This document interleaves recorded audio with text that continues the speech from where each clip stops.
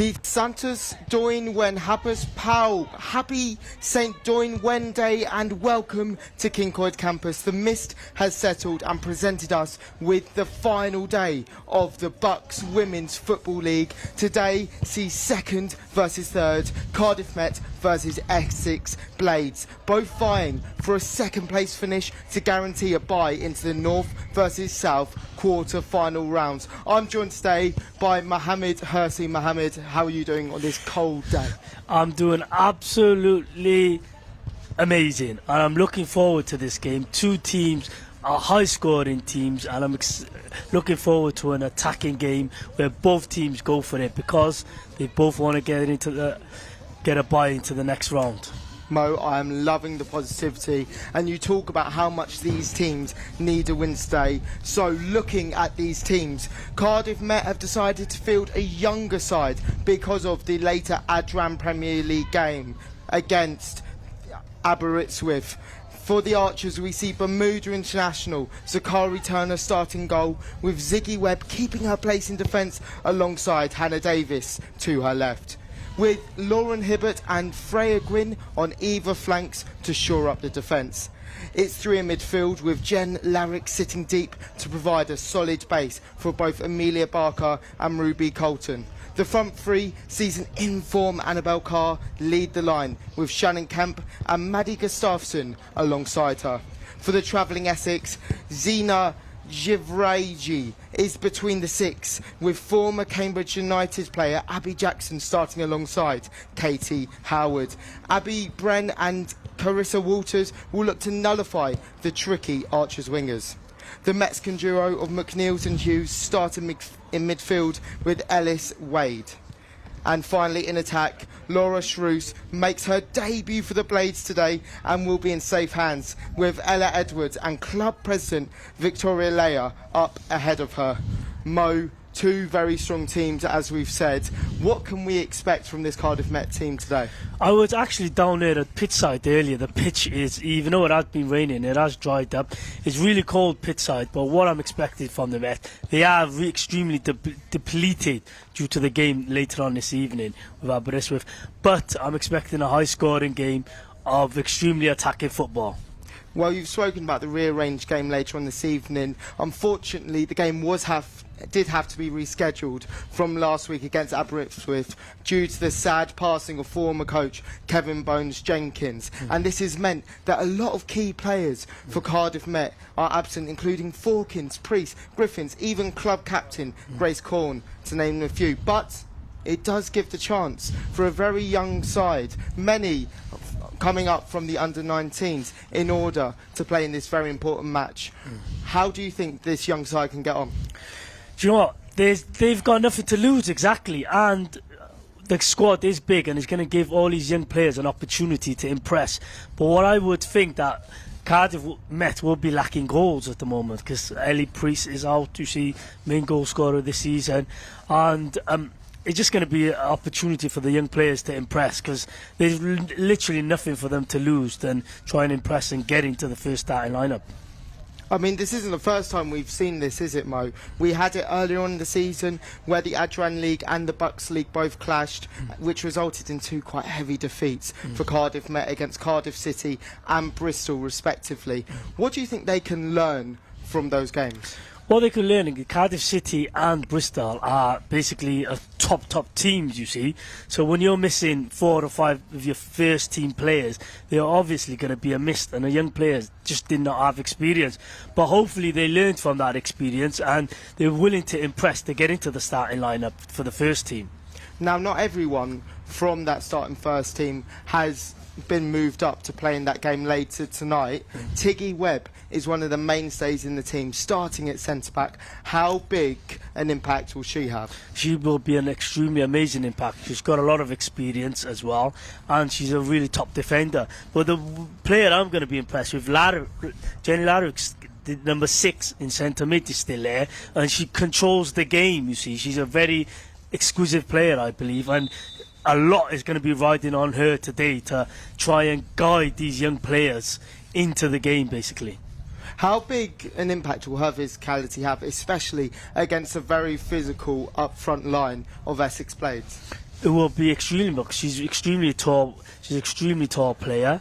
She's both-footed as well. She's got a lot of experience. And what I really impressed with her this season is the way she tones the game down and plays the game to her pace, basically, to make sure that these young, like as you can see on the pitch now, you can see she was the first player to get them all into the huddle. So she's going to give them that experience and give them that speech to ride them on while the game sets on. Dictating on and off the pitch. Now, for viewers who may be unaware of how important this game is the last league game of the BUCS women's football season, and there's a lot rising on it.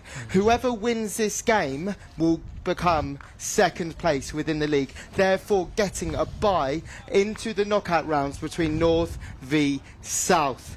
Now, Cardiff Met currently sits second, with Essex 2 points below them in third.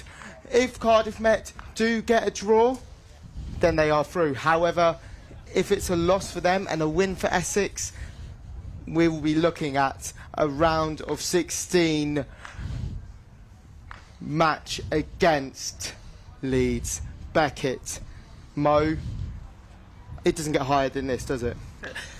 There's nothing to hide, basically. These young players got to show what they're made of today and learn from their experience earlier on in the season. And it's like Alex Ferguson used to say, squeaky bum time. So we've got to see what these young players are made of, and hopefully they'll get that victory today to get into the next round. Now we're just about to kick off here down at King Coyds. Let's have a quick word about the away team, Essex Blades, recently promoted. What can we expect to see for them? They're an extremely impressive outfit, and they're a high-scoring team, because I've been looking at their results this game. Even though they've lost 3 games, the games that they have won, they've been high-scoring. And I'm extremely impressed with their striker, the club president, Victoria Leah. She's got 5 goals this season, and she is extremely got a lot of pace, and she's both-footed. So I'm looking forward to seeing her today.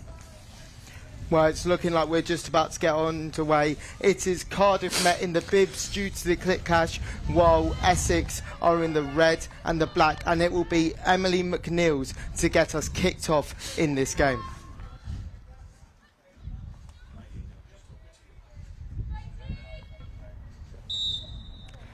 And we are underway, and it's Isabel Hughes who plays it out now. And already Essex are looking to go on the attack and test the goalkeeper a little bit. You can see that they're up for it today, can't you, Mo? I could extremely up to, because they're playing a high press already. Most of their players are chasing the ball, and I could see that they're closing every time a Cardiff Met player gets the ball. They're looking to close them down. So what do you think Met are doing now? Do you think they're trying to psych out the opposition? I think Met are trying to play from the back here, and I can see that they're not panicking. So far. And it has been stolen in midfield. Essex's high press has undone Cardiff. It is now a great chance for that woman, Victoria Layers, to get a shot off. We just got a glimpse there of how dangerous she can be. Exactly, the layer is extremely impressive, and the first thing she did, she caught that ball and took a shot straight to the keeper, and it was a comfortable save. And it's been stolen again in midfield by Essex. Cardiff just aren't able to put up with this press at the moment. And they found the ball through, and it's Ellie Edwards who has taken it to the byline, and it's looking like she's having to regather it, and they've missed it in midfield, and now it's a chance for Cardiff Met to break away with the very tricky Gustafsson, who has been able to play it through to that goal. Jen Larrick on the side of the pitch, and she's had to go back as well. But lucky, Amelia has been able to pick it up in the middle of the park, and they're just regathering. But once again, the ball is given away. Do you think there's a few nerves in this game, Mo? I think they started extremely nervous at the moment. Cardiff City are losing all of 50-50 balls, and basically they're just letting Essex come into the game. And it's been lost again, once by Cardiff Met.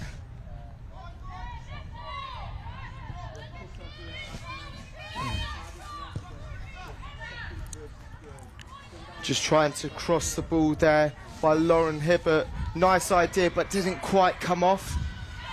and Essex are being forced to go back now as Cardiff, it's their turn now to press.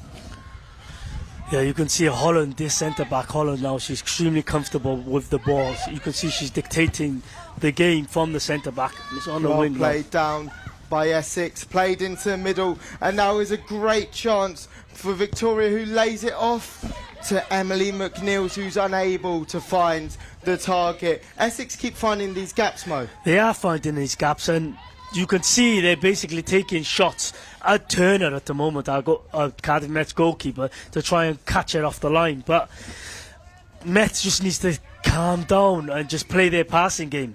You can tell Zakari Turner's just trying to take the edge out of the game, get Met to calm down for the moment. The Bermuda International is key in playing in these big games.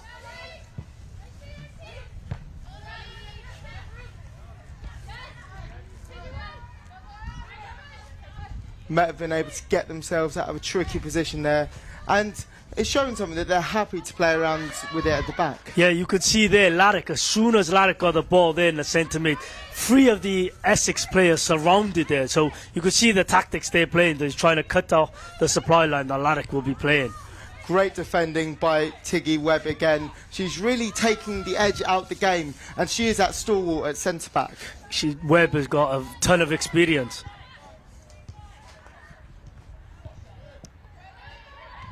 Cardiff done well to keep the ball here, and they've eventually been able to play it out wide, bringing it back inside in order to find these gaps. There's a lot of space now that can be exploited for Ruby Colton, and she's been able to get it out to Gustafsson, and it's gone out for a corner. That's the first time we've actually really been able to see Cardiff's real attacking intent. Yeah, you can see Cardiff are looking to attack from the wings because there's a lot of space out wide at the moment, and Essex are trying to play the game in the centre, so Cardiff will be getting a lot of luck if they switch to their wingers, especially if they switch the ball quicker. Mia Barker looking to send this into the danger area.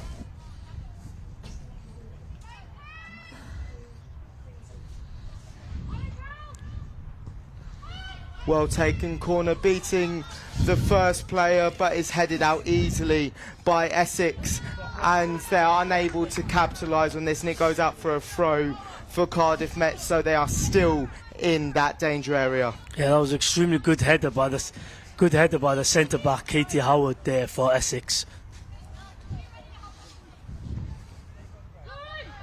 Poor throw, but Met have been able to get it back.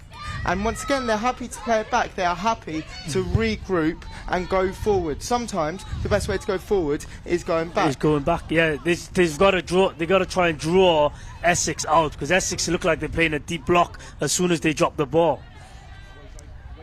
Stolen again by Essex, but there you can see Cardiff Met players everywhere. They're making it really difficult to play out of their own half. But here come Essex down the lines. They've got the better of the fullbacks. There's 2v2 in the box. Decides to go alone, but Turner is equal to the shot. That was extremely amazing pace by the winger Emily McNeils there. She's extremely quick, and Cardiff's got to try and keep an eye on her. Another slow build-up and another lost ball, unfortunately, for Cardiff Met. I think both teams really are knowing how important this game is today. Unfortunately, slightly too high from Hannah Davis, but Mo, looking for those spaces in behind, that is what they should be doing with the high line that Essex are playing. Exactly, especially with a lot of pace with our striker, the Cardiff strikers got, with Kemp and Carr playing at the moment, and they're just looking for that ball over the top so they can outpace these Essex defenders.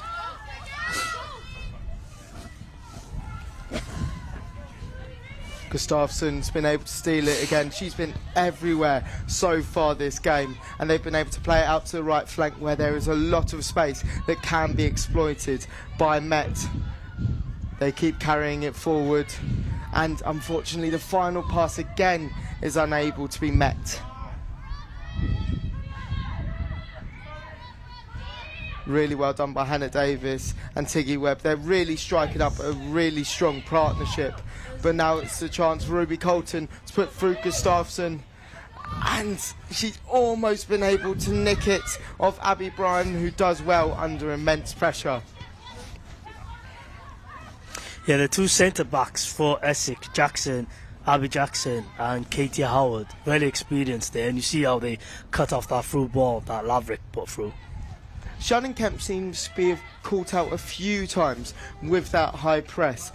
Do you think... and there's been a mistake by the goalkeeper, and it's gone in for Cardiff Met. Cardiff Met are 1-0 up in this hugely important BUCS fixture. Mo, what do you make of that? Oh, that was absolutely shocking from Shannon the right Kemp back, seems to be Carissa caught out Wallace a there. few times And the with keeper that was high caught press. in no man's land, Do you and think- it's 1-0 to and there's Cardiff. been a mistake by the goalkeeper. Well, can we say it has been coming? That pressure that Met were bringing to them, it's produced a mistake. Exactly, and that's the thing Cardiff's got to do. They've just got to play their game and not panic. Because, as you said, Cardiff are missing a few players today, and it's an opportunity for these young players to impress. What do you think's going through the head of Pedro Bruno, the Essex Blades manager? Do you know what? Essex are a confident team because they did come up as champions last season, so they won't panic. They'll just bide their time and see if they can get back into the game. You're Stacey Ayling. You know your team has been able to withstand a huge amount of pressure within the first few minutes and has now been able to go and get a goal. What's your play now? What's your play? Just keep playing your game, cut out the mistakes, and just continue to attack and not basically sit back and invite Essex onto the pressure. Good interception there by Howard. Webb there, Tiggy Webb's doing really well, and Gustafsson is going for every 50-50, going for every ball, and she is causing the fullbacks a huge amount of concern. Really good play by her. Yeah, she's got a lot of pace, she has, Gustafsson, so her experience should show through in this first half, hopefully.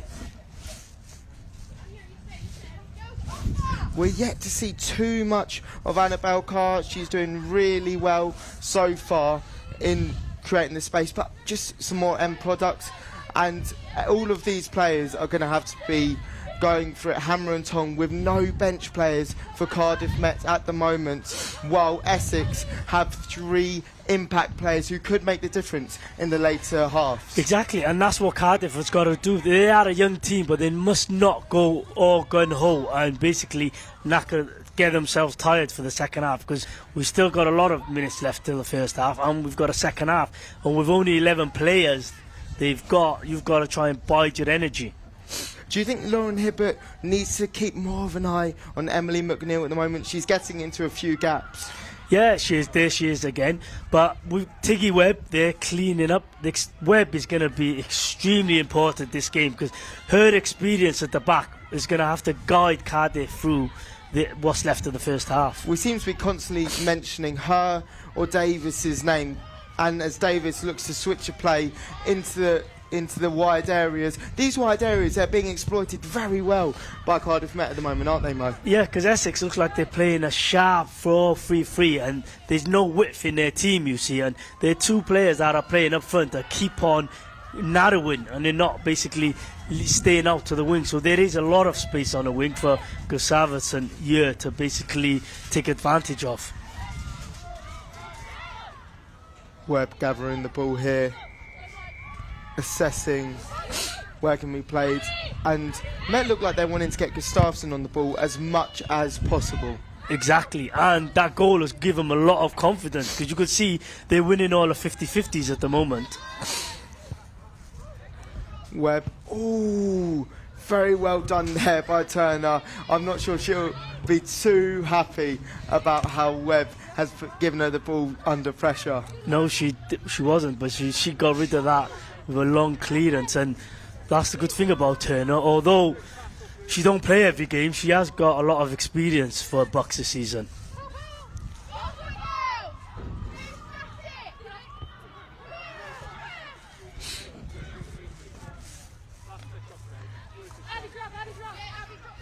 Would you like to see a little bit more of grit and determination from Essex? They've been quite standoffish at the moment.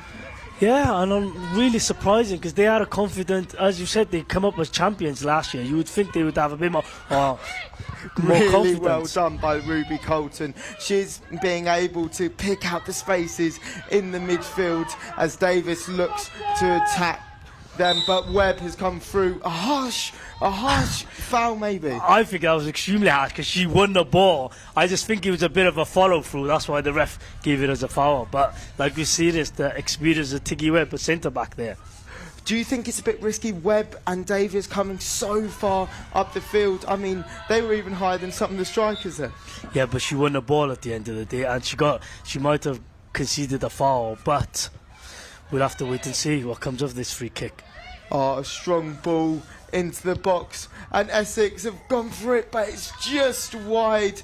That is the warning signs for Cardiff Met. Exactly a warning sign, and that was a good shot by Leia there, their top scorer this season, but it went wide, and it looks like Essex tactics are shooting from outside the area. They haven't had any shot. They only had one shot so far inside the area, so they're looking to see if they could catch up Turner.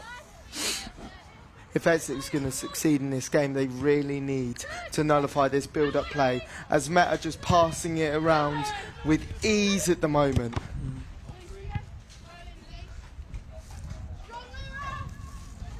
Very well done again by the person you highlighted before the game. How good is it to have a bulldog in midfield like Jen Larrick? Larrick is extremely impressive, a lot of experience, and a good thing about her, as I said, she's both-footed, and she just keeps the flow of the game, you see.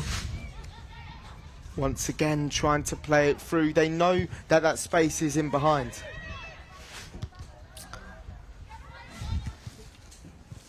It's looking like both teams are deciding to hold a high line. Why do you think that might be, Mo? Because both teams have got extremely strikers with a lot of pace. So these teams they're going to either try and catch them offside or try and win the ball with the high press in the opposition half. And it is Ruby Colton again who is able to get in there, and then it's a small scramble, but then the strong defensive nous of Davis is able to come through, but it is Essex who are through, and they've just hit it wide. That was a golden opportunity for Essex there for Victoria Leia. I don't know why she did that, because it looked like she kind of panicked, because she was clean through and she hit it to her side when she should have went across the other side. But as I said, that was extremely fortunate for her to miss that, and Cardiff's got to keep an eye on her. You can just see Leia just quite happy to go slightly in front of the defenders. Is it something that Webb and Davis will need to wise up about? I think one of them they might need to mark her at the moment, because they're looking to basically play that long ball in behind her, and she has got a lot of pace, you see, so one of them's either got to stick on her or drop back, you see.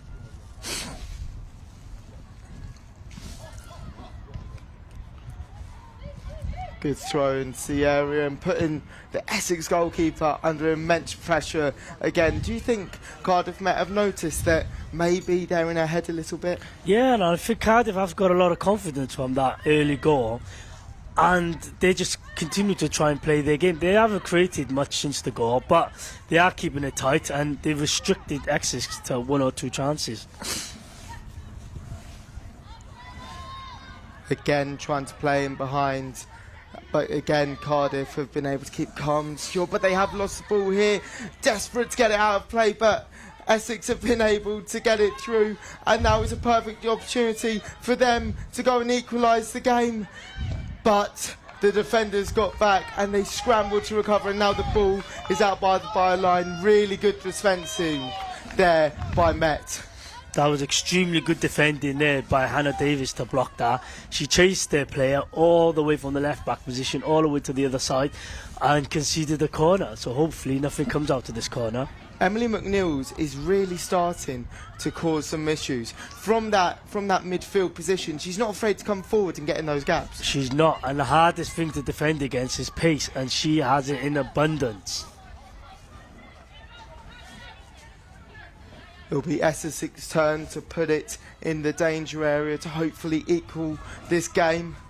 A brilliant cross, and it's gone through everyone. If only someone from Essex was able to jump up and connect with that ball, it would have surely been a goal. Oh, it should have been a goal. I think Ellis Edwards there panicked there. She could have had that last touch at the end and scored, but I'm not sure she expected the ball to come through all them defenders. Turner quite happy to give it to Webb at the back as she looks to once defend, find Gustafsson as they again looking to play it into midfield to hopefully bring a mistake just like this one. Annabelle Carr causing problems for the Essex defenders, constantly putting on the pressure, and it's out for a goal kick. But that's what you're wanting from your centre forward, to be a proper nuisance. Exactly, that was impressive closing down by Annabelle Carr there, and that basically put some panic into the Essex defenders, and there she goes again to try and close them down as they pass out from the back. Do you think this constant pressure the Met are providing will come back to bite them later on in the game?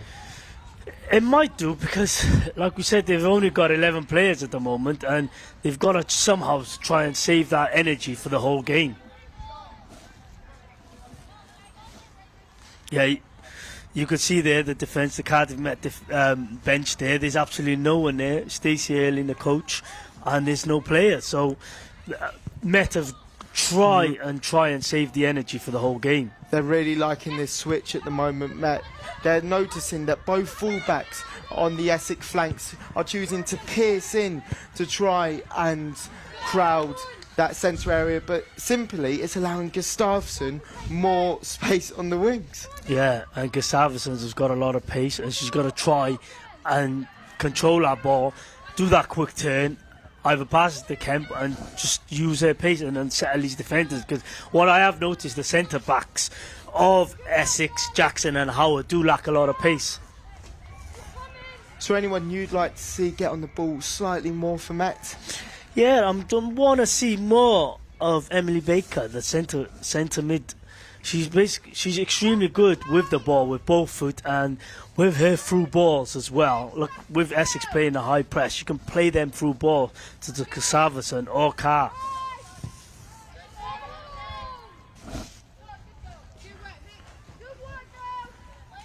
Met believing that it was their ball there, but Essex are going to be able to throw it in to the danger area here. But Cardiff Met are controlling things in the back. They're not afraid to have their backs against the wall. No, because one thing I am extremely impressed so far of the young players, especially these players that have come through into the Met, they don't seem to panic at all. Calm now from Davis as she looks to play it out. You can see the game's getting a bit scrappy now, which is good for Cardiff, because it could save them energy and not waste energy what's left of the first half. Cardiff are quite happy to play the phases, play it up the field and get into that danger area. You would argue that the majority of the game is being played in the midfield. What needs to happen to get into those attacking areas for both teams? What needs to happen is Cardiff just needs to try and keep the ball. They need to try and keep the ball, not panic, and just play their passing game. Because yeah, you could see Larrick here on the wing now. As soon as she gets the ball, 3 players are completely surrounding her and trying to cut out the football that she's trying to play. If we look at Shannon Kemp, if they are able to find that space on the right, she is in acres and the perfect opportunity to attack at Essex. Yeah, you could see Essex, they're confident as well from playing it out from the back. Few too many Met players up there, but it is the fullback who is able to stop them progressing anymore. Yeah, Lauren Hibbert, the Cardiff Met fullback, she's extremely dependable, she is. You won't see her making any mistakes, and it'll be hard to try and get past her one-on-one. Good idea from Webb, but taken away by Essex as they will look to attack now. They've been able to get in behind. Turner needs to come out and she gathers it well. Turner has extremely impressed me so far this game. She don't seem to panic. She's just taking the game in her stride. Nice long kick from Turner as Gustafsson looks to turn to beat the defenders, and it's just slightly unable to keep the ball in play. It's starting to fill up here at King Coyd campus as everyone is coming to see the huge game between Cardiff Met and Essex once again for that second place and that bye into the quarter-finals.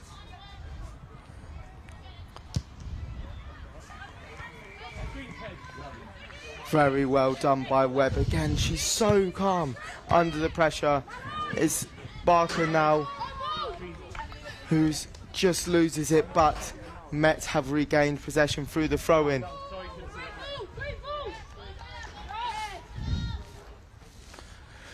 Yeah, we see the game. The game seems to be drifting at the moment, Kian. Not much chances have been created in the last couple of minutes, and the game just seems to be drifting away.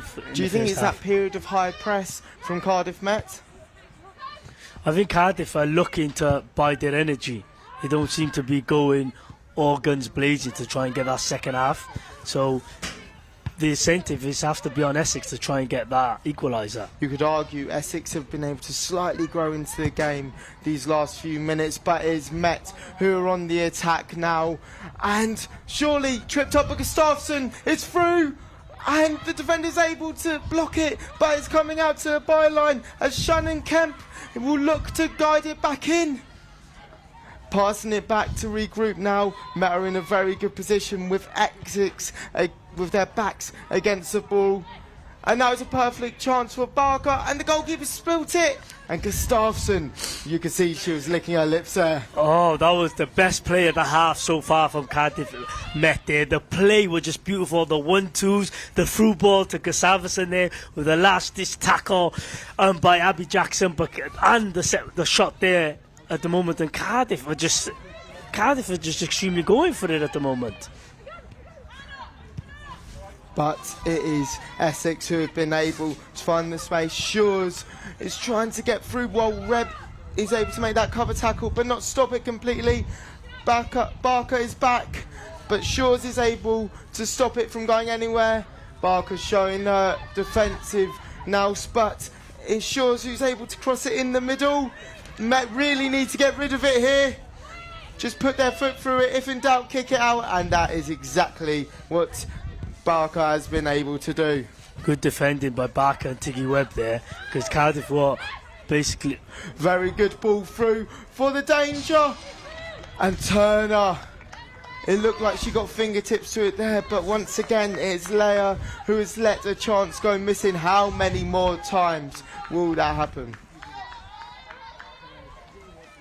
Okay, that was another good chat, another through ball there, and Leia missed another chance, which I'm extremely surprised because she is their top scorer this season, but it doesn't seem to be working for her so far this first half.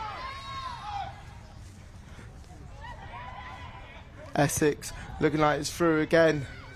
This high line really is causing some issues for Met, but they are away again. Playing it into midfield. Once again going back, not being afraid to regroup.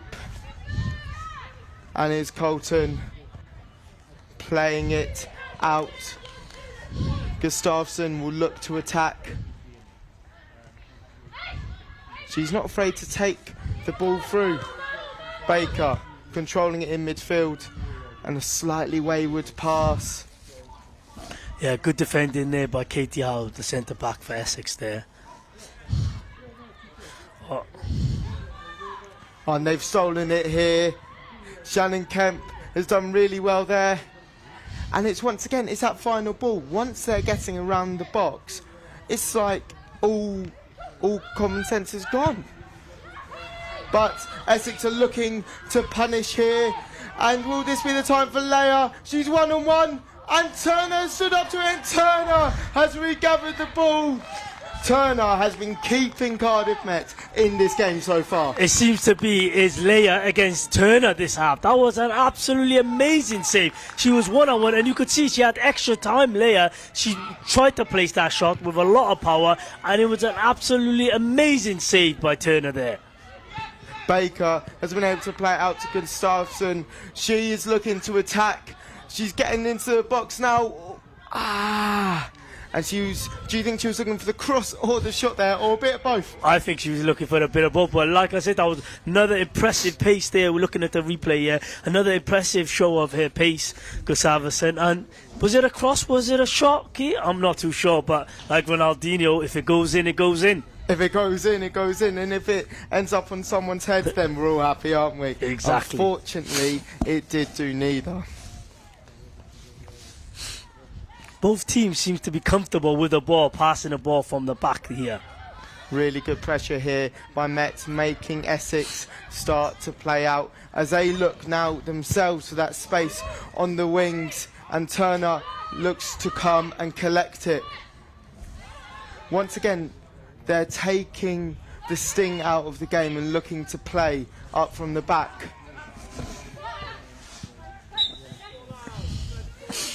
Yeah, coming up to nearly the half an hour, 28 minutes here, and the game is extremely impressive at the moment. Essex might have had the better chances, but Cardiff are in the leading at the moment and are basically the team that are controlling the game in the middle of the park. Do you think that Stacey has told Baker to come slightly more out on this left to give Gwyn some support? Yeah, because it seems that Essex... But it seems that Essex are through again as McNeils, and McNeils has placed it in the back of the net. It was only a matter of time. The pressure was coming, it was coming. Turner were digging Cardiff out of a lot of dark spots, but they've finally been able to get the breakthrough and get the equaliser in this important match. Yeah, that was extremely impressive left-footed finish there by Emily McNeils. She has been Essex's best player so far, and if we look at the game, they have thoroughly deserved the equalising goal.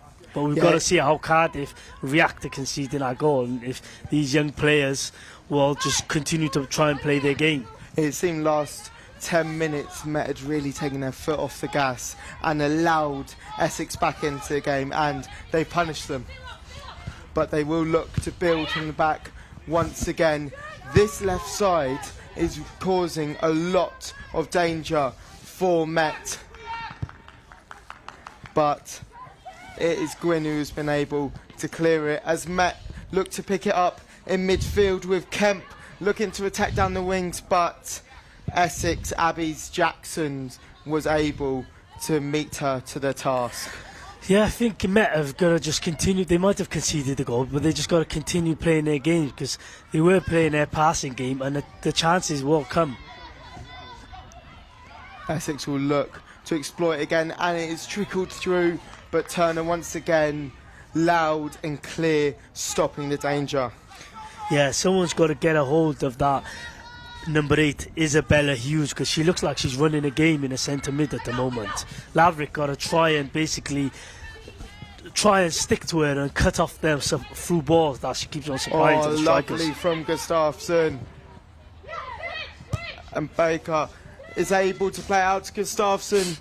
The danger for Met, and Jiraji was able to look at the skill here. Just look at the skill here from Gustafsson. That back heel, extremely impressive there.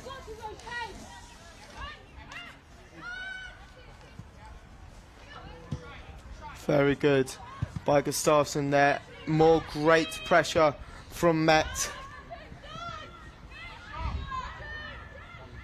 They're looking for those gaps. Just all they need is an inkling, and someone like Gustafsson will be sure to punish them. Excellent defence, cutting out the wood by Webb. Very high up the pitch. They'll do well not to lose it here. Bruno is going crazy at his players at the moment, and that has certainly got into McNeils as she looks to attack. But once again, it's come to nothing, and Davis is able to easily collect it. Yeah, good defending there by Cardiff. Great switch there by Webb as let Gustafsson go. She's clear. There's one in the box for Cardiff Met, and she's tried to get her head to it, and now's the chance. And it's just wide by Larrick. Larrick has started to get herself in those more advanced That was positions. an absolutely lovely switch there from Baker to Gustafsson. First time cross, and that left-footed volley there by Larrick. We'll just look at this cross here from Gustafsson. She crosses it in, Carr heads it, and it's a left-footed finish by Larrick, and really close there. Once again, you do not want to give her too many opportunities. Really well done by Larrick again, taking the sting out the game and passing it back. Really good switch there by Davis. If Kemp can get onto the end of it, but it just runs out. Really good defending by Walters there. Yeah, Cardiff's got to try and bide their energy now, not to go gun-ho, because like we said, we've only got 11 players at the moment, and they've got to not try and go all-out attack, as there's still a lot of time to play in this first half. But Essex are linking up really well, both down those flanks where both teams are having a lot of joy at the moment. And overplayed there by Essex number 8, Hughes. Yeah, you could see why they were champions getting promoted last year. Yeah, but the weather looks to be playing a part in this game at the moment, because it's getting really chilly out there. The floodlights have even come on. Really lucky that the mist has been able to settle down now, but let me tell you, it is frosty up here in the commentary box.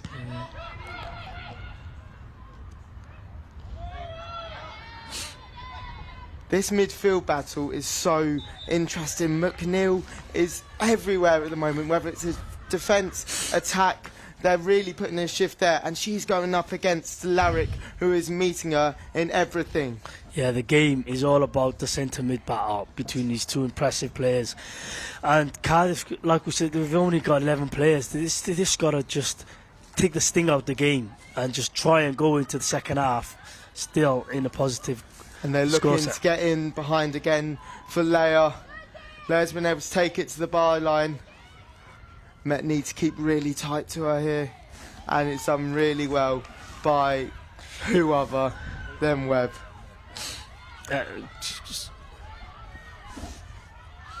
Looking to put it into the danger area, but Met deal with it really well. It's getting played to feet this time as Hughes looks to dribble through. Still fighting for out there, Hughes. Met really just need to get rid of it now. Put the foot through it. Do you think Met are sometimes victims of their own game plan with constantly trying to play it out from the back? Yeah, sometimes you just gotta lamp it up forward and not try and play it out from the back, as the high pressing does take its toll at the end. Larrick giving it out to Gwyn as Gwyn looks for the danger player, Gustafsson.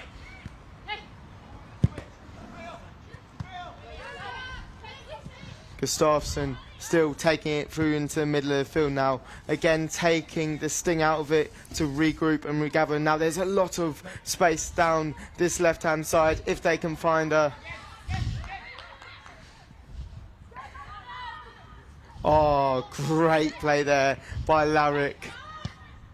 And Baker looks to hit it over, but it's just slightly too hard. It was too high. Gustafsson was free there on the wing. I think she played the wrong ball there, but like, Cardiff are getting back into the game now. Do you think Abby Brendan started to figure out Gustafsson as Webb misses the ball slightly and puts Met under more pressure? And now Essex are through. It's another 1v1. It's Leia v Turner, and Leia has got the better of her in that situation. Turner has kept her out all afternoon, but look, there's that Essex. There's that impressive through ball, up. And Leia, her chance was going to come, and she's not going to miss because she's their top scorer. She's their top scorer this season, and I think it was the problem with that high press again. You see, the ball over the top and the pace that Leia's got, she wasn't going to continue missing them chances. Top scorer, president, and leading player for Essex. Bit unfortunate there for Webber, who's been so strong all game. Yeah, but there's still a lot of time. It's only 2-1. Still a lot of time for Cardiff Met to get back into the game. There's no reason to panic. It's looking like Essex are double teaming on Baker at the moment, making it really difficult for her to operate in that midfield. No space has been given to her.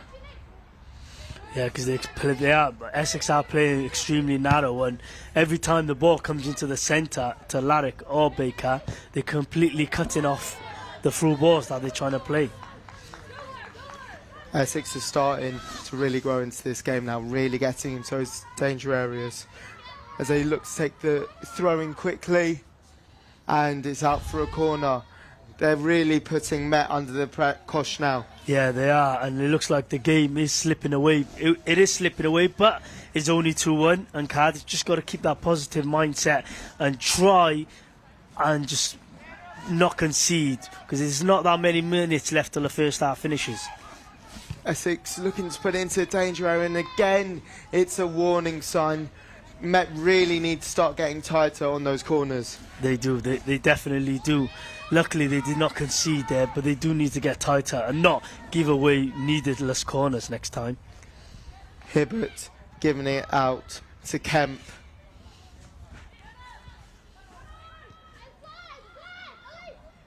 Really well done by Webb. Gwyn playing it to the star of the match, Larrick to the other star of the match, Gustafsson, as Carr is in the middle. Carr looks to meet it, and it's just over. What an opportunity there for Met. Absolutely beautiful chance, but she should have scored. Lovely through ball from Larrick there.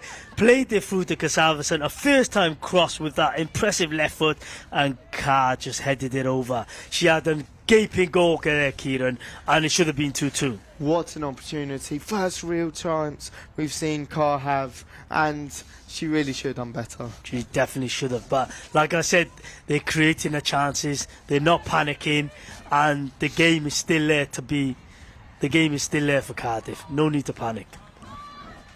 Essex will now look to punish Cardiff once again with Ellie Edwards making it down the wing. But once again, it's that centre-back partnership of Davis and Webb who are able to take the sting out of the attack.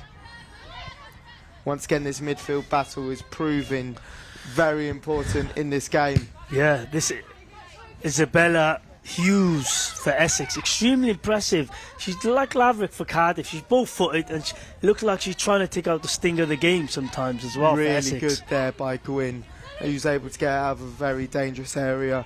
Cardiff like playing on the edge, don't they? They definitely do. They definitely do. But being a passing team, you just got to take a risk sometimes. Just trying to work Essex out at the moment, slowly building up the field. Do you think sometimes Cardiff need to be even more patient? Yeah, because... Well done by Carr. She's asking for the foul, and the ref has given it to her. Yeah, there was a little shirt pull there, and it was definitely a foul. So, do you think as the game goes on, we're going to see a slightly feistier game? We might do, but like, Cardiff got to bide their energy because they've got no subs, and Essex have got 3 players to come on. Cardiff need to be careful here, as they are heavily outnumbered at the back, but Gustafsson once again showing her dribbling ability. Good play there because of Gustafsson. She did not lose the ball there. She played it back, kept it simple, and Cardiff come back to attack again. Really well done there by Kemp. Kemp has been running her heart out all game, constantly looking to press and constantly putting these Essex players under pressure. Yeah, and that's what Cardiff's got to do now, because the Essex defenders, they're not really comfortable on the ball, you see. So Cardiff's got to try. Look, there's a subs now of Essex. They don't seem to be warming up, which is strange in this weather, Kian. Maybe Bruno is biding his time with bringing them on. He's liking what he's seeing at the moment. Gwyn needs to be careful here, but Baker gets him out of trouble. And Baker's dropped back into that left back position, and now is giving it to Carr, who is playing it back to Larrick. Larrick taking the sting out of the game once again as Davis looks to play it over the top, decides against it and plays it to Gustafsson. A brilliant ball there. If she can just get onto it. How difficult is it playing on a surface like this, a 3G, where the ball rolls and spikes up so quickly? Exactly, and even with the abundance of pace that Gustafsson have got, she didn't even go for that ball because she knew that the ball was going to just zip off. It's just the conditions are not easy, but Cardiff's got to try and not concede what's left of this first half. They've been able to regather the ball here. Look how high the defenders are for Cardiff. They're on the halfway line. If they get caught out, then you really have to worry for them. We do have just to worry. Like they've done there. As Essex look to bring the ball forward, Webb has missed the ball again, but luckily Gwyn is able to come back and recover. Yeah, it's the high line again, you see. It's the high line. If you're going to play high line, you just cannot lose that ball in a centre mid, which Cardiff just did then. Yeah. So, once again, I asked you earlier on in the game what Stacey Ayling was feeling at 1-0 up. Now, 2-1 down, almost half-time. What do you think she'll be saying to her players? I think she'll tell them to bring them into half-time. That is only 2-1. You are creating a lot of chance. You just keep playing what you're doing and just try and cut out the silly mistakes at the back. They just got to keep on playing their game. That's what Stacey Ayling's going to continue saying to them. It's not as if Cardiff have been thoroughly outclassed. It's just two of the goals that Essex have scored were mistakes that Cardiff lost the ball in the centre mid. So they just got to keep on trying and play their game in the second half. Good play by Cardiff Met. They're liking these tight areas, but once again we keep saying they're liking playing in these tight areas, but it's high risk and very high reward. It definitely is. It definitely is. And you can see now Essex are trying to take out the stinger out of the game because they don't seem to be trying to attack. They're just trying to keep the ball in their half. Really well done by Baker there. Doing really well. As a cheeky little 1-2 has gone and Gustafsson is through. There's 3 in the box for Cardiff Met. And Essex have dealt with it really well. It's that magical left foot there again from Gustafsson. She's free again on the left wing. And she's able to pick it up. She shoots from distance. And it's slightly wide. Do you think Abby Bren really needs to get her number now? I mean, she's been doing it to her all half. Honestly, I think Gustafsson and Turner have been Cardiff's best players this half. And Essex, they just can't seem to handle it, basically. And every time the ball comes out to her, she's leaving the right back for absolutely dead.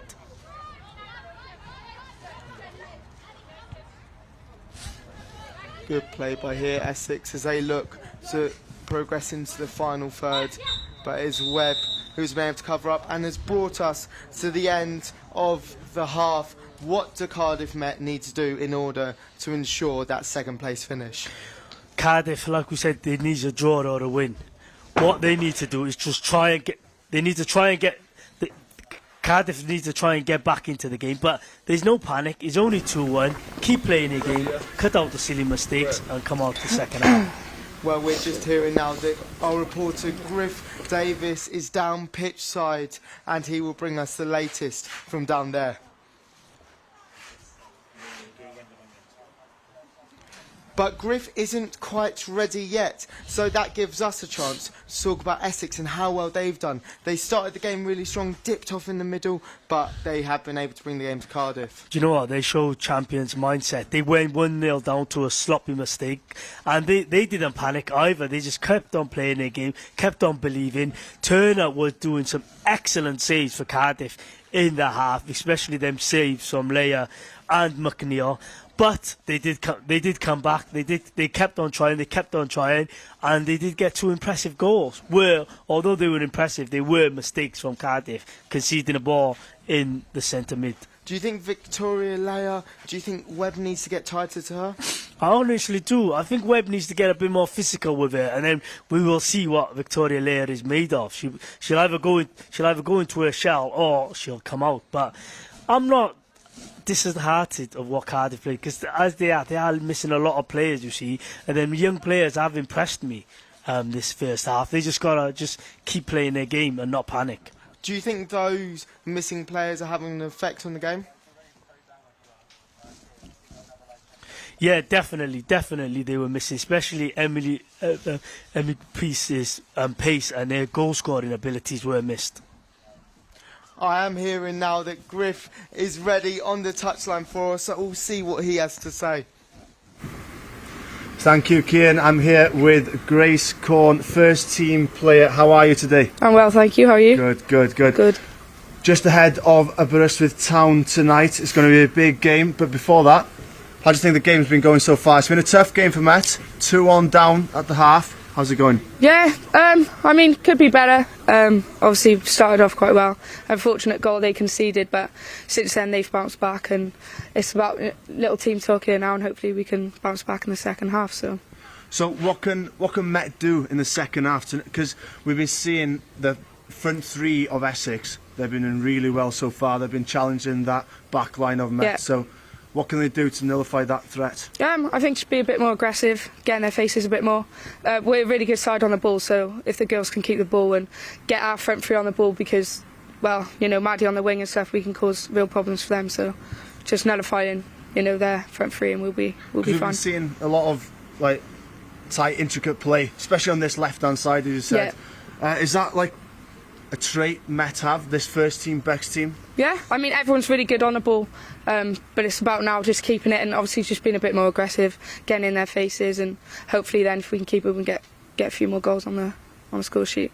As we know, it's quite an important game. It's a must-win for Essex. Yeah. And a win or draw will do for Met. Yeah. So is that the message, or are they going to push now for that win, go all out? Yeah, I'm sure. Well, I mean, Stacey will speak to him now and, you know, tell the girls, but I mean, we're always quite good with game management and stuff, so go out there now, get a few goals, and hopefully stop them from getting the win. So just for you, tonight against Aberystwyth Town, could be a big match. You're coming to the end of phase one. How's the season been going so far for Met? Yeah, good. I mean, especially recently, we've come off a few good wins. I mean, Barry on the weekend, 8-1 win. We were clinical and hot throughout the game, so hopefully we can take that into the game today. But Aber are a great side, and we know that, and if we're not switched on and if we don't play to our best, then, you know, they'll punish us for it. So yeah, it's a big one. So we know after that 8-1 demolition of Barry Town, spirits must be high in the camp at the moment, isn't it? Yeah, it is, and you know, it was one of them games where we knew how good Barry were, and for us to go out there and do what we did is, it's confidence boost. Brilliant. Thank you very much. You're welcome. For that, Grace. Thank you. I will be going back to the studio now. Thank you very much.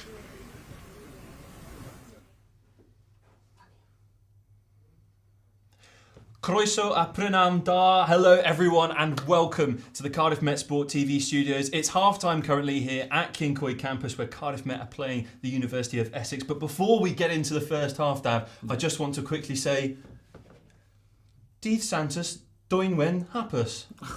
Diolch yn fawr. No problem at all. See, that wasn't awful, was it? My Welsh is getting there, isn't it? It's getting there, but we said we weren't doing cards this year, so you've really let me down. I like to treat you, you big softy. So, but now that the niceties are exchanged and we've got that out of the way, let's get down to business. Let's talk about that first half, Dav. We started off quite strongly for Cardiff Met because they put the pressure on so much that Essex conceded an own goal. I mean, it was a dream start. I mean, it's a big mistake, a mishap from defensive goalkeeper not really communicating. It couldn't have gone better. But it just slipped away. It seemed as if they turned off, just switched off, and they let the game get away from them. It happened really quickly. It did happen very quickly, and what we thought was going to happen quite quickly was that maybe they were going to change that dominance early on, and the pressure that equalled that own goal into more goals. But no, it was actually Essex that came back with a double in that second half, and that's why they've now gone into the half-time break 2-1 up. Is it because Essex have actually applied the pressure since that own goal? Was it a big wake-up call for them? Maybe. I know the drive is an awful long way from the other side of London, but they've certainly done something to turn it on and start playing really good football. Well, yeah, well, I actually think the own goal was kind of against the run of play. I mean, Essex were pressing from the start with a really high press, and then they dropped back really deep as soon as they lost the ball. So it was really well done tactically, I think, from their coach. They were slightly unlucky. Obviously, it was an own goal, they were unlucky, but they were slightly unlucky to be behind. So then I actually think it went against the run of play, so maybe they deserved the 2 goals, rather than Cardiff Met being unlucky to have conceded the 2 goals. I think that's the way it went, really. Now we're going to take another look at that own goal now. It should be coming up on the screen in just a second. So you can see there's clearly that miscommunication you were talking about, Dav. Yeah, I mean, it's not even as if there's a real high press there. That's just no communication from defence to goalkeeper. I mean, yes, terrible. The coach must be furious. They will be furious, but another thing that they might actually be quite proud of, I mean, we've spoken about in commentary, key players obviously missing ahead of the Adran Premier fixture this evening. Absolutely. But Gustafsson is still up at the front. She is flying down that wing, Yep. but the pressure is coming in from Essex, and they are shutting her down out that game at the moment. Absolutely. I mean, they've got really strong fullbacks, but whenever they've got the ball, they move into midfield. They almost play like an inverted winger. And that's left her open for counter-attacks, and she's got a couple of chances from there.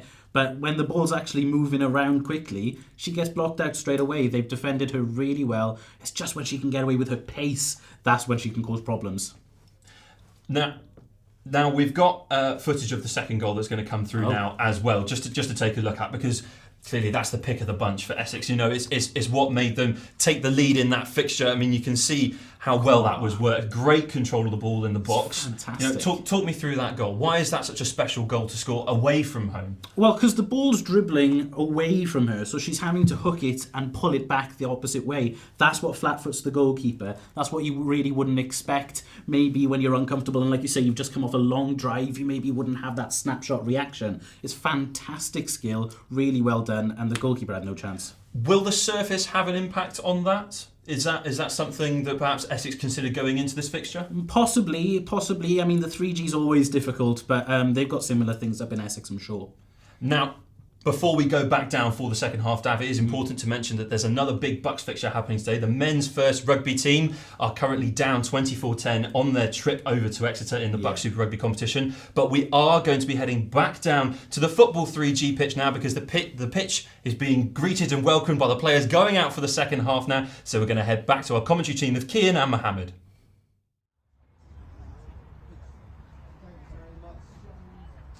We were just listening. Thank you very much, James and Mo. We were just listening to that interview with Captain Corn. She was saying that they need to push and be more aggressive. Do you agree with that? I actually believe they do have to be more aggressive, but you can't be aggressive if you only got 11 players on a pitch, you see, and not have no subs. So Cardiff were biding their time while the minutes were going in the first half. They can be more aggressive now because it's the second half now, and they can go out with all guns blazing, but I think they were biding their energy in that first half.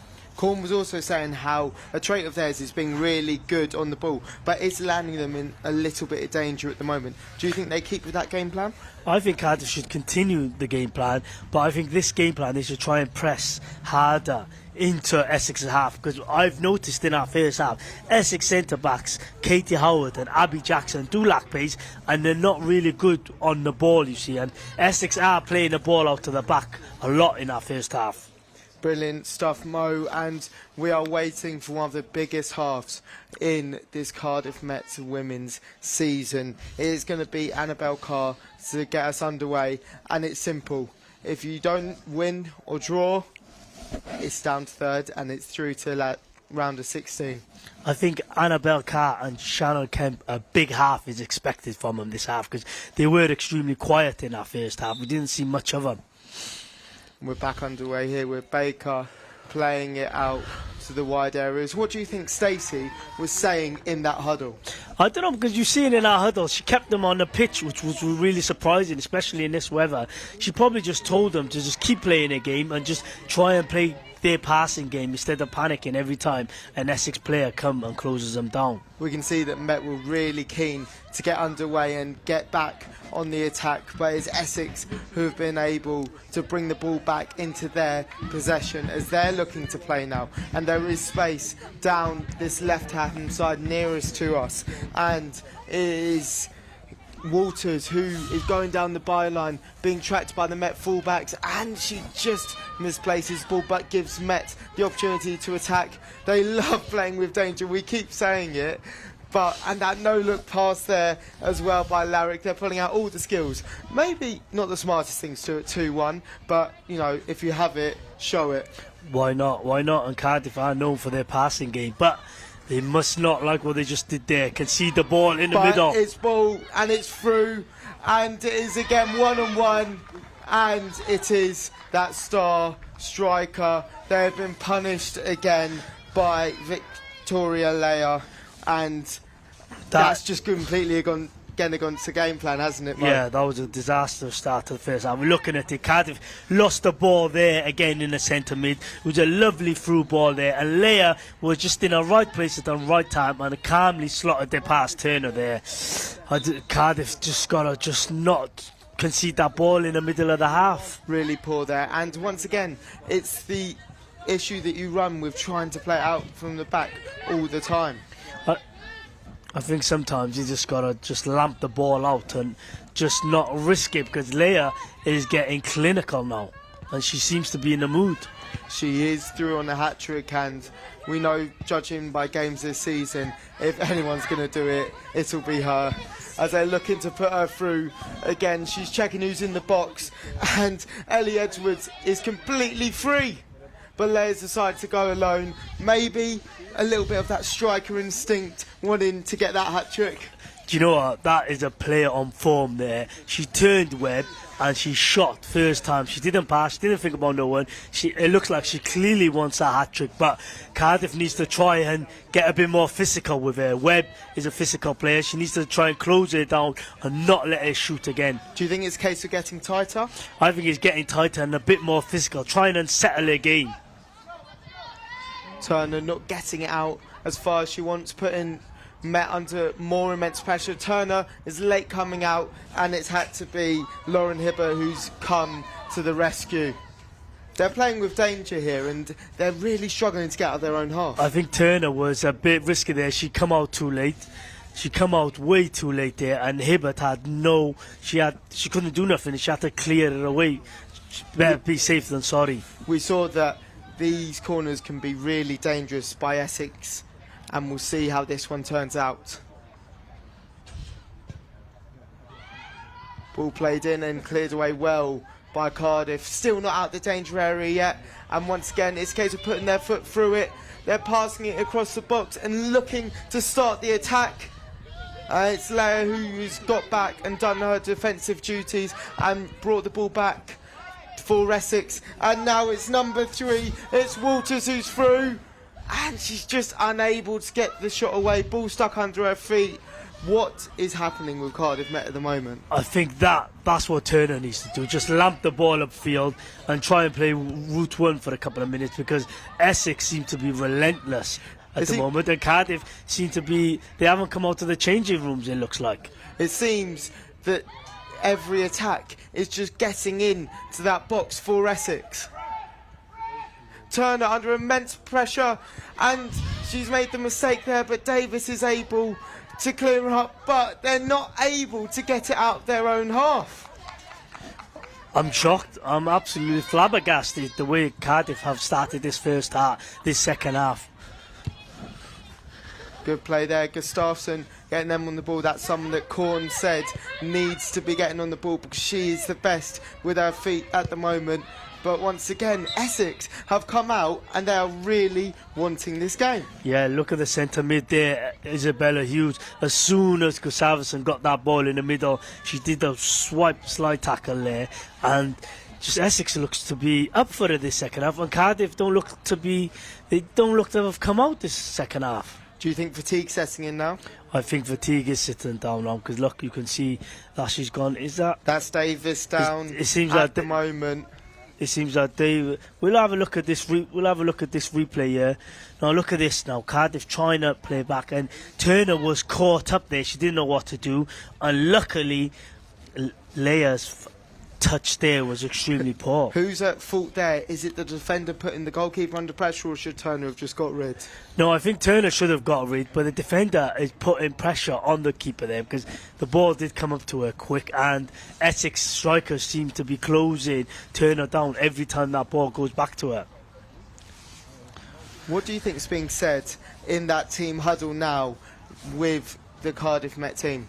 I think what's being told is stop feeling sorry for yourself and come out and try and get back into this game, because there's a lot of time left in this half and it's better not to lose the game. Bruno's getting quite animated there on the bench, but we'll just have a look at the third goal for Essex after a very strong start to the half. Yeah, that was that star striker Leia who's able to get through again. Yeah, and we just got to try and cut out them through balls, you see. Emily McNeil's and Isabel Hughes for Essex in the middle. And just every time the high press comes, they just keep on putting them little through balls to Leia.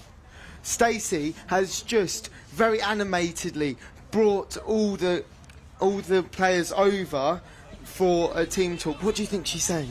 She's probably saying to them, stop feeling sorry for yourself. There's a lot of time to be played in the second half. Keep it tight and play your game and not concede stupid goals and stupid mistakes. And likewise, you can see she's really animated there, really getting into players. Do you think she's saying that we need to bring the line back and stop playing out from the back? I think so. To get comfortable now, you need to stop playing from the back and just try and go for them long balls down the channels and play the ball to Kasavatsen and Shannon Kemp and just go for it, basically. And you could see over there, right in the corner, the men's first team have come to support Cardiff Met because they have got a game. They have got a game this afternoon against Hartpury. Indeed they do, Mo. It's against Hartpury twos, and again the men's will be looking for promotion up into the top leagues of BUCS, and that is another huge game which you can catch on Cardiff Met Sports TV YouTube just after this game. Yeah, Hannah Davis, the injured player, has got back on her feet now, and we're just going to have to see how she copes in the next 5 minutes to see if she's trying took that wiggle. She's probably got probably a bruise from that kick that happened to her, but we'll have to see how she does in the next 5 minutes. Do you think we'll start to see more and more Cardiff Met players pull up? We might do, because it's extremely hard playing in this weather. You got to play in 11 players and try and reserve your energy. It's extremely difficult.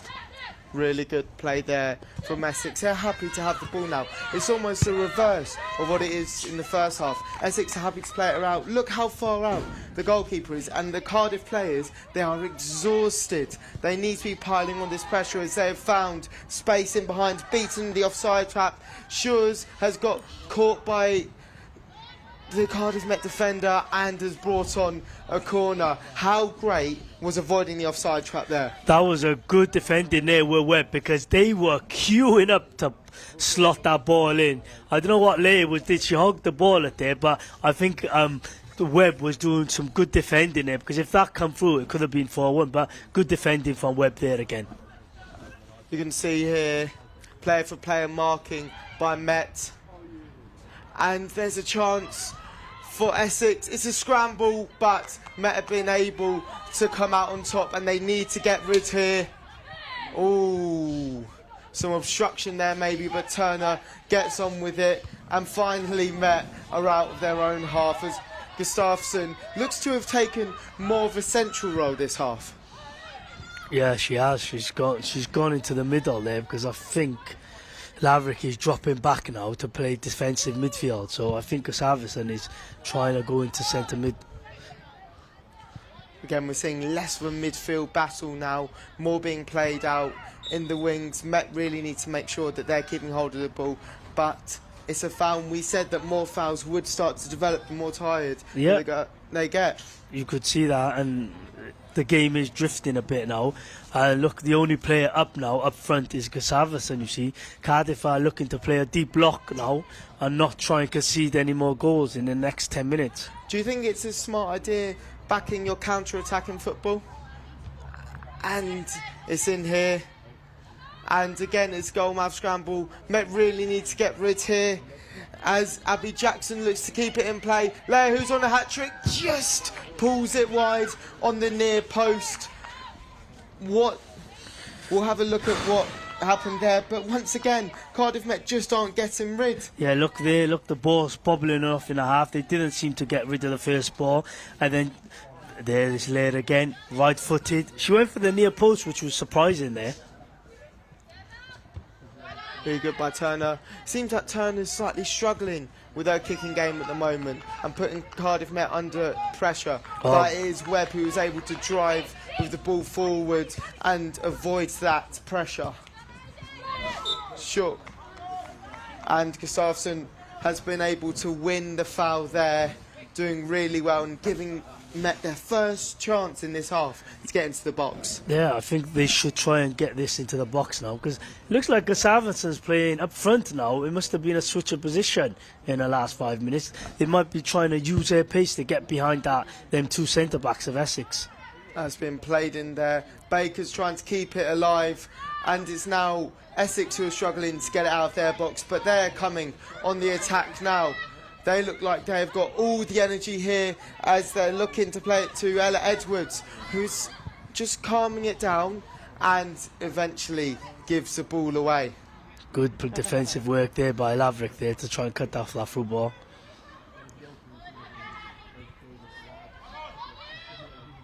Well played by Baker, really well won there. Really well won there, and it looks like Cardiff up. Last 10 minutes they have tried and get back into the game. They are switching it up, playing that long ball from Turner. They're not trying to pass the ball from the back, and they're trying to get more direct in this second half. We spoke about it last half, and Met are slowly starting to get into the half now. Gustafsson is on the ball now. She's running it goal. It's a 2v3 in the box. A brilliant cross, but dealt well there by Essex. And we all love a hit and hope, don't we? But unfortunately, that might have been not the greatest idea to play there, as Essex are looking to come away with McNeil now, who plays it central, and there is space out on the right, but unfortunately they were unable to find that. Yeah. See, Cardiff are going more direct, you see. They're targeting that long ball. They're winning a 50-50 now. Really Let's see what comes out of this. By Gustafsson winning the ball as the Met players keep fighting. They've started to drive. There's some fight in their play now. It seems to me with whatever Stacey Alien has said to them in that little break there has worked, because Cardiff are playing the ball. They're winning the 50-50s and they're trying to create some chances. They're looking to get into that final third now. Gustafsson, the ever threatening. There's multiple players in the box, but once again the cross is pulled back too far and surely offside from the referee. No, apparently Leia has been able to avoid this. It's another one-on-one. Can she finish it? No! Turner has come up to the challenge. She's beaten her once, she's beaten her twice, but not a third time, says Turner. As Essex look to still inflict a punishment on Cardiff, as there's a shot from range and it's in by Laura Shawes after Turner did so well to keep out Leia. Shawes hits from distance, we're looking at the through ball. And goes under her. That was a lovely through ball there, and I think she had too much time there, Leia. Excellent save by Turner there, but there was no one back for Cardiff to try and clear that second ball, and it's a good shot by Shaw there, and it's 4-1. I mean, with bringing the ball out and all the players having to get back and playing that high line, it did leave that space out on the right, didn't it? Yeah, it did, and Cardiff did try and create some chances. They tried to change tactics, but it's that through ball again, you see. All the Cardiff players were in the Essex half. What do Met need to do now to make sure this game doesn't get away from them? As Leia looks like she's through again, but Met are able to recover. I think it's no longer a midfield battle now. I think the pressure that Essex are putting on the game is really struggling for Cardiff Met, but they are on the attack now. If they get a goal back now, it could change the whole game. It could change the whole aspects of the game, but it looks like fatigue is starting to set into the Cardiff players, you see. and Essex know the Cardiff players do seem to be tired at the moment, and they just continue to play their game. But Cardiff just got to keep. You never know. You see, anything could happen. This is a BUCS championship. This is a BUCS game. Anything happens in BUCS games. They just got to just continue to play their game, but try and Essex are looking to come on the attack now, and here comes the ever dangerous McNeil. It seems that Walters seems to be getting up higher and higher this half. Maybe that's something that Bruno has said to her, and she's crossed it into the danger area. How big an effect is these overlapping fullbacks having on Met? They're having an extremely big effect on him, because we didn't see much in the first half of Walters, but on the left here she seemed to be pushing, and she seemed to be sticking to the wing a lot every time Essex do attack.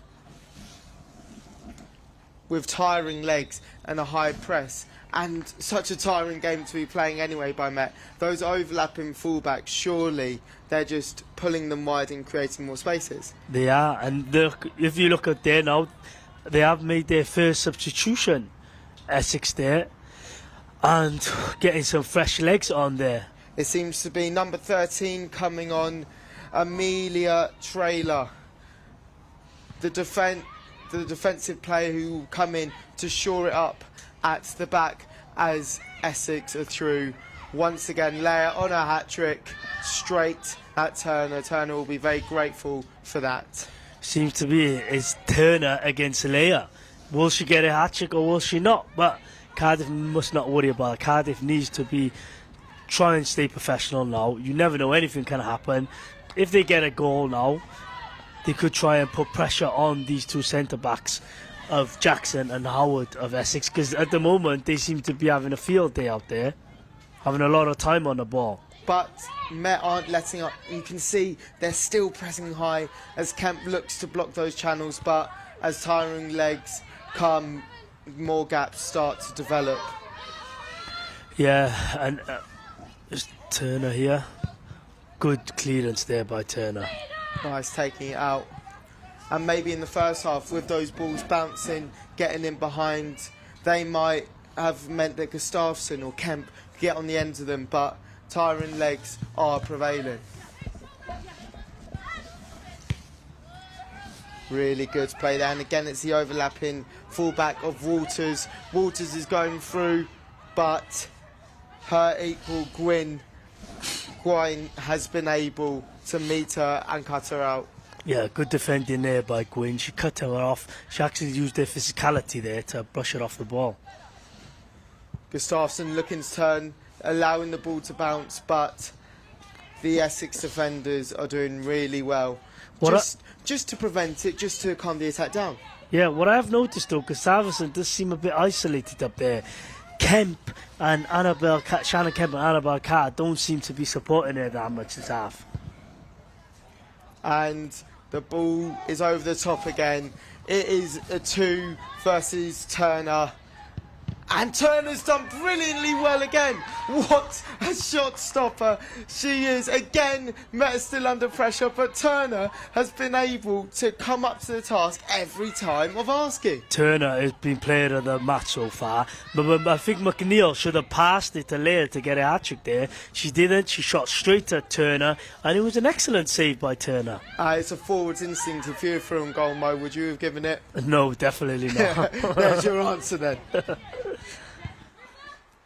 Really good play. They're just playing it round in triangles now as Walters is really putting pressure on Gwyn.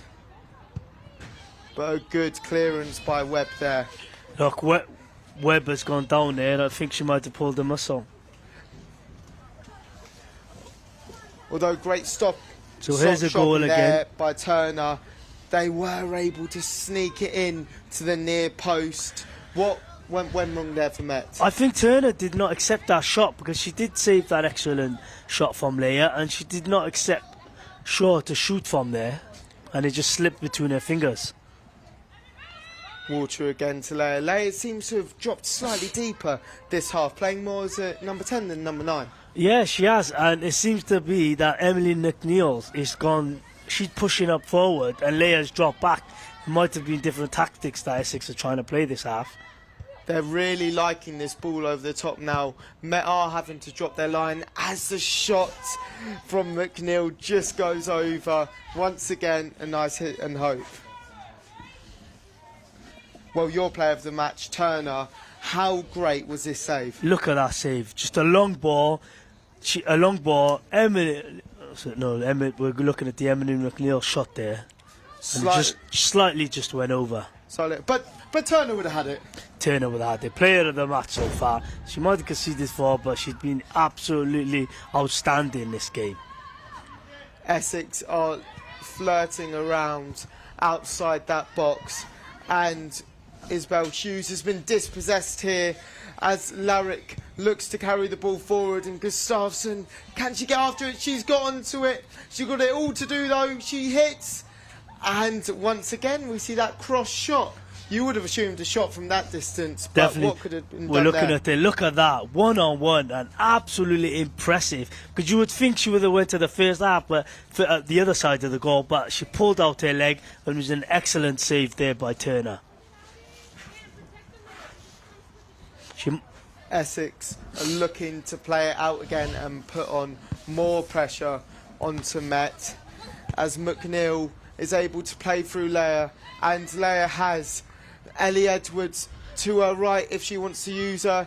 She decides to play it out slightly to the box, play it back, and the shot is blocked. Great defending by Met, and now it's Met's chance to attack. Gustafsson playing the ball through, but looking like the goalkeeper Chivari has covered it.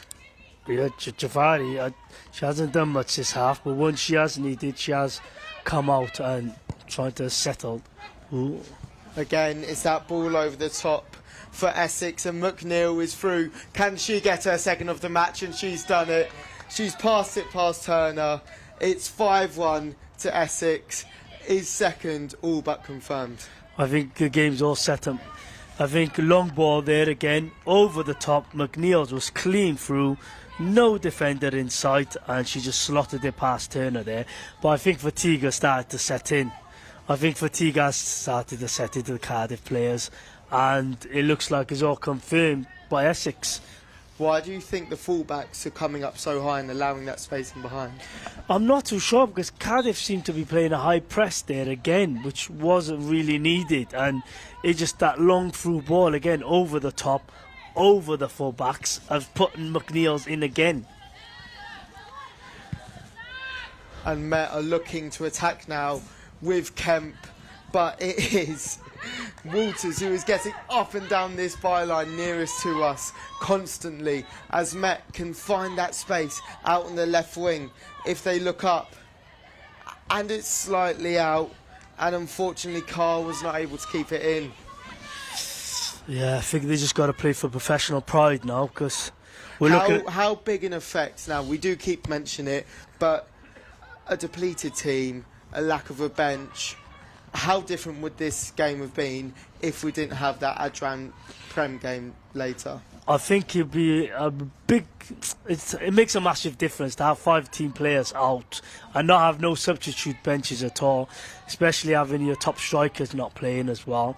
Goals are missing, experience is missing, and fresh legs. Now Cardiff could have brought on some fresh legs, but there's just nobody there. So it makes a lot of difference, you see.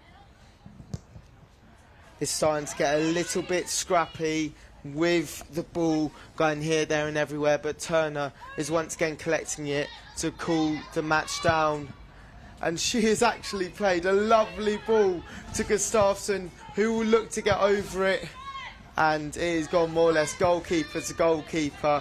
Cardiff Met, do they need to get onto these second balls? I think they do. They were winning a lot of them second balls in the first half, but second half Essex seems to be winning. Look at the Really getting well a played. bit Great physical strength. there as well.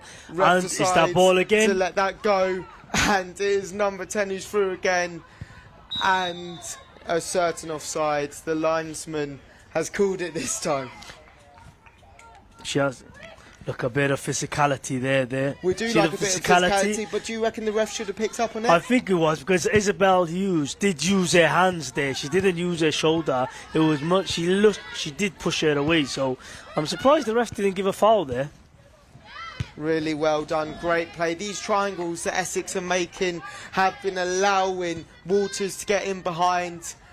But Met once again need to deal with this. It's Leia, and she's done it.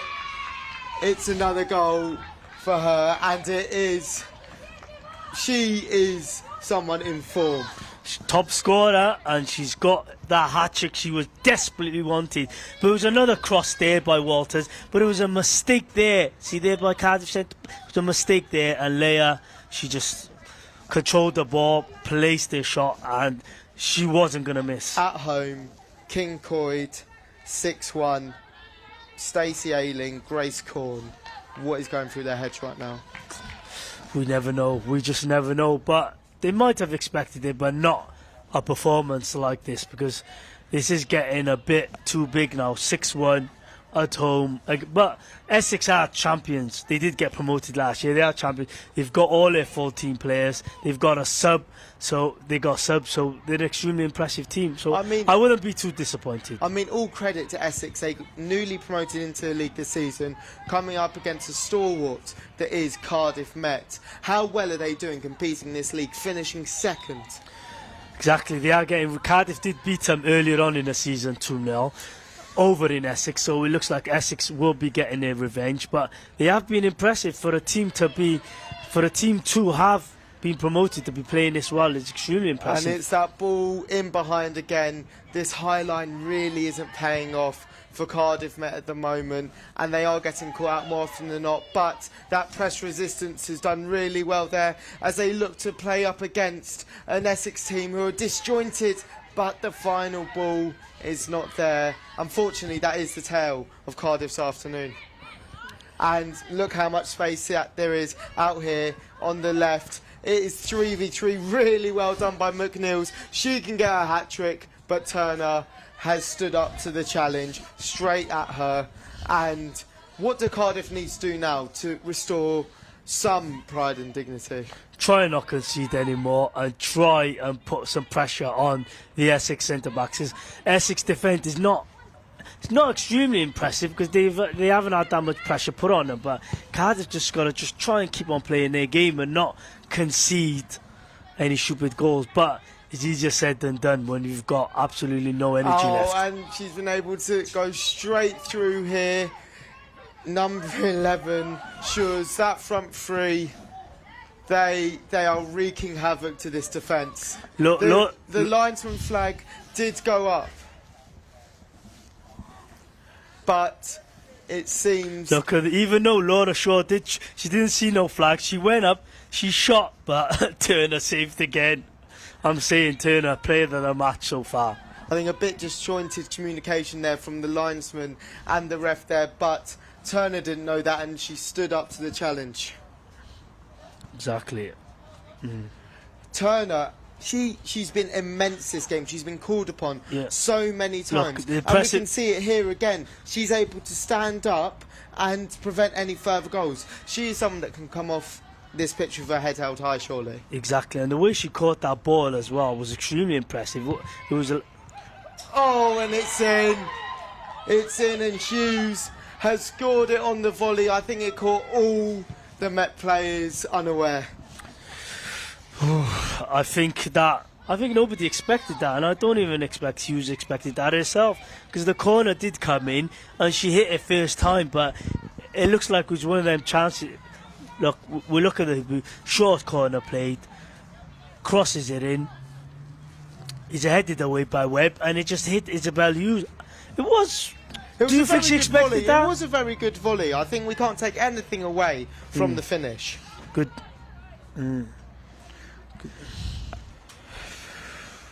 How do you keep your chin up in this game, Mo? Well, you got professional pride is always going to happen, because Cardiff Met, the Archers do have a fabulous record, you see, and they just got to carry on playing their game. They're a depleted side.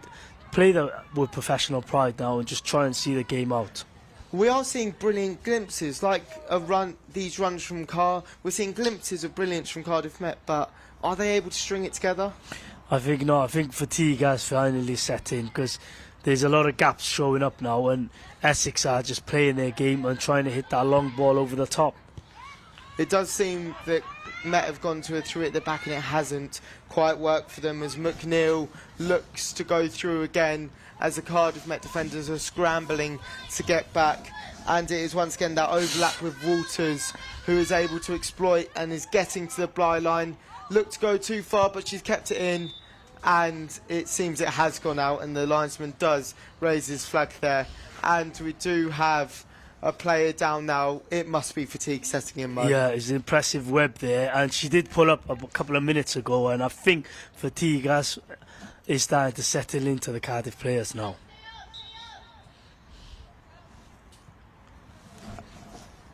Do Cardiff Met need a player now?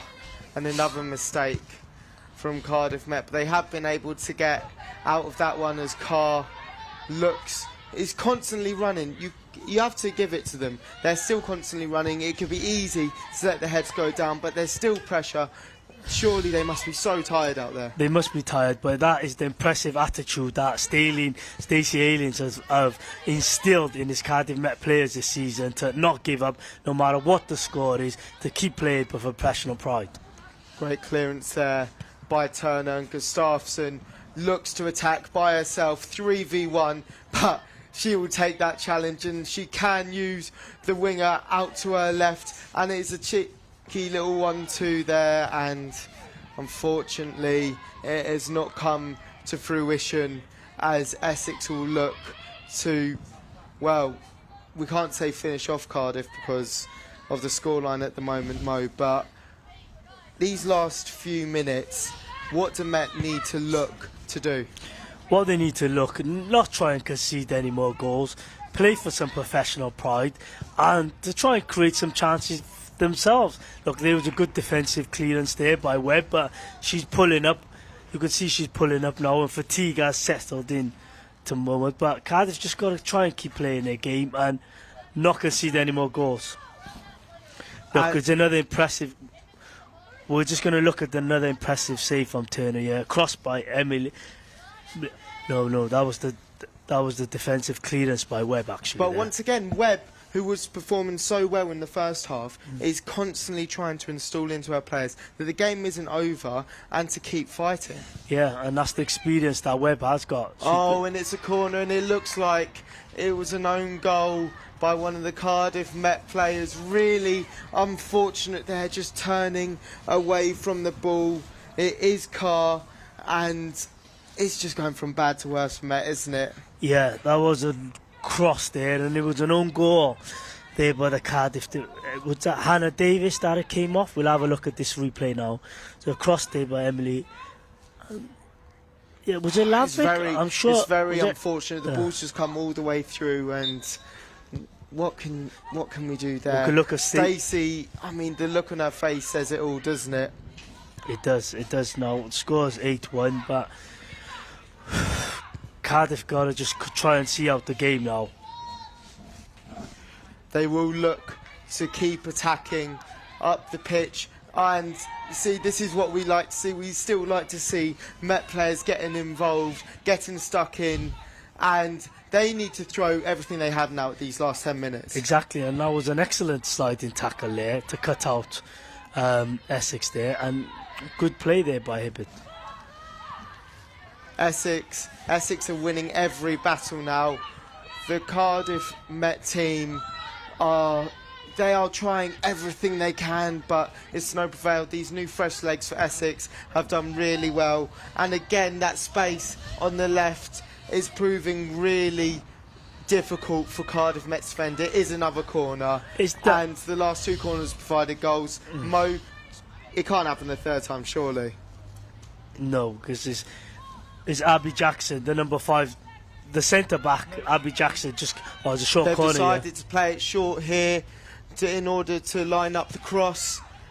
Really good cross there, and it's on the back post, and they've just missed it. Met have been able to clear it, and now is a perfect chance to attack to get that second goal, but unfortunately it goes out of play. These corners have been so difficult for Cardiff Met to control. It's definitely, but Fatigue has set into the Cardiff players now, and you can see like they're losing the 50-50, they're losing all the 50-50s now. We'll just have a look at that own goal there.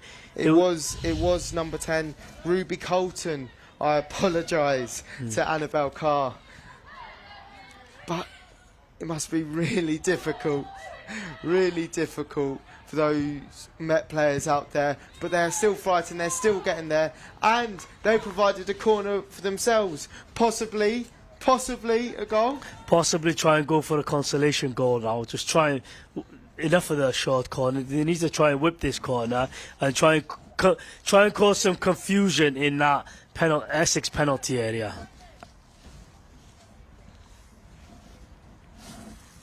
Looking to swing this corner in. I mean, when you look at the corners, the height difference in the teams shows why they've been so successful from corners, Essex. Yeah, because they do seem to be a big team and they do seem to be much bigger than Cardiff, but it's impressive. Now, Lair, it may be the 80th minute, but she is bursting down that touch line.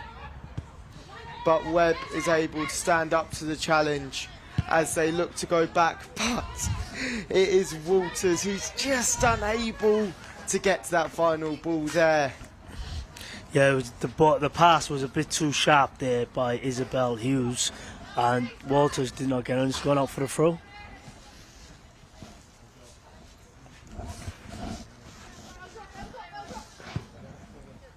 Mo, I don't know if you personally have been involved in a game like this on the winning or the losing side. What's your mentality like if you were a Cardiff Met player? If I've been involved in a lot of thrashings in my time, and when it gets to this time, you just got to try and play for professional pride. Or if professional pride doesn't come in, sometimes a lot of players do lose it, you see. But you've got to be that professional pride and just try and not concede any more goals and just move on to the next game. What do you think Essex Blades coach Pedro Bruno has been saying to his players throughout the game in order to keep their heads on and not get away with it? Obviously, they are champions. They got promoted last season as champions. So he's probably just saying to them, just keep on going, being relentless, carry on, play their game, and not get too big-headed, you see. Really good cross there, and Cardiff were able to defend it well.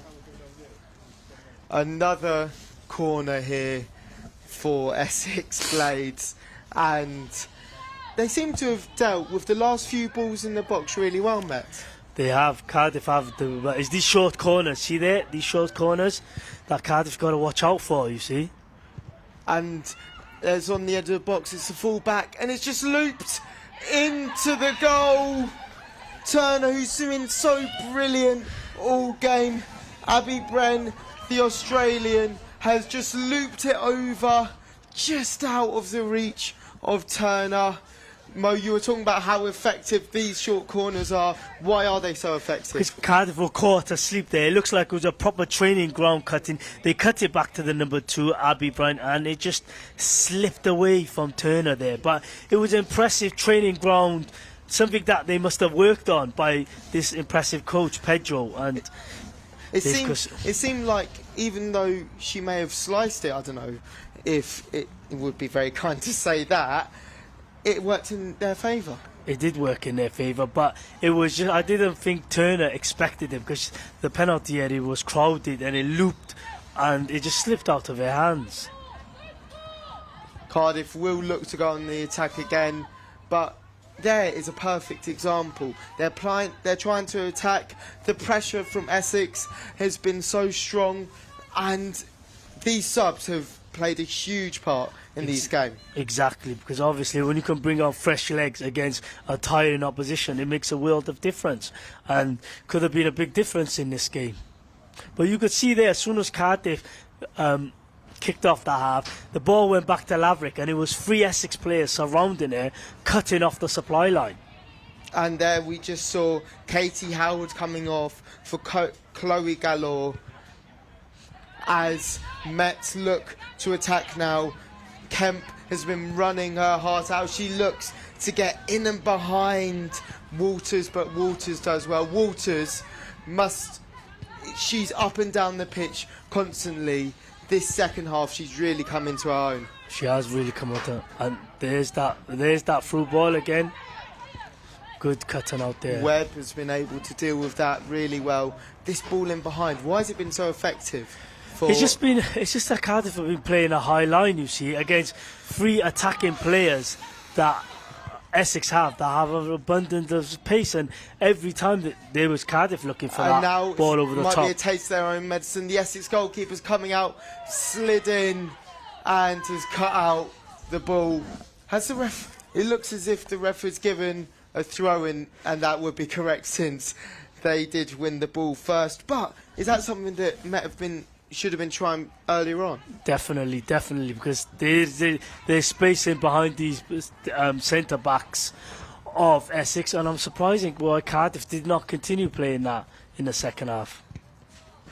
Oh, they put them under some pressure here. Gustafsson deserves a goal. You have to say, after that first half performance, does deserve a goal. She's been nullified in this game. 2 players on her constantly during this second half. That was an excellent chance from a mistake by Abby Jackson there, and it went through to Gustafsson. First time shot, and it was a good save by the keeper.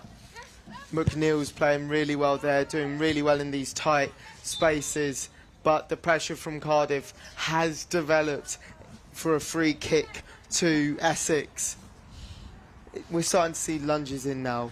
Again, a sign of fatigue. Yeah, definitely. As soon as you get fatigue, you see mistimed tackles happen, and you start to concede needlessly free kicks. But you can't really blame the Cardiff Met players, because playing with only 11 players against a team that were making substitutions is extremely difficult.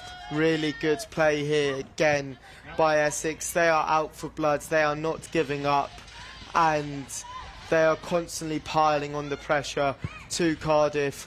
Turner deals with that shot from Leia very easily, and now maybe one last attack for Cardiff Met. Yes, try and get a consolation goal, especially for the crowd that's turned up today to cheer on the Cardiff Met players. It's over the top again, but Webb has been able to deal with that very successfully, but they have got it out to that wing position again. They've been able to keep it on Essex, but very good defending there from Laura Hibbert, who hasn't had the easiest game in truth. She definitely hasn't. She's been playing against the impressive McNeils here, and it's been a difficult afternoon for Hibbert. Do you think the changing point of the game was bringing McNeil out wide? Yeah, because she has got a lot of pace, and she used that to great effect against Hibbert today. And the nullifying of Gustafsson, do you think it was right to move her more central? I don't think so, because she was doing amazing on the wing, you see, and like now she seems isolated against the impressive Abby Jackson at the back and Katie Howard, who was substituted earlier. Cardiff Met are still going after every ball, fighting for everything, but it is just so tough in these conditions that are being presented to us. Oh, good tackle there. Very good play there by Larrick, who again has been nullified in this second half after having such a promising first half. She was nullified because every time she got the ball in the second half, Isabel Hughes and that's basically they're cut through it off. Again. It is Shaw's. Oh, it's not Shaw's, it's Galore.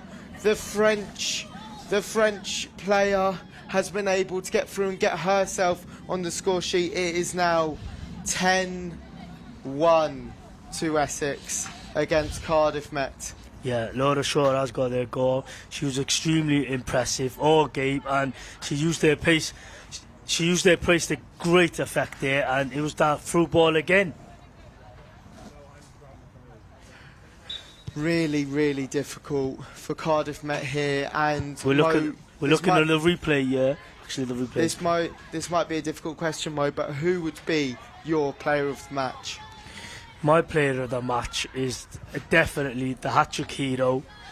It could have even though she conceded 10 goals, it couldn't even be the Cardiff keeper, Turner. It could have been a lot more, couldn't it? It could have been a lot more. She could have even had player of the match. But when you could score the hat-trick and you've been extremely impressive, it has to be Victoria Leia, the hat-trick hero of Essex. Perfect. Because everything good went through her today. So the match has ended. Met 1, Essex 10. This does indeed mean that Essex will be leapfrogging Cardiff in the BUCS women's table and will be getting that bye into the quarter rounds. And now it does look that Met will be having that last 16 game against Leeds Beckett, which they will be up for. It will be a huge game, and it will be another chance for Met to show everything they can do. Make sure you stay around here on Cardiff Met Sports TV, as we do have the Cardiff Met men's BUCS team playing Hartpury 2s as they look to go back up to the big time in the top league of BUCS. I've been Kean Tookie. Thank you very much, Mo, and we will hand you back over to the studio to James Roberts. Thank you very much, Kean. Dav, the papers are going to write this as an 11-goal thriller, but from a Cardiff Met perspective, Essex were by far the better team out on that pitch today. Oh my gosh, I mean, there couldn't be less of a question about it. It was atrocious. I mean, thriller, I'd rather go with horror. It was absolutely awful. 2-1 at half-time, you had a little bit of hope left. 8 goals in one half.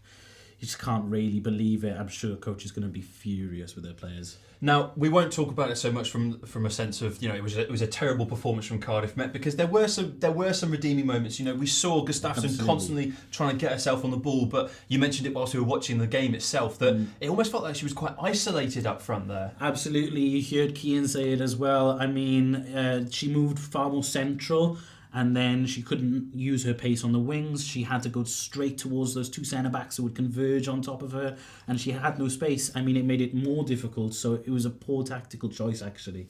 Now, when we talk about key players in this match, the first player that comes to mind for me especially is definitely Victoria Leah. She was a key player for the University of Essex because she was constantly through on goal. In those one-on-ones, though, not always converting them, but she was always a goal threat in that match. Yeah, I mean, 3 goals says it all, but she could have had 6 or 7. I mean, there were a couple of amazing saves from Turner, but yeah, you've got to give her, full credit. She was absolutely fantastic, a danger at all times. They could always just put that ball in behind, and she had more pace than our defenders could even dream of catching up to her. Now, is that the individual's performance that was the main thing there, or was it a team performance that meant that Leah was allowed to be such a good player for them today? I think it's probably a team performance because they enabled her to be in those kind of situations, but it still did come down to her. She had to beat the defender, she had to beat the press, beat the offside trap, and she did it so many times. And now talking about people that she had to beat, Turner, the Met keeper in goal today, was absolutely phenomenal in those one-on-one situations. She was definitely a standout from that fixture for sure. I mean, it could have been 14 or 15. I mean, it would have been ridiculous, but 10's bad enough. But yeah, she really, really, really helped out the Met. That's weird to say. The keeper helped out the Met when she conceded 10, but she really did. But she did do a good job, as we said, in those one-on-one situations. What are the key things to remember, actually? Because watching her in that match, she makes herself nice and big. Yeah. Tries to make sure that enough of the goal is covered from short range. That's such a high-pressure situation to still perform in, isn't it? Absolutely, and it's almost as if she could do the more difficult things easier than she could do the easier things. I mean, the one-on-one opportunities, she's diving, she used her feet really well. It was just... She's conceded 3 goals from corners, just from not being able to catch the cross. And it's those little things, those fundamentals that maybe she needs to work on. But as a shot stopper, she was fantastic. Now, we're going to hand back to pitch side because our reporter Griff Ayeri has been able to catch up with Victoria Leah at the side of the pitch. I got drilled in the mouth on that. I'm like, Did you? Yeah. Thank you very much, James. So, a lot of goals in that game, to be fair. You were up 2-1 at half-time, but you managed to pull a bag loads of goals. So, Z, how was it? I mean, it was great coming back from a long break, and we were able to do that. It just secured our spot in second, so I think that's what we came out here to do, and we did just that. Were you surprised about how many goals you scored in that second half? Yourself scoring a hat-trick, so it was brilliant. I think I was very surprised. I think we knew how important and how tough this game was going to be, so I think to come out 10-1, it was a shock to us all, but we're obviously very pleased. As you said, a captain and vice-captain here, a massive game for you. You're now in second spot. So how big is that for your team and going forward now for the end of the season? Yeah, I think it was really big for us, especially moving on into the cup now. We just we know that if we took that second place, we would be kind of set with that first round of the cup game. So now we just take it one game at a time, 1 week at a time, and keep trying to put them away during the cup. As the leaders of the group, what are your work-ons now to keep the group going, keep this form going now? I think keep the momentum going. I think we're such a sociable group, so I think keeping the morale high, I don't know, just keep positive vibes all around. I think we thrive off of the positivity in the group and the connection that we have all together. So brilliant. Thank you very much for that. Thank you. Thank you very much and congratulations. Thank you. And we're going to bring in straight in to Stacey. How are you? Hi mate, you okay? How are you? Unlucky today, an unfortunate result. 2-1 going to the half. Not too bad at all, but it just slipped away from you then in the second half. Any reasons why? Just a little frustrations from our half. Obviously we've got 3 games to get in one day today. We requested for the fixture to be changed knowing that we've got a Prem game this evening. And obviously Essex rejected that, and fair play to them, you know, they wanted to come here and win, and obviously it's a win at all costs for them. So a little frustrating. We had 10 players, so it was always going to be a tough game today. But fair play to the girls out there, they put a shift in, and minus the result, I'm happy with some of the attitudes we've seen today and some individual performances, so you know, we'll take something from the game. As you said, everything was going against you today. You didn't really want to play this game at this time and everything, especially now the men's are going to come out here, and you've got your own team, the women's, later on tonight against Aberystwyth Town. What was the mentality going into this game? Was it a bit down knowing that things weren't going your way, or were you just taking it one step at a time? No, I think you always got to go into a game knowing confident that you can win it. I was happy with the squad, all the girls. Unfortunately, where we were missing probably 6 to 8 players from today, it took its toll, but each and every one player that was in the squad today deserved to be there and had been in and around BUCS ones all season. So it wasn't a case of we didn't have, you know, a good enough 11 today. It was just a case that tiredness came down to it, and Essex, fair play to them, they've come up to the league and held their own this year. So with tiredness coming into it, how are we going to manage this now for the next game? So fortunately we've been able to rest some players for tonight's fixture, which obviously takes priority and is our most important game, and then a couple of the girls will be playing in our 19 squad on Friday, so just a bit of recovery now, and we got a little bit of a rest I think before the cup game, so girls need to go away and look after themselves. Thank you very much for that, and good luck for the rest of the season. Thank you very much. Back to you, James, in the studio. Cheers buddy. Thank you very much, Griff. Now, I'm joined in the studio by Lewis Rees. Lewis, thank you so much for joining me today. Normally, we'd expect to be playing in the men's fixture, but unfortunately, injuries holding you back from that, so I'm sorry to hear about that. But let's talk about the women's game that we've just watched. As a player yourself, how do you move on from a fixture like this? You know, such a large scoreline running against you, really. Yeah, obviously, it's tough to take. Like, no one wants to lose by that margin. I think you've almost got to forget about it, put it in the past. Obviously, don't ignore the bad things, you've got to work on them. But I think, yeah, you've just got to forget about it, move on, and then hope the next week brings a better result. Is it quite difficult, though, to move on from these fixtures, do you find? I think it's obviously difficult. It's going to hurt. It hurts everyone, whether you thought you played well or thought you played bad. It's going to hurt. Now, your general reaction to this game, Cardiff Met didn't really seem to be in it at many stages, you know, hence the reflection of the scoreline in that second half. But in the first half, you know, they got that own goal to start proceedings off with, and surely in that moment as a player, so if you feel like there's some wind in your sails there, how come they weren't able to continue that for the rest of the fixture? Well, I watched the fixture. I thought that in parts Met played well. I just think Essex were the better team today. They created more chances. Like, I don't think Met hardly had a shot on goal in the second half, and if you're not getting chances on goal, you're not going to score. So I just think overall, yeah, Essex were the better side and probably deserved winners. Absolutely. What could Cardiff Met have done different then in order to be more competitive in that game?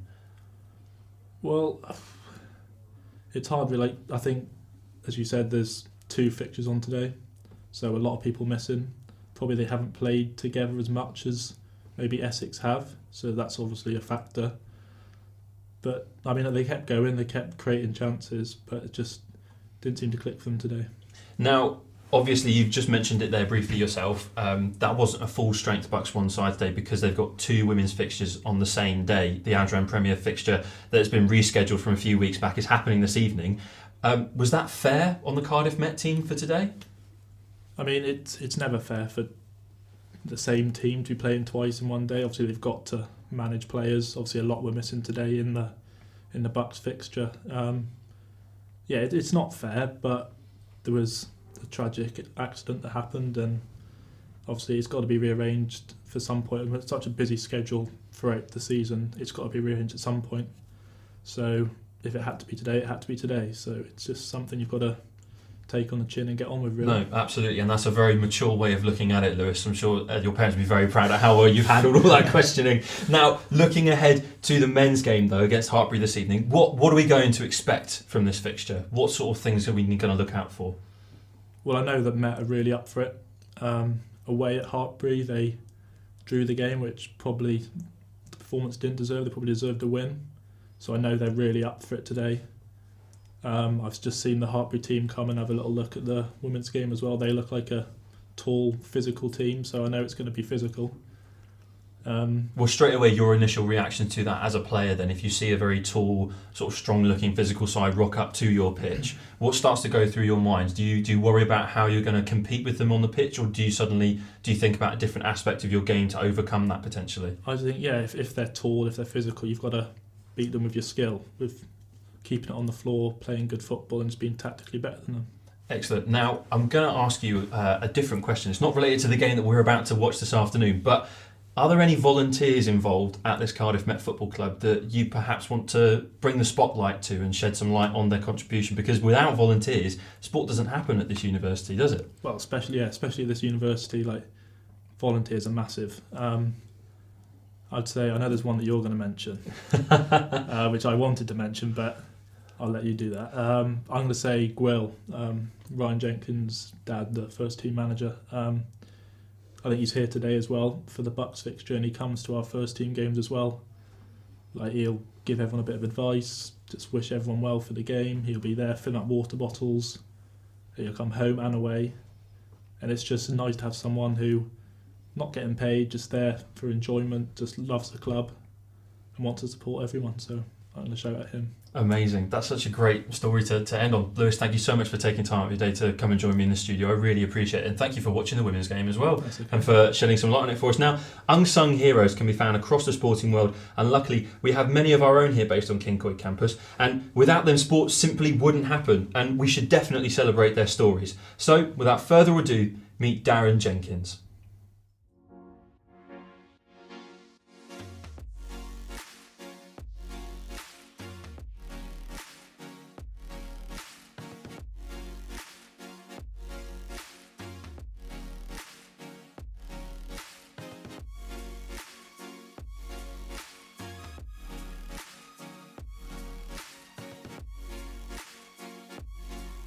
How did I get involved?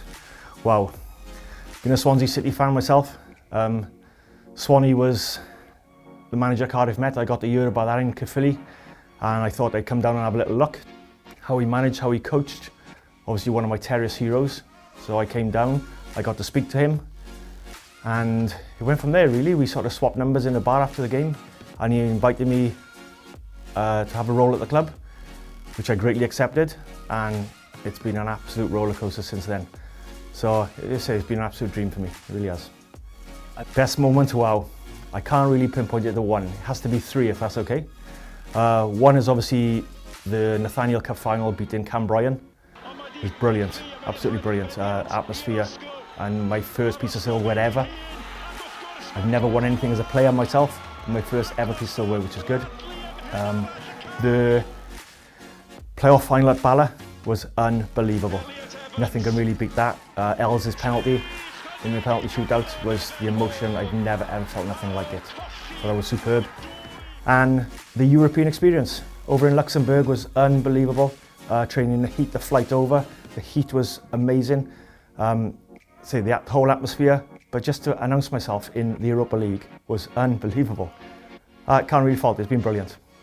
Worst moment can only be one for me. That feeling in the stomach when we lost to Kevin Druids in that playoff final. We lost the previous final at Bangor, which we sort of accepted after. But the final at Kevin Druids, I think I spoke to Macca on the bus on the way up, and we all felt that this was our year. The feeling was different. We all thought, I'm not saying we had to turn up to win, but we all felt that was our year. And to get beat 1-0, the feeling on the pitch is one I'll never forget. I don't want to have that again, really. Easy one for me, that. This is a massive family club. The dressing room, the team spirit, the bus trips. There isn't a more special team bus than this club. Everyone has been brilliant with me. They say the atmosphere is outstanding on the bus. Win, lose or draw, we're all one massive family. And everyone, the togetherness from the staff, from Swanee, Jenks, Hams, even Steph, the physio, to the players, to myself. We're just one big happy family. And I couldn't wish for a better club, honestly.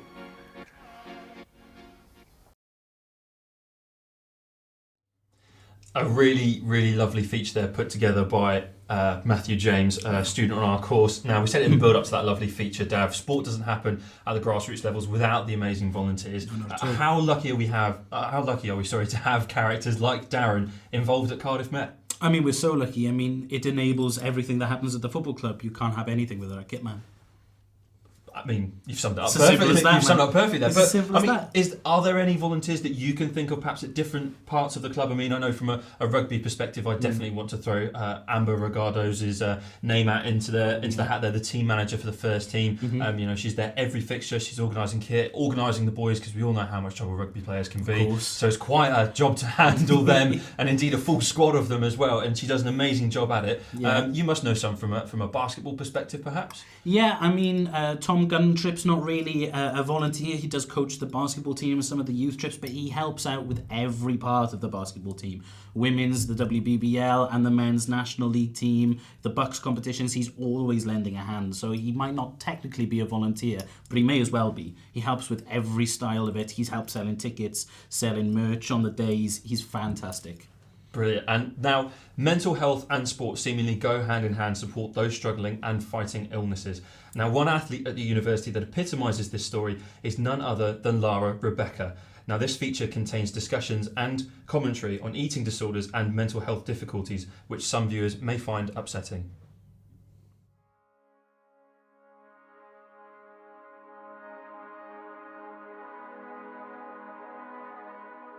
I just became lost in this bubble. I had no confidence. I was hiding myself away. Something that initiated primarily just as a coping mechanism then developed quite sinisterly towards then becoming my identity.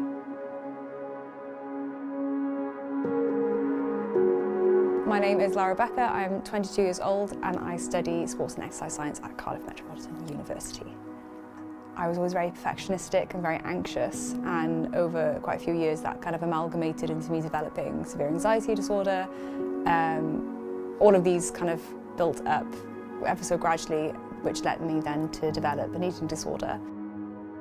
I was then diagnosed with anorexia nervosa at the age of 16, and you know, the bubbly, young, outgoing Lara had vanished into something that was really struggling, and yeah, life wasn't the most positive. My identity, as I said, was getting absolutely taken away by this eating disorder. Things really hit home when I was, again, in my teenage years, which then led me to be sent to hospital, and then treatment began.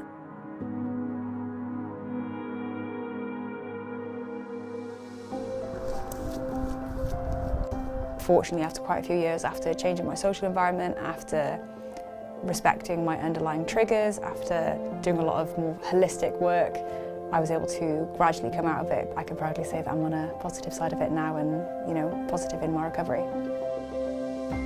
I signed up to the Cardiff Half Marathon in 2017 and it was fundraising for the eating disorder charity BEAT. So again, it was just celebrating the fact that I had recovered from eating disorder and I was strong and I was able and I was fit again. That definitely restored my relationship with fitness, and then I just kept going.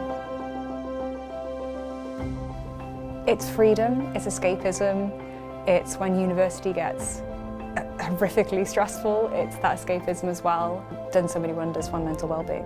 I love athlete well-being, athlete welfare. I've always made content revolving, awareness of mental health conditions and eating disorder awareness, primarily to destigmatise a lot of the stigmas and the negative connotations and the false connotations that are often held in society towards eating disorder specifically.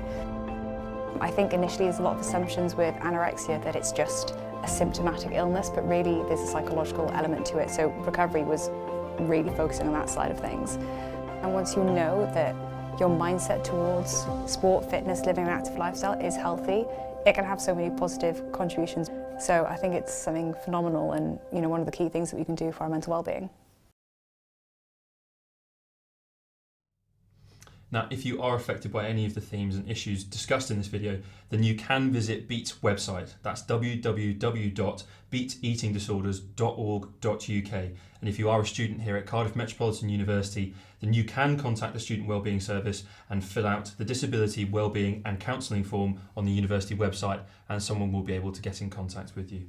Now, moving on in our programme though, Emlyn Lewis is a long-time servant of Cardiff Met FC with more crucial appearances than Stan Lee in a Marvel film. But now he's striving and he's thriving in a role away from the football pitch, but not the action. I'm here today to speak to one of the finest defenders and BUCS 1 coaches, Emlyn Lewis. I'll be talking to him about his season so far at Cardiff Met and also his plans and futures for coaching and in terms of playing for Cardiff Met. Yeah, I think the season's going okay. Disappointing to be out of 2 cups, unfortunately, with the Welsh Cup and the loss in the MG Cup 2 weeks ago in the semi-final. But I think from a league perspective, we're doing really, really well. We had a first draw from the whole season this weekend. So it's been a little bit inconsistent at times. Maybe win 2, lose 2, win 2, lose 2. But we reacted quite well with those kind of losses and pushed on and trying to be positive with every result we got. And I think we've done really well to keep on going. I think we're in a good position now at 25 points with 6 games to play now before the end of the phase. So I think, of course, like every team in the league, the aim is to get top 6. I actually did an undergraduate course in Scrum, so I didn't really coach within the academy until I was a master's student, where I did a sport coaching masters and started coaching there within the under-19s, set up within the academy. And then kind of just went along from there really. I think it's about 2017 I started within the academy setup, and now I did a few years within the 19s, and now I'm coaching the BUCS first team with Charlie Corsby as manager, which is an enjoyable task. I'm also a kind of foundation phase lead, which basically looks after the under-8s and the 12s of the academy, look after the young ones, which is gives you probably another perspective of football, because when you're always in it in the Cymru Premier or in BUCS setup, it's always competitive. It's always there to win and doing your very best every time. And it's kind of a little bit of pressure at times. But doing the foundation phase, which is with the younger kids, is probably a little bit more enjoyable. And I think it's a little bit more of a sense of understanding what football should be like. And it's to making sure the kids enjoy, but of course develop, work hard, and hopefully become future first team players. It's a good question really. I don't really want to put myself in a certain position of a certain age group yet. I think ideally I work with seniors, as we're really doing now within the BUCS first setup. Enjoy coaching them. The humour between us and the kind of camaraderie, I really enjoy that within the senior setup. I think having experience within the younger age groups has definitely helped my coaching, definitely helped my understanding of people and how to work with kids and also work with parents. It's an all-rounded experience that I've really enjoyed, and having the experience of doing, like you said, the older ones and the senior ones to the younger ones as well has really developed myself as a coach. But of course, hopefully when I do finish my playing career, call it a career, but yeah, when I do finish playing, definitely would be interested in coaching the senior game of football.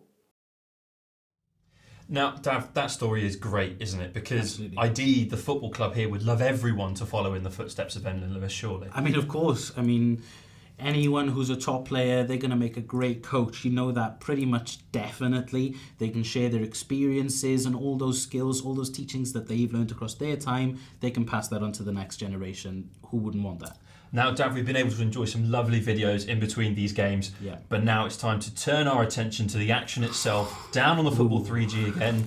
The men's team are kicking off soon against Hartpury. What's at stake here?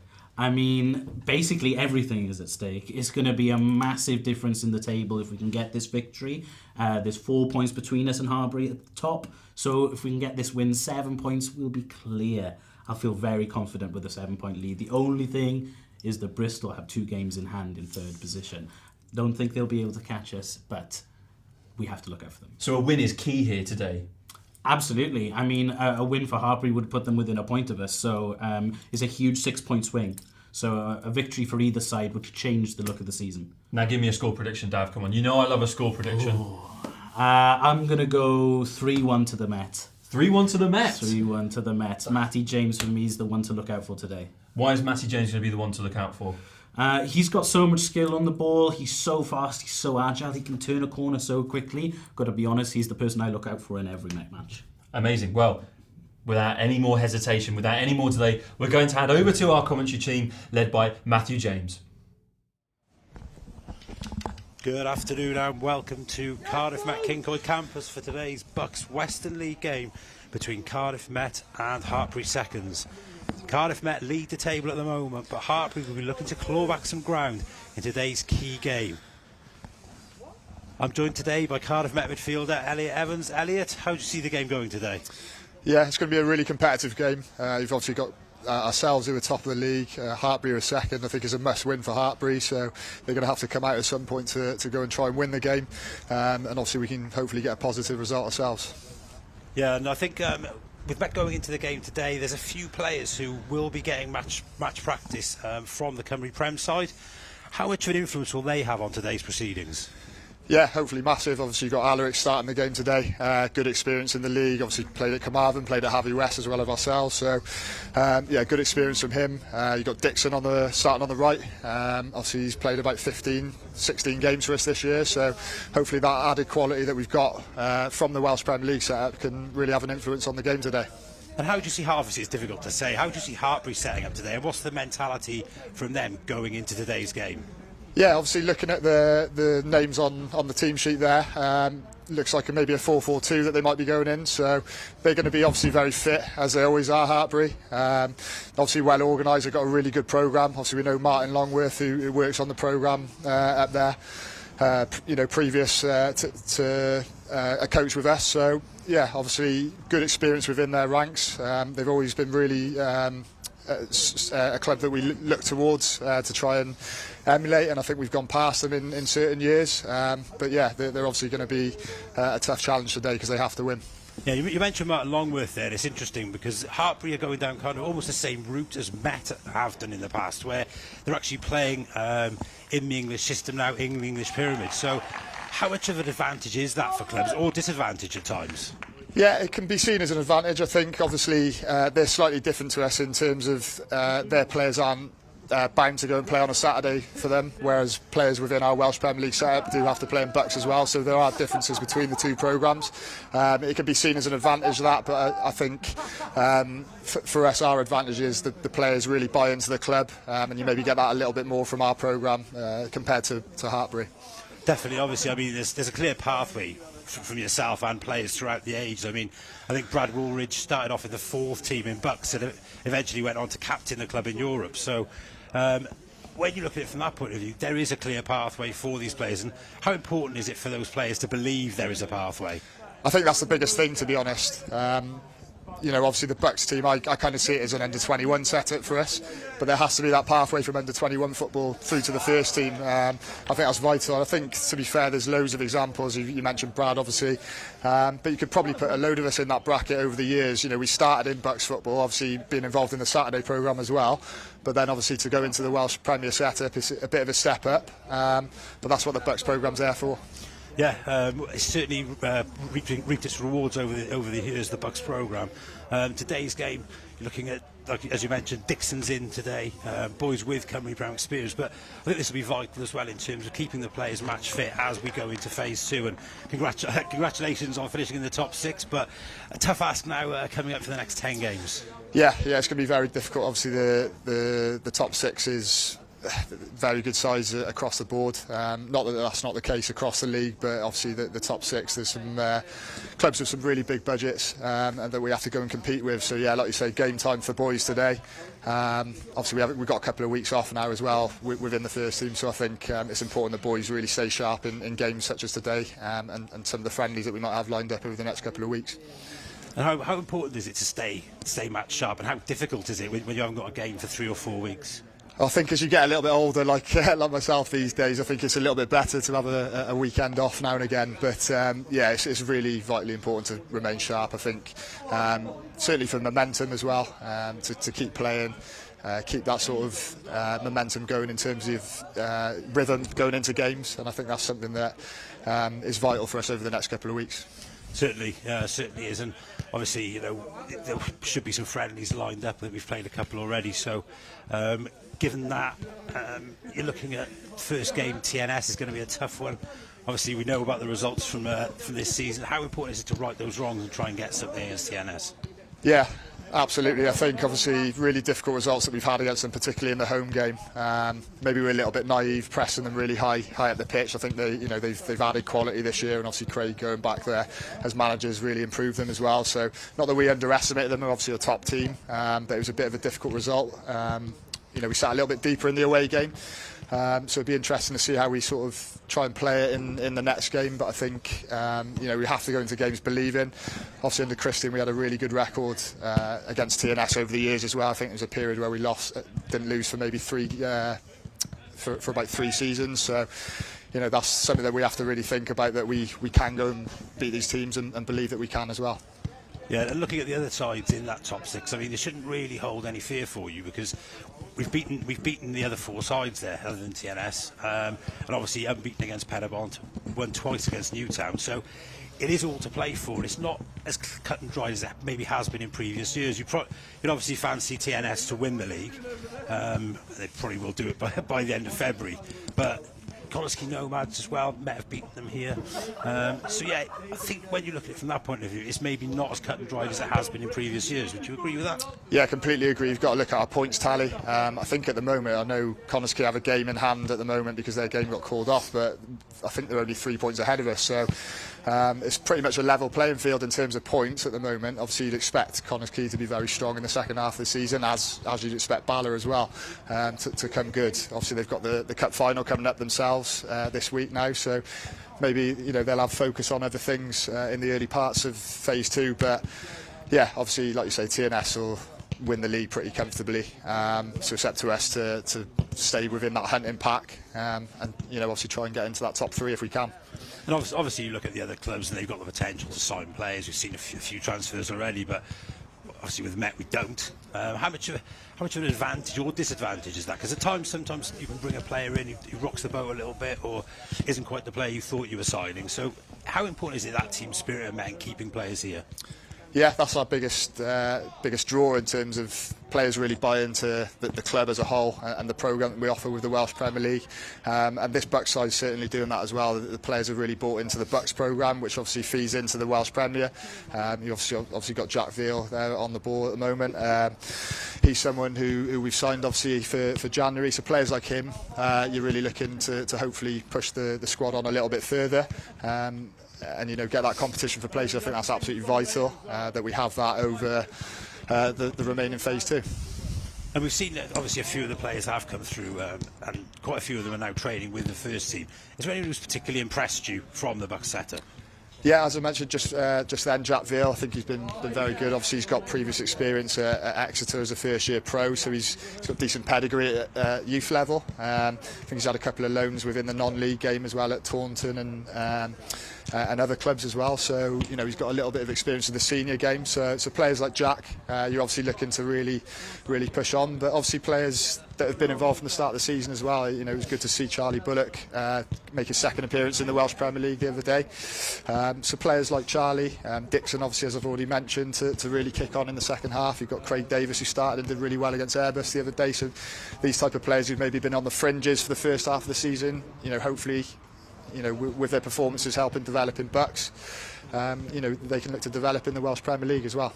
Yeah, you mentioned Jack Veal there, and I know for the academy system, I think a lot of the time it's quite technical, in a similar way to BUCS, which that's the similarity there. But I think having players who have played adult football, I think is huge. And obviously we've had players in the past who come straight from academy setup. How difficult is it to go from academy setup to probably the cut and thrust of the Cymru Premier League, where you've got the likes of Michael Wilde who won't give you a minute's rest? How difficult is that for those players? That's the biggest difference, really. You get a lot of good technical players, and over the years you've seen it in our reserve team, in our BUCS 1 setup, who've been excellent players technically, but maybe haven't been able to cut it week in, week out in the Welsh Premier League. It's a grind every week in the league. It's a tough level to play at times. So that's the biggest thing that you question with the young players coming through. Technically, the likes of someone like Jack is technically excellent. You wouldn't have any doubts around him there. It's just whether those players can then step up and get used to the physicality of the league, the game management you need within the league to get those results. And that's something that we've displayed really well, I think, this year with the first team, is that game management in tough moments. And we've managed to get through those moments and win some games that maybe last year we were maybe drawing at times. So that's probably the biggest thing, that game understanding and getting used to the physicality of the league and playing week in, week out. And that's the biggest question you'd ask around the younger players coming through. Technically, there's no questions to be asked a lot of the time. Yeah, and obviously these players are students and they're playing Wednesday, training Monday and Thursday, and possibly with games on Saturday as well. How hard is that to juggle as a student? A lot of the boys, one or two of them have work as well, so they have to be really mindful with their time. Obviously with the BUCS setup as well, they train on a Monday morning with Ems and Charlie as well, so some of them are training 3 times a week, which can be difficult, but it's the sacrifice you have to make if you want to play at Cymru Premier level, certainly within our setup at the club. So that's just something you have to get used to, and just juggling your time well. Yeah, and obviously we've been through COVID now, football's been back for a while, but how difficult was it during COVID for some of these BUCS players? Because obviously BUCS was cancelled and some of the players were travelling with the first team and not really getting too many minutes. How hard is that to go on a bus maybe to Connors Quay or Flint and not play any minutes? Yeah, I can imagine it's very difficult. I think I was chatting to CJ about it the other day. Actually, he didn't actually make a squad for the first season he was involved with the club. So that can be obviously difficult, and obviously BUCS does fill that gap, and it's good that BUCS is back now to be able to fill that gap for players. So yeah, it was obviously a difficult time around COVID, but we're back to normal now. Hopefully. Okay, so it looks like we're almost ready to go. Slight delay from the referees, but looks like we're just about ready to go. Captain Craig Davis in the middle there, with Jake Weil from Hartpury.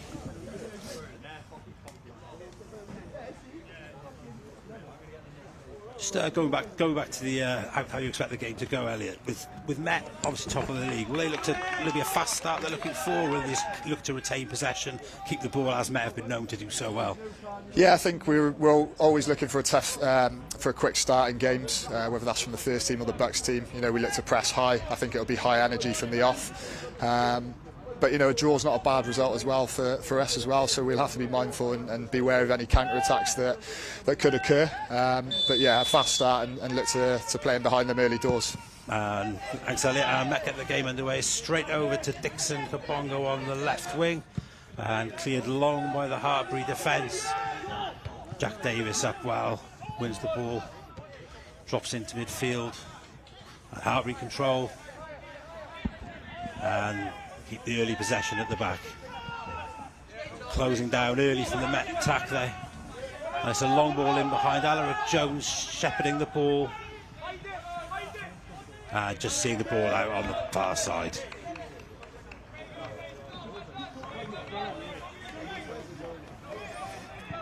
Ojo takes it quickly out to Veal. Veal advancing. Looking for the long ball. Looking for Cian Williams, can't quite find him. That's out on the far side for a throw into visitors Hartpury. Yeah, that's something I'd like to see early doors. Can be playing behind. Callum Jenkins isn't going to run in behind too much, but you've got Dixon and Cian who are able to do that. So if we can play behind them early doors, we might have a little bit of early joy. And how interesting will it be to see Dixon playing in probably an unfamiliar wing position? I've spoken to him previously, he said that's where he started. He's obviously been playing more of a holding midfield role for the Cymru Prem team. Are you excited to see him play today on the wing? Yeah, I think he's got the quality to do that. He's played a few games on the right-hand side for us within the Cymru Prem setup. So yeah, I've not actually seen him on the left. So it'd be interesting to see how he gets on. Used to coaching me and Chris Baker actually with the under-16s with the academy, and he was a centre mid when he played for us 3 or 4 years ago. So yeah, it'd be interesting to see how he gets on wide left. It's a slight break in play now. Charlie Bullock down injured. Referee checking on him. Bullock's back to his feet and we're looking to resume. Throw in near side to Hartpury. Good pressure from Matt as the throw comes in. Flicked on into midfield. That's Mahoney as he plays it wide to Justin Hall, looking to keep the ball in on the far side. And he can't keep it in, and it's a Met throw in. Davis looking for a player. Into Veal. Veal goes long again. And headed clear by the Hartpury defence. Drops in midfield. Jenkins now. Looked like he was bundled off it, and it's a free kick to Matt, just inside the Hartpury half. Taken quickly by Davis. Looked like it was the wrong place, but referees let it go. Back to Jones. Low into Kabongo, and a lovely touch from Kabongo. Charlie Bullock crossing to the box early. And it's headed clear. Looks like he won't keep that in. It's a corner to Met. Good early start from Met there. Yeah, really good from Dixon. Then he just rolled inside into that sort of into that half space. Fullback's gone with him. Charlie on the outside. Good little touch from Dixon, and a good ball early on from Charlie. Good start. So it looks like Kean Williams with the corner, left-footed outswinger. Lines it up. And the corner comes in. Jones goes up. Veal interested. Cleared by the Hartpury defence into the midfield. Craig Davis, the captain, flicks the ball on. Veal looked at handball there. Met continue. Davis again looks to cross early. And it's into the hands of the keeper. Early distribution from Seth Locke to the near side. Well kept in by Mahoney. And it's up in the air from Bullock. Challenge comes in. Jenkins. Davis looking to spread the play wide to his namesake Jack. Back inside to Veal, and Matt looked to build again. Diagonal ball from Alaric Jones, seeking out Williams. Jenkins picks up the... Nearly through there to Craig Davis. Veal again. Square to Jones. How important is it here, Elliot, that Met don't force the issue? Obviously they want to win, they're at home, they're used to playing a certain way, but patience here could be key. As you can see there, Hartpury midfield is fairly compact and they're trying to keep tight lines there. Yeah, and I think that's where the width comes into it for us. I think obviously Alaric then with a diag into Kean, I think that's a way to maybe unlock them early doors. Alaric's got that in his locker in terms of playing that diagonal pass. So Kean's got to hold his width, and then if the ball's cleared out, can we jump onto the seconds and go and play from there in higher areas? At the moment, everything's in front of Hartpury. Same again here, if we can just play those diagonals and play from there. No sooner had Elliot said that than we played diagonal straight to Dixon Kabongo. Unfortunately, he can't keep that in, but good start here from Matt. Denying Hartpury at early space. Throw in inside. And it's out for a Met throw in there near side. Back to Alaric. Jones.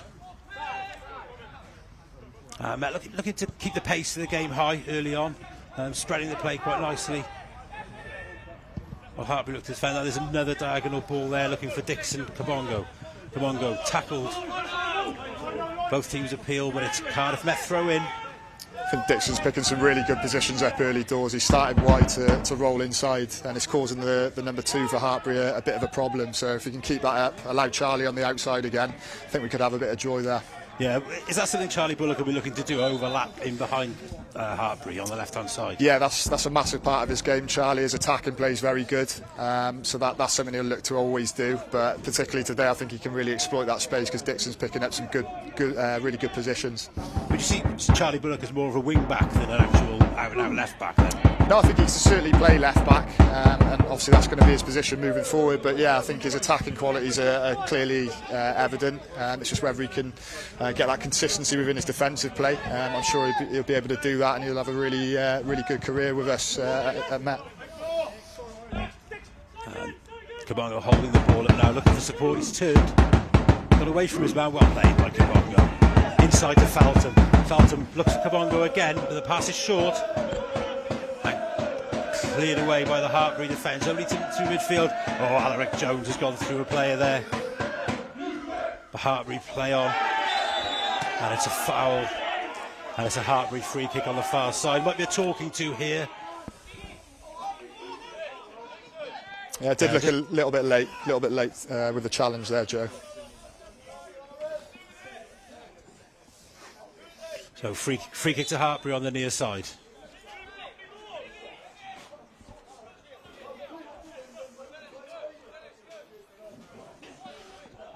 Tolland looking to take it, looking for support, but it looks like they're going to put the ball in the box here. Offering the short pass, but it's long into the Met box. Ojog comes and claims well for the Archers. Veal bring the ball out of defence. Good pass to Jack Davis. Jack Davis again plays the ball inside, looking for Kean Williams, and it's headed clear by the Hartpury defender. That's an example of the runs in behind. The runs in behind I mentioned with Kean and Dixon in particular. If we can get those runs in behind to free that space up in front for the midfield, it might prove that we can have a bit of joy from that. Met again, looking to attack centrally. It was a loose ball back, but Alaric Jones recovers there, and it's back to Veal. Again, a long ball. Yeah, too straight. Frustration there from Jenkins a little bit, but Met again, looking to get in behind the Hartpury defence. Press them high up the pitch. How important is it here, Elliot, to press them high? You can see there's a prime example of three players in getting their angles exactly right and not letting the Hartpury players play out of defence. Yeah, absolutely. You can hear Emlyn with the intensity of his voice there as well. That's something that that's something we look to implement from the first team in as many games as possible, is to press high. Because if you can win that ball in those higher areas, you've got a much better chance of scoring, obviously. I was actually going to ask that, how important is it to have an ethos throughout the club and not just the first team playing a certain way and then BUCS teams playing a different way, and obviously the academy as well that you've been involved in? Do all those teams look to play the same way?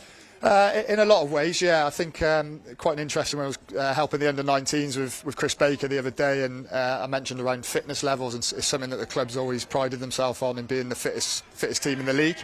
And even in the Welsh Prem, where you've got full-time setups, is something we've always prided ourselves on. So I think, obviously, to be able to press high and win the ball high, you have to be very fit, and that's something as a club that that's a big part of our ethos overall. It's something that you don't play exactly the same from across all the teams, but you have very similar principles that you work towards. Excellent. Hartpury now looking to come forward. Kabongo cuts out the space again. Forced to go inside and rebuild. Long ball forward. Jack Davis heads the ball out, and it's a throw into Hartpury on the far side.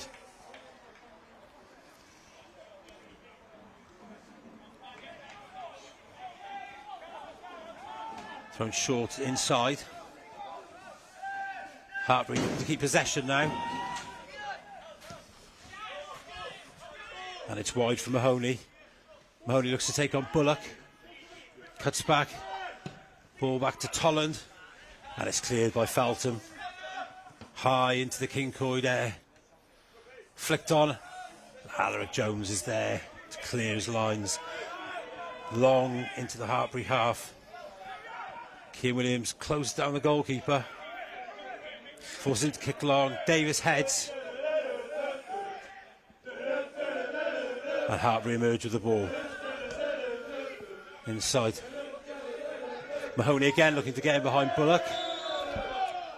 It looks like the flag's up for offside there.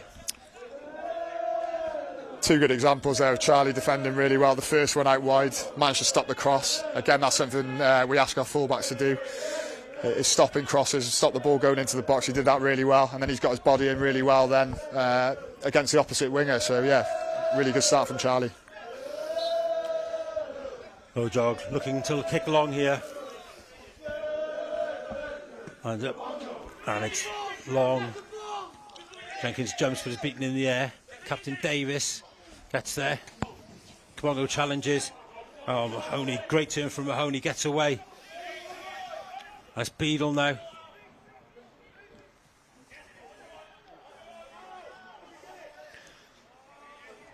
Oh, great tackle from Jack Davis on the far side. Yeah, good covering. I think they've moved through us a little bit too easy through the centre. So if we can just get to grips with that and force the ball wide, that'll be beneficial to us. Throw in on the far side now for Hartpury. Looking for a player, goes short. Out to Justin Hall. Strikes, it's tame, and it's into the hands of Ojog in the Cardiff Met goal. Good start to the game, good tempo so far, would you say, Elliot? Yeah, definitely. I think both teams are settling into their shape early. Nearly a disaster there for until the then. Met keeper. Yeah, we just got to be careful that we don't overplay at the back at times. I think there is space in behind, certainly with those runs, as Dixon's about to do. Played wide, Cian Williams. Good tackle from the Hartpury defender. It's a corner to Cardiff Met now.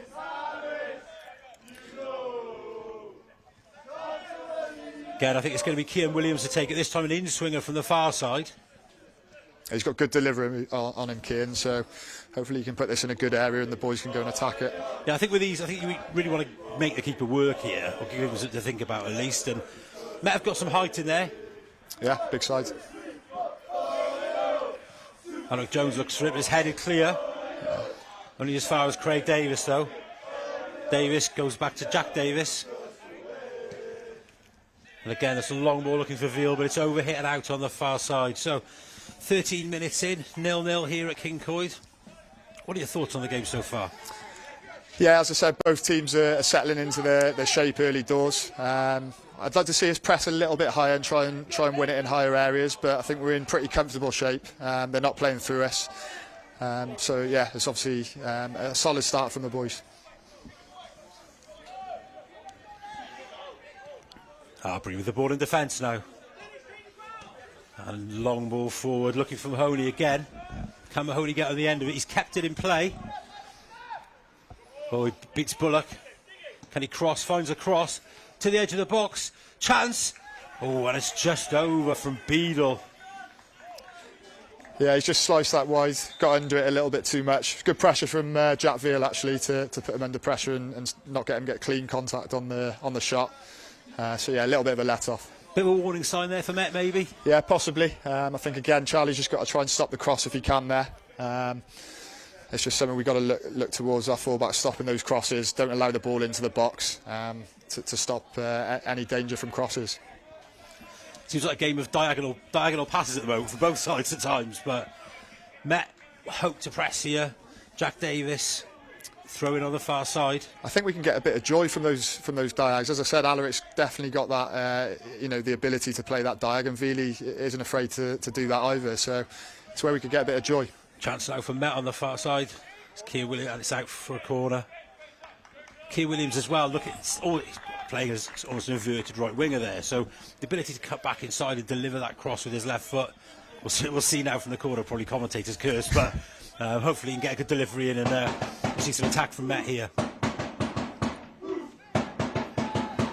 Williams with the corner on the far side. Movement in the box for Met. Delivered and headed clear at the near post. Chance to recover it. Craig Davis back to Williams. Williams into the box again. Almost a chance and headed clear. Kabongo keeps it alive. Davis beaten in the header. Appeals from Met, but it's cleared by Hartpury. And good cover there from Bullock. I'd just like to see Cian beat the first man. He's had two sort of bites at it with those corners. He's got a really good left foot and he's got good delivery. So I'd like to see him beat that first man. Obviously the boys put a bit of pressure on the keeper there. So if he can beat that first man, I think we could be in with a chance. Definitely, yes. A couple of maybe disappointing deliveries from Williams so far, but plenty of time to go as the ball's played forward towards Jenkins. Good pressure there again. that's definitely what we need to see a little bit more of, a little bit higher pressure. I mean, we're in comfortable shape at the moment. Callum's just protecting that central area there, but if we can get that little bit more pressure and nick it higher up, we might be in business to go and score in higher areas. Another diagonal ball there and headed out by Jack Davis on the far side. Inopo with the throw in now for Hartpury, just in front of the Met dugout. Well won and cleared by Craig Davis. Forward, oh, headed out of play unexpectedly there, I think. No, he's kept it in. Appeals from the Met dugout. It looked out to me, but linesman didn't give it. Hartpury have a chance now to build from the back themselves.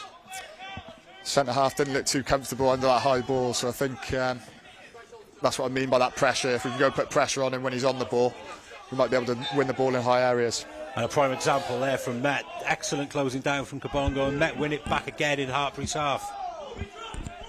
Bullock with it now, looking for support. Jenkins holds the ball up, chested down. Back to Felton. Really good play from Callum, that.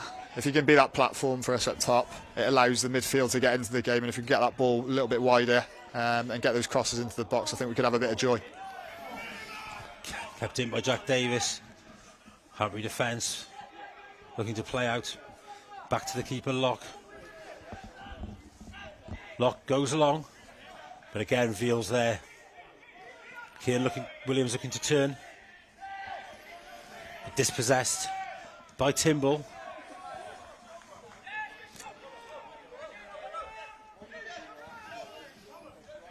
I think it's almost like a boxing match at the moment. Both sides sort of sparring without really creating too much. Hartpury now looking to keep possession a little bit, but they're also looking for a diagonal ball. There's a chance of a ball around the corner, but Alaric Jones is there. Oh, did it touch his hand there? No. Referee says no. And Jones can clear. It's a throw into Met on the near side. Yeah, I think we're really comfortable. We're in a really good compact shape, forcing the ball into those wide areas and then going and pressing from there. So yeah, we'll be happy with this. Charlie and Emlyn will have told the boys to sit in that shape. So it's obviously just something that we have to see going forward. Now, how hard is it to maintain that intensity throughout the game? Because obviously you're asking a lot of players to close down and play a certain way, but how difficult is it? Obviously you've had to do it in the Cymru Prem. How hard is it to maintain that throughout the 90 minutes? Yeah, it's impossible to do it for 90 minutes, to go and press in high areas. So you have to do it in certain areas. Can you press a bad touch or a bad pass? They tend to be the kind of triggers that we talk about, certainly from the coaching staff. You can't do it when a team has comfy possession, but there's certainly times when a longer ball might be played and the opposition aren't settled. Can you go and press in those higher areas then? Oh, a misjudgment from Felton. Alaric Jones just tidies up there. Veal. No nonsense for Veal, goes long and looks for Kean Williams. Kean Williams with a chance now down the right hand side. Williams, he's got support, needs movement in the box. Williams onto his left foot. Ball played across goal and it's cleared, but only as far as Jack Davis. Met coming forward now. Davis, early ball in, headed clear by the Hartpury defence. Oh, well played, Bullock. Excellent play by Charlie Bullock. Dixon, chance to shoot, and it's closed down by the Hartpury defence. Davis keeps the ball alive. Hartpury can't get out at the moment. And an excellent tackle by Jack Davis, but Hartpury win it back. Not really too many players in attacking positions for them. Met appeal for offside, and it's given on the far side there. Excellent example of that intensity that I mentioned. A bouncing ball then in the middle of the pitch, and Charlie Bullock's seen it early. He's gone and won the ball in a high area, and Dixon's almost got his shot away. So that's kind of the intensity that I mentioned when the ball was bouncing then. Yeah, Met, just a little warning for Met there. Misjudgment from at the back, but Alaric was there to tidy up. Good covering from Alaric. Very good covering. He read it well. Forward for Veal now. Looks for Jenkins. Jenkins heads on, but it's back to the goalkeeper, Seth Locke. It's where you need a third man runner there. I think Kean's got caught under the ball. Callum's won the header, but there's no runner in behind. So he's obviously just flicked it to the keeper. If Kean can see that a little bit earlier, I think Callum's going to go and win it. He might be in there with an opportunity. Played forward by Hartpury. Jones lets it bounce and goes back to Ojog in goal. Oh, slices it into midfield. Veal challenges again, but he's lost out. Chance for Hartpury to build something here, maybe. Ball wide. Oh, good header from Charlie Bullock. Kabongo just loses his footing at the vital moment. And Tolland goes back. Dennis DJ. And it's back to goalkeeper Seth Block. Runners from midfield for Hartpury, but they choose to go wide, and it's over hit out on the far side for a Cardiff Met throw in.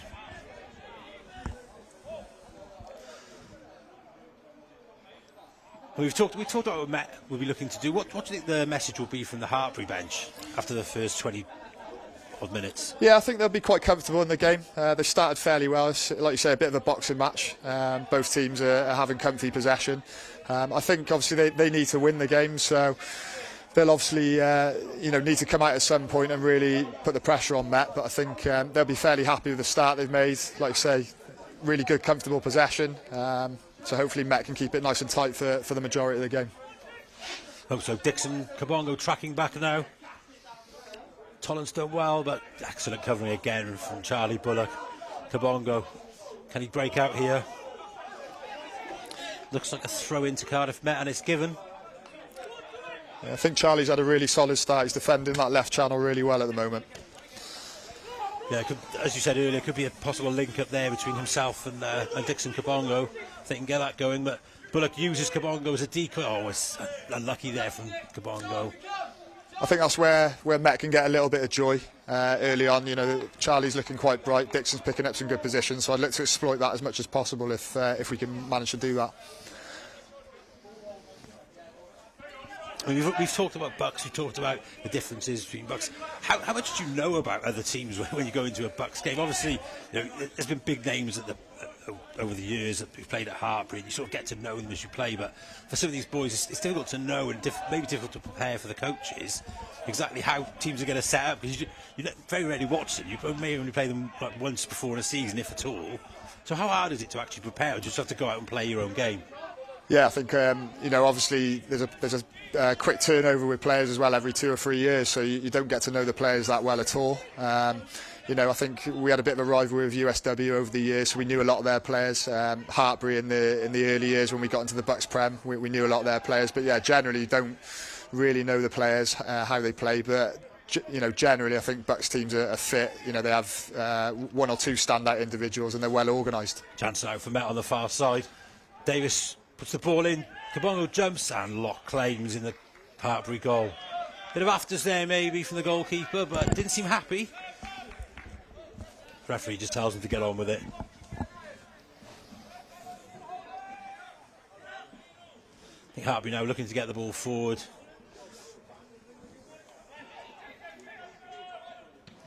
Long left-footed from Locke.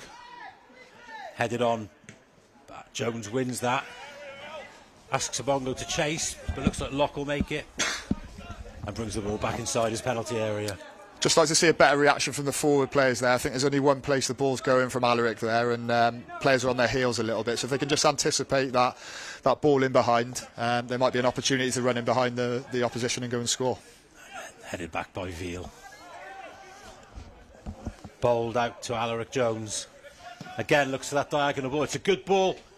Looks for Williams. How's his control? Tackled there by the defender. Those diagonal balls are definitely on from both centre halves. Good run from Keane as well. Oh, well played by Craig Davis. Picks the ball up in midfield. Keane onto his left foot. Keane Williams with a chance. Opens up. Dixon Kabongo. Chance. And it's just snuffed out by the Hartpury defender. Can't get his feet right, and it's cleared long. Jones heads it back into play though. Was picked up in midfield by Harris Feltham. Feltham now looks for support. Back to Veal. A lot of the play coming through Veal and Alaric Jones in the first half. Looks to play in Jack Davis on the right wing. And headed out on the far side by Joe Talbot. Yeah, Keane coming onto his left foot there. I'm surprised he didn't have a shot at goal there. I think he's played a clever pass into Dixon. I think Dixon needs to take his shot a little bit earlier. He's gone in onto his right foot. But yeah, I'm surprised Keane didn't shoot there. Yeah, 2 half chances there, I think, yeah. Elliot. Yeah, it was a good position, well worked from Keane. I'd just like to see him take that on his left foot there. He's got really good ability on that left foot. Good closing down again from Met, and Felton picks the ball up in midfield, but it's loose. And it's back to Deej, who goes back to Seth Block. Clears left-footed. Jack Davis, good header from Jack Davis, and it's out for a Hartpury throw-in on the far side.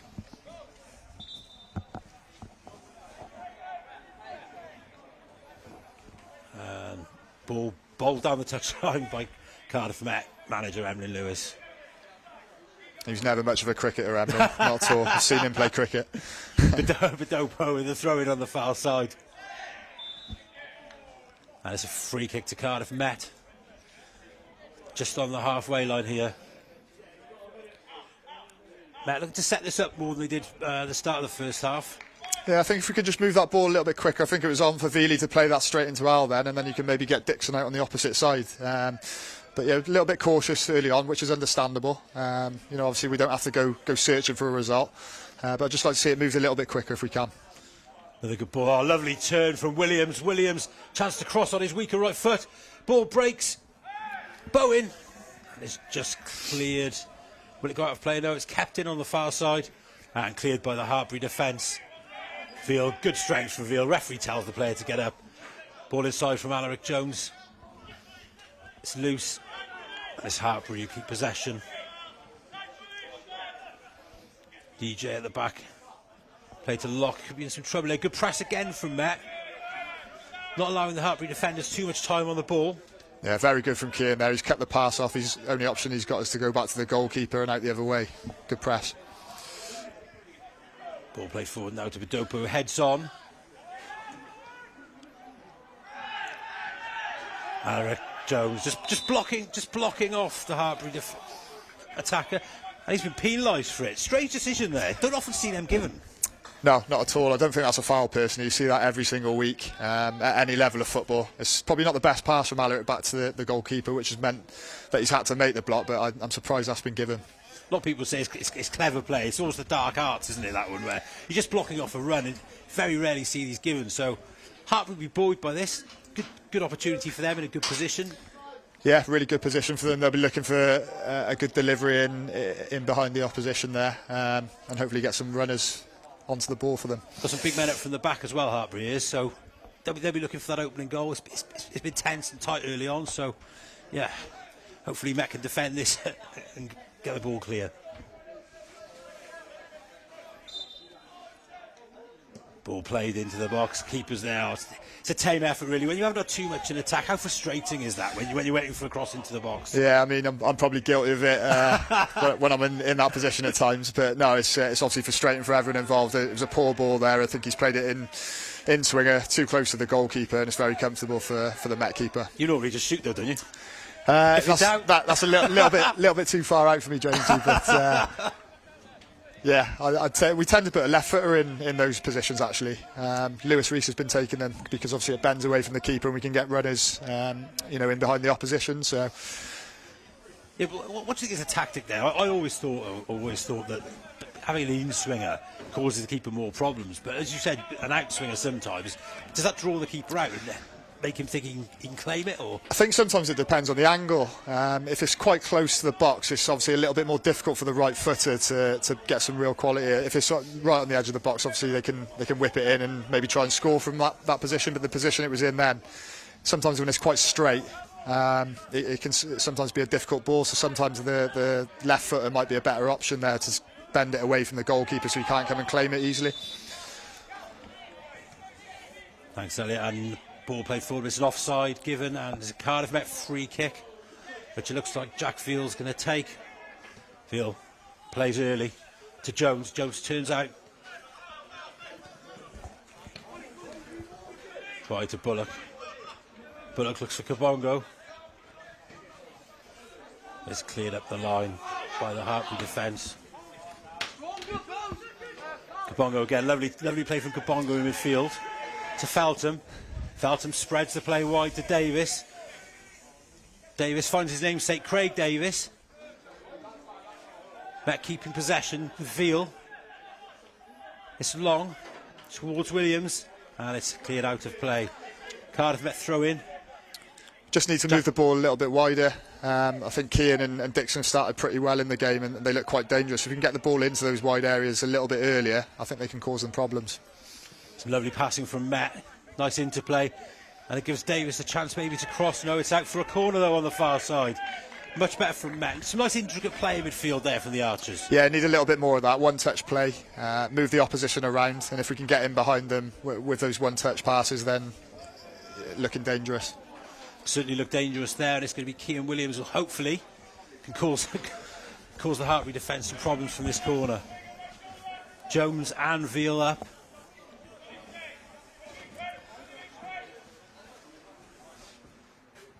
Early runs from both. Played in, the keeper comes, doesn't get anywhere near it, and it's headed out on the far side for another corner by Beadle.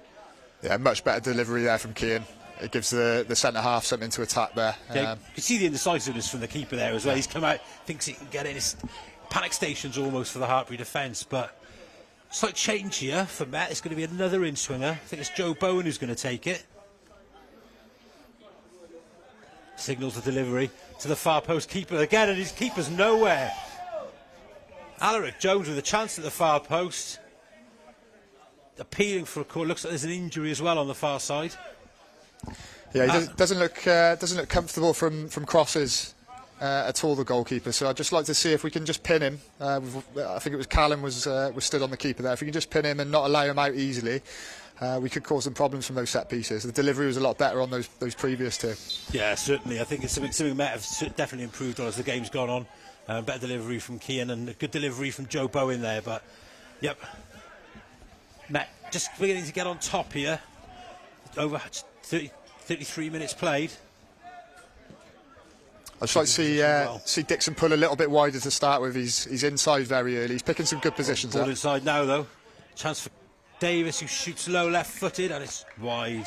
No problem for the keeper, Seth Lock there. He's not known for his goals, JD, so I'd like to see him maybe play that out wide to Dixon. If we can get Charlie on the overlap, that might have been a better option, but nothing wrong with having a go. Yeah, on his weaker left foot, you might say. Yeah. Although I have seen him score an absolute worldie with his right from about 40 yards, I think, in BUCS last season, so he has got it. Living off that then, is he? Yeah. Goal kick, long, Veal heads forward. Kabongo now with a chance for a one-on-one. Can he use his pace? Well played by Dixon Kabongo. Faces up his defender. Overlap available, but it's back to Charlie Bullock. Bullock comes inside. Slightly short pass to Veal. Veal deals with it well. Back to Bullock again. Inside to Kabongo. Just can't make the most of that. And the Hartpury defence are able to clear. Yeah, he needs to just play that wide to Craig there. Craig's picked a really good position at about wide. Just play it into his feet and he might be able to get it back. But yeah, wrong option with Dixon having bodies around him. DJ comes forward, finds Toby Sewell. Sewell, but well intercepted by Alaric Jones. Jones again looks for that diagonal ball. Can he find Keane Williams? Williams faces up his defender. He needs some support. Holds the ball up well. Looks back to Bowen. Bowen, can he get a shot away? He does get his shot away, but it's deflected and it's back to the hands of the goalkeeper, Seth Lock. Getting a lot of joy from that area there, Alaric, as I say, with that on his left foot. Keane's making some good inside runs. As you said, he just needs to get a little bit more support when he gets in those positions. I'd like to see Dixon making the box a little bit quicker, just to be that goal threat. Back now with the Hartpury defence. Lock spreads the play.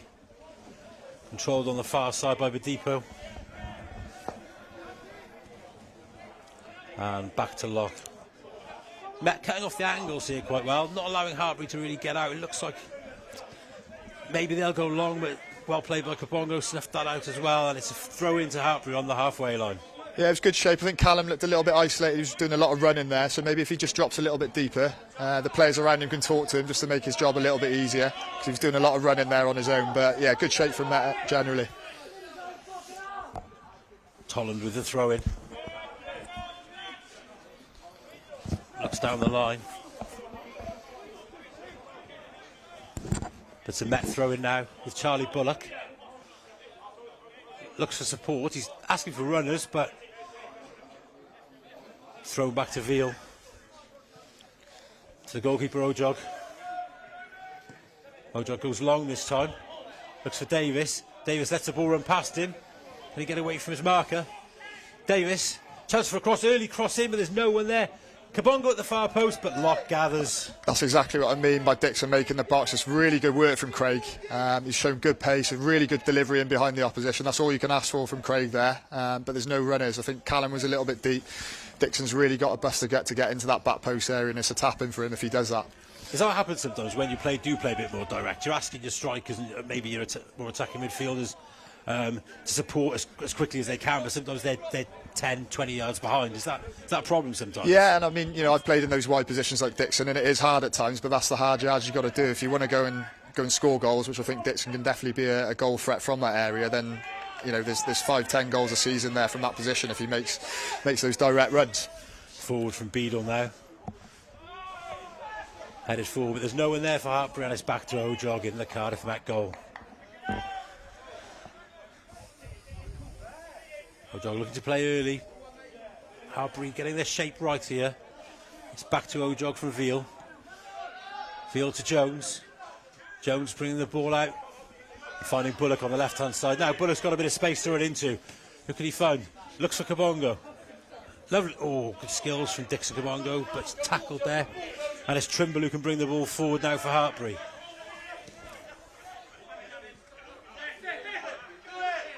Not too many options for Hartpury here. Met force in the back. That's excellent from Cardiff. Excellent shape there. Yeah, shape superb. One of our principles, as you say, don't get played through the middle, force around or on the outside, and I think they've done that excellently there from the front. Good cover then from Harris and Joe Bowen as well when Charlie Bullock was out of position. Really covered those central spaces and forced the ball backwards. Hartpury still inside their own half. Haven't threatened too much. No, a lot of the plays in front of Met, which we'll be really comfortable with. Obviously, they tried a big diag there, but good position from JD and good on the seconds from Kean. Yeah, well played there from Jack Davis. Plays the ball long, looking for Bowen. And it's cleared out by the Hartpury defence. And it's a throw into Cardiff Met on the far side. Yeah, nothing wrong with that ball from Jack Veal there. I think, you know, we want to be able to play quickly and play on the floor, but a ball in behind when the space is there, and we win a throw in a high area. Jack Davis dispossessed now, though. Looks like a foul. Met were appealing for it. Veal's there with the tackle.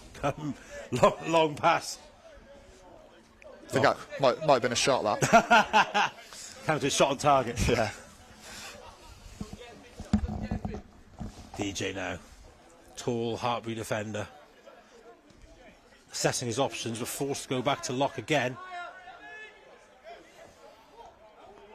Yeah, it's really, really good solid shape from that. Really well organised. I think Kean's cutting off that pass to the full-back, forcing the ball back to the goalkeeper, and now a longer pass, and we should win the first and second ball. Tolland wins it in the air. There's Alaric Jones who clears. Deej lets the ball run across his body. Again, difficult to see any options here for Hartpury. A lot of straight balls or balls back to the goalkeeper, but not really being able to put Met defensively under any pressure. They've tried a few diags, as you said, but surely the Archers will be really pleased with the way this has gone. Yeah, I think the midfielders are cutting passes off centrally really well. And Callum's doing a good job in just stopping that ball to the opposite centre half, so the only option they tend to have is through the goalkeeper. Chance now though on the far side. Timble crosses left, and Jack Davis at the far post clears the ball out, and it's a corner to Hartpury. No sooner than we said they weren't playing through the middle, that's almost what they did. So yeah, as you say, commentators curse. Yeah, as you say, but good position from Jack at the back post from JD. He covered really well, and a sensible decision to play it out for a corner. Definitely, yeah. I couldn't be too sure who's behind him, and it looked like there was a player behind him there as well. So yeah, if in doubt, tries to be too clever there, then he gets nicked, and we concede a goal. So yeah, good sensible defending. Yeah. Looks like it's Beadle with the corner kick. Sorry. Beadle hangs it up to the far post. DJ looking to get on the end of it, but it's headed away. Craig Davis gets a touch. Craig Davis, can Cardiff Met break here? Hasn't got too much support there. The Hartpury midfield win the ball back. Bidopo on the right hand side. Alaric Jones, oh, there's a late tackle there, looked like some afters there. I think the Hartpury player actually injured himself going in for the tackle with Alaric. He just laughed it off. Referee goes over to see if the Hartpury player needs treatment, but no, he's up and back on his feet and looking to resume going into the final 4 minutes of the first half. It's been a tight game, it's been a tense game, not too many chances. As you say, Met will probably be pretty happy with their shape and the way they've played, but it's just about getting that goal and being able to relax. Yeah, of course. I think the shape's been really solid. Charles and Emlyn will be really happy with how we've set up. I'd just like to see us get the ball wider a little bit earlier. Can we get those full-backs overlapping, as I highlighted in the first minute? I think that's where we can get some joy. But yeah, I don't think they'll be unhappy, the boys, at all. As you say, it's a very tight game. Both teams are probably looking for that goal if they can get their noses in front. But yeah, hopefully that can be us. Again, DJ forced to go back to lock in the Hartpury goal. Looking for the runner on the far side.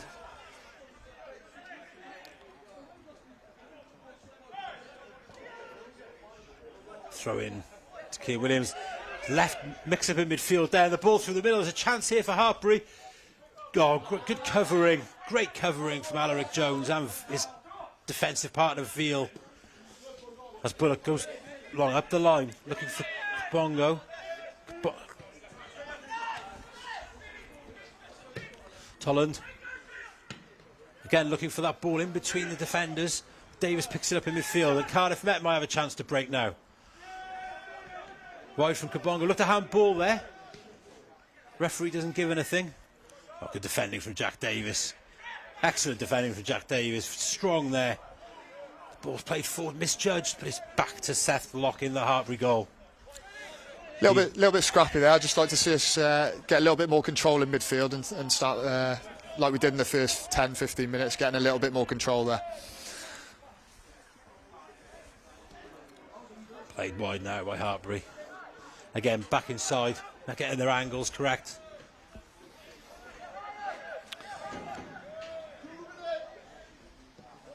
Into the back half, Trimble plays the ball quickly, Beadle comes wide to Deej. Oh, it's a heavy touch from Deej. Kabongo wins it. Craig Davis might have been better looking forward there. Alaric Jones plays the ball wide and it looks like it's offside. Yeah. Unfortunately there from Charlie, but look, the right idea from Alaric Jones. I think Met could have been quicker there. Yeah, I think Craig's facing up there. Charlie's made a good forward run. He needs to play that forward. He's gone backwards to Alaric. It's maybe just stunted the flow of the move a little bit. Good ball from Alaric and a good run from Charlie, but just slightly offside. Yeah, if Craig can just move it a little bit quicker forward there, then I think we possibly are in. Free kick to Hartpury. As we enter the last minute of the first half, it's been tight and tense here. Met have probably had the better of it in terms of possession and chances. But Hartpury, you can't rule them out. Long ball there, looking for Beadle, but it's too long. And it drifts out of play for a goal kick to Cardiff Met.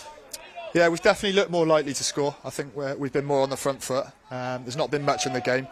All they seem to have at the moment is a long ball, so we have to be aware of that. If we can win those first headers from that long ball and then get on the seconds, I think we can maybe exploit them on the counter-attack, just with that example there when Craig picked the ball up. So that's something we can maybe look to do a little bit better. Do you expect the game to open out a bit more in the second half? Obviously, they need a win. Do you think that could leave spaces in behind then for the likes of Dixon, Kabongo, Keir Williams? But hold on, thought, because there's a chance here for Hartpury. Hall. Trickery from Hall. Beadle strikes. Good block from Veal again. Bowen plays long, looks for Keir Williams now. Excellent first touch from Williams. Comes inside on his left foot. Oh. Foul there, was it? No, it's half-time and it's 0-0 here at King Coyd. Cardiff Met 0. Hartpury seconds 0. Elliot, as we said before, tight and tense, as we maybe expected, but who'll be the happier of the managers going into half-time? I think Charlie and Emlyn will be really happy with that. It was a really organised performance early on. Not much quality in the higher areas at the moment in terms of that final ball. If we can just get that right, I think we can get a bit of joy second half. But yeah, the boys will be pleased with that. Do you expect to see any substitutions made by the Archers in the second half? Obviously, we've got CJ Craven on the bench, big personality, big player. Obviously, plays for the Cymru Prem team. Do you expect to see him at any stage? Yes, CJ will possibly come on. I know he's obviously looking for a bit of game time, obviously with us having a weekend off this week, so that might be in the boys' thoughts. You've got someone like Lucas James as well who can unlock a defence, so he might be someone that could come on in the wider areas and cause some problems for Hartpury. You've also got the electrifying pace of my namesake, Matt James. Do you expect to see him maybe, if the game gets a bit more open, or maybe swap Dixon around, possibly bringing Matty James on? Definitely, I think Matty's been in great form. I think his goal scoring record this season in the BUCS team has been excellent. So he's definitely someone that you'd look to maybe bring on with his pace and his goal scoring abilities, particularly at the back post from crosses from that wide left position. He makes the back post really well. I hear he's been training. Has he been training with the first team? I think I've heard so. Yeah, he's been training a little bit with the first team. He's come in and been really comfortable. So again, that bodes well in terms of his development to get into the first team setup. But his BUCS performances have been really, really good this year. So he definitely deserves it.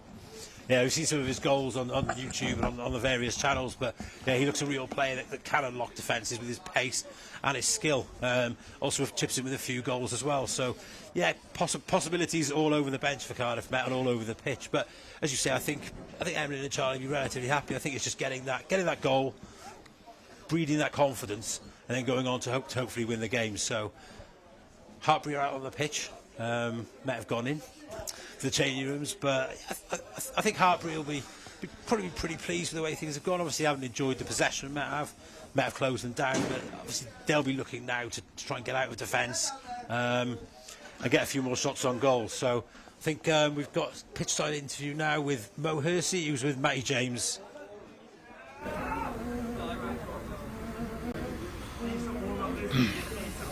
Yeah, I'm here with Cardiff Met right winger Matty James.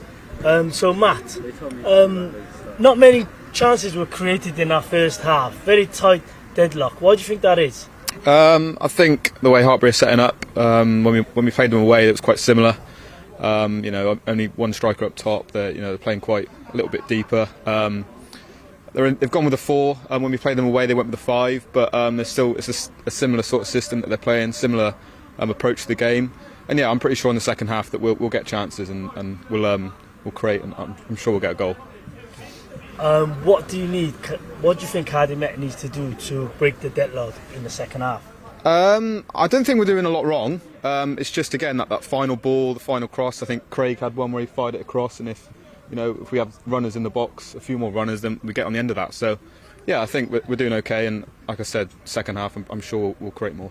Okay. Do you think any of the Cardiff Met players, because it's the first competitive game after the new year, do you think quite a few of them are rusty? I don't think so. I think we look okay. We've had a couple of friendlies leading up to this, so we've been preparing well. I think we look fitter than the opposition, in my opinion. So yeah, we look good. Okay, and do you think the substitutes, like you're on the bench today, do you think the subs will have an impact in this game? I hope so. Yeah, I hope whoever comes on, whether it's myself or Kylo, Lucas, CJ, we come on, we'll have an impact, I'm sure, and that's what we're there for. And we've got a really strong bench today. We've got a strong squad. There's people who are not even in the squad who are, chomping at the bit to get in. So yeah, it's good. Okay, thanks for that, Matt. Hope to see you in full time. Thank you very much. Thank you very much, Mo. It's been a very interesting game so far, Dav. Yes. But a game with little chances for either side, unfortunately. But it has been very close. It has. It looks like they're just testing each other out at the moment, seeing where there might be a weakness. Both teams trying long balls here, through passes here. It looks like whoever wins that midfield battle is going to come out on top for me. But it's all about that counter-attack for the Met. I think Kabongo's been great down the wing. If we can get him involved a little sooner, that'll be a great way for us to get going forward. Is that what Met need to do then, in your eyes, to start creating more chances and looking more threatening on the pitch? Yeah, I'd say so. If we can get some action moving rather than just hitting a long ball and kind of hoping, that would be fantastic. If we can maybe get some people dropping back, help creating in the midfield and then pushing forward late, I can see some space opening up in this Hartpury defence. Well, now credit to the Hartpury defence themselves as well, because when Met have gotten close to that edge of the box area, as it were, they've really shut down the play all of a sudden and been able to hoof the ball off the pitch. Absolutely, they've been really well drilled, clearly. Maybe that's coaching, maybe that's experience, maybe it's an amalgamation of the two. But they've got to really, really be proud of their performance. They've played together as one unit, and that's really shown. Have Met got to be careful then of Hartpury going into this second half? Obviously, we saw in our first game of the day, 8 goals came for the opposition in the second half. We don't want the Met team here to have the same fate happen to them. What's one thing that you would tell them to remember then, going into the changing rooms, then coming back out into that second half? Well, first of all, I don't think we're going to see 8 goals in the second half. But hey, anything's possible in the world of university sport, Dav. Anything is possible on Kincoid campus. But the one thing I would say is to not be lazy in the midfield with their passes. There's been a couple of chances where they lose the ball just as they're starting to progress, and then it's one straight through pass, and then there's been a couple of chances where they've just about got back. That luck is going to run out at some point. So you're saying that that's where the chances are going to come from going into this second period of play? Absolutely. If they're going to stop Hartpury, they've got to be more careful on the ball to make sure that they're really, really selective with where they're playing it. Amazing. Now, we have got a really exciting game going on campus at the moment, but there's exciting matches all over the BUCS stratosphere because we've got women's basketball. Their fixture is ongoing currently, away down at Southampton. We are awaiting a score update from them on their socials. But Dav, tell me why that's such a big fixture today for the women's team. Well, it's massive. They've been great in BUCS, but they've had a really difficult spell in the WBBL. And I think as a whole unit, they really need this game to give them that big boost. They've had 6 straight losses in the WBBL. Wow. They started off so well, but it's just dropped down the standings. I think they need this lift. So they had a big win when Southampton came to Archers Arena. So I think on this road trip, Coach Collins was telling me about how they really had this circled as a big game to get everyone together, to get everyone going again. So it's a huge game. Is that when they start turning to their real key squad players? I mean, Absolutely. Names such as like Shannon Hatch and Lauren Psyche suddenly spring they come to mind, yeah. I mean, Shannon Hatch has been unbelievable. It's the weird thing. They've had this run of losses, but you can't really point at anyone and be like, well, you've been terrible. Shannon Hatch is still getting 20 plus points a game. Lauren Psyche is leading the league in assists. I mean, Izzy Bunyan's come on at leaps and bounds. Her playmaking has just completely changed compared to last season. So you don't really know what's going on. It's just consistently they're losing by these short margins. And I think it's just confidence. You can tell that it's an emotional time for the basketball team because I can tell you're getting emotional about it, Dan. I love the team. Now let's talk about the other side of the basketball club. The men's basketball, their game this evening tips off at 7:30 p.m. They're playing against Plymouth Mahjong University in the Archers Arena. So if you are watching this live stream and you're looking for action to get to you on campus, Dav is urging you, please get down to the Archers Arena on Kincoid campus. But why is this fixture against Plymouth Mahjong just so big? It's a big game. They're doing well in the league, the men's. They're not at the top, but they're in that hunting pack. They're chasing after Cardiff Uni. But the reason why you've got to get down to this game is last time Plymouth Mahjong played the Met, Dan Flaherty went crazy. And if there's one thing you've got to see on campus this season, it's Dan Flaherty going crazy. He's the most must-watch thing for me on campus this year. Fantastic athlete. He can dunk it. He can shoot it from deep. Just get down there. He's going to be crazy. They've got such terrible matchups for him. They've got no one who's that big, who's that quick. And I think you're going to get a really good game if you go down to Archers Arena this afternoon. Amazing. I mean, you speak so fondly of Dan Flaherty there. He really is such a character in that basketball team. I mean, I really like him as well. He said I'm 6'3", which I'll be honest, I will take. I'll take that to the bank. So, 6'3", like Dan Flaherty, you flatter me.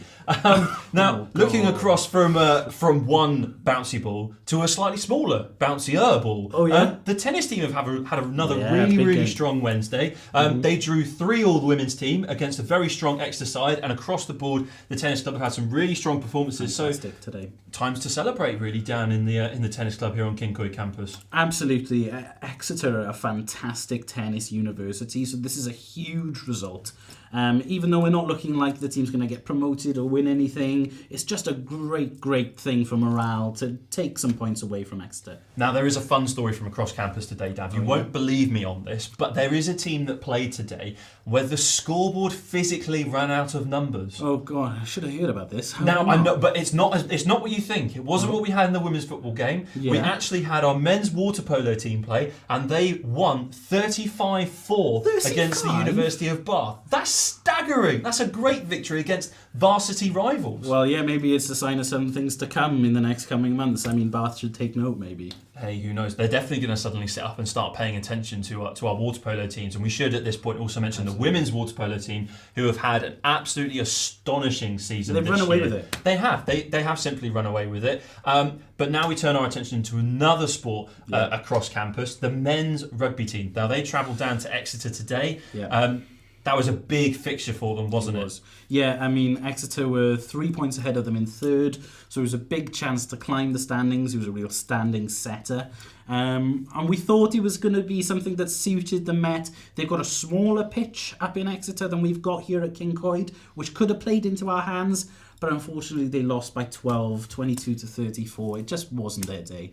No, absolutely. So they did unfortunately lose 34-22. I wonder if actually the talk from Roman Zheng about that pitch being smaller and not quite what they're used to at Kincoid campus maybe had something to do with that. Give it away. Absolutely. And I mean, at this stage as well, we should definitely mention that the women's team's game against Loughborough University is ongoing. We are awaiting score updates, as I say, across their social medias on that. A game against Loughborough is always a big occasion for anyone in any sporting league. And indeed in the Women's National League, that's a huge fixture. But Cardiff Met centre Davith Tueti has an interesting background involving the game of rugby and a number of family connections within the professional game.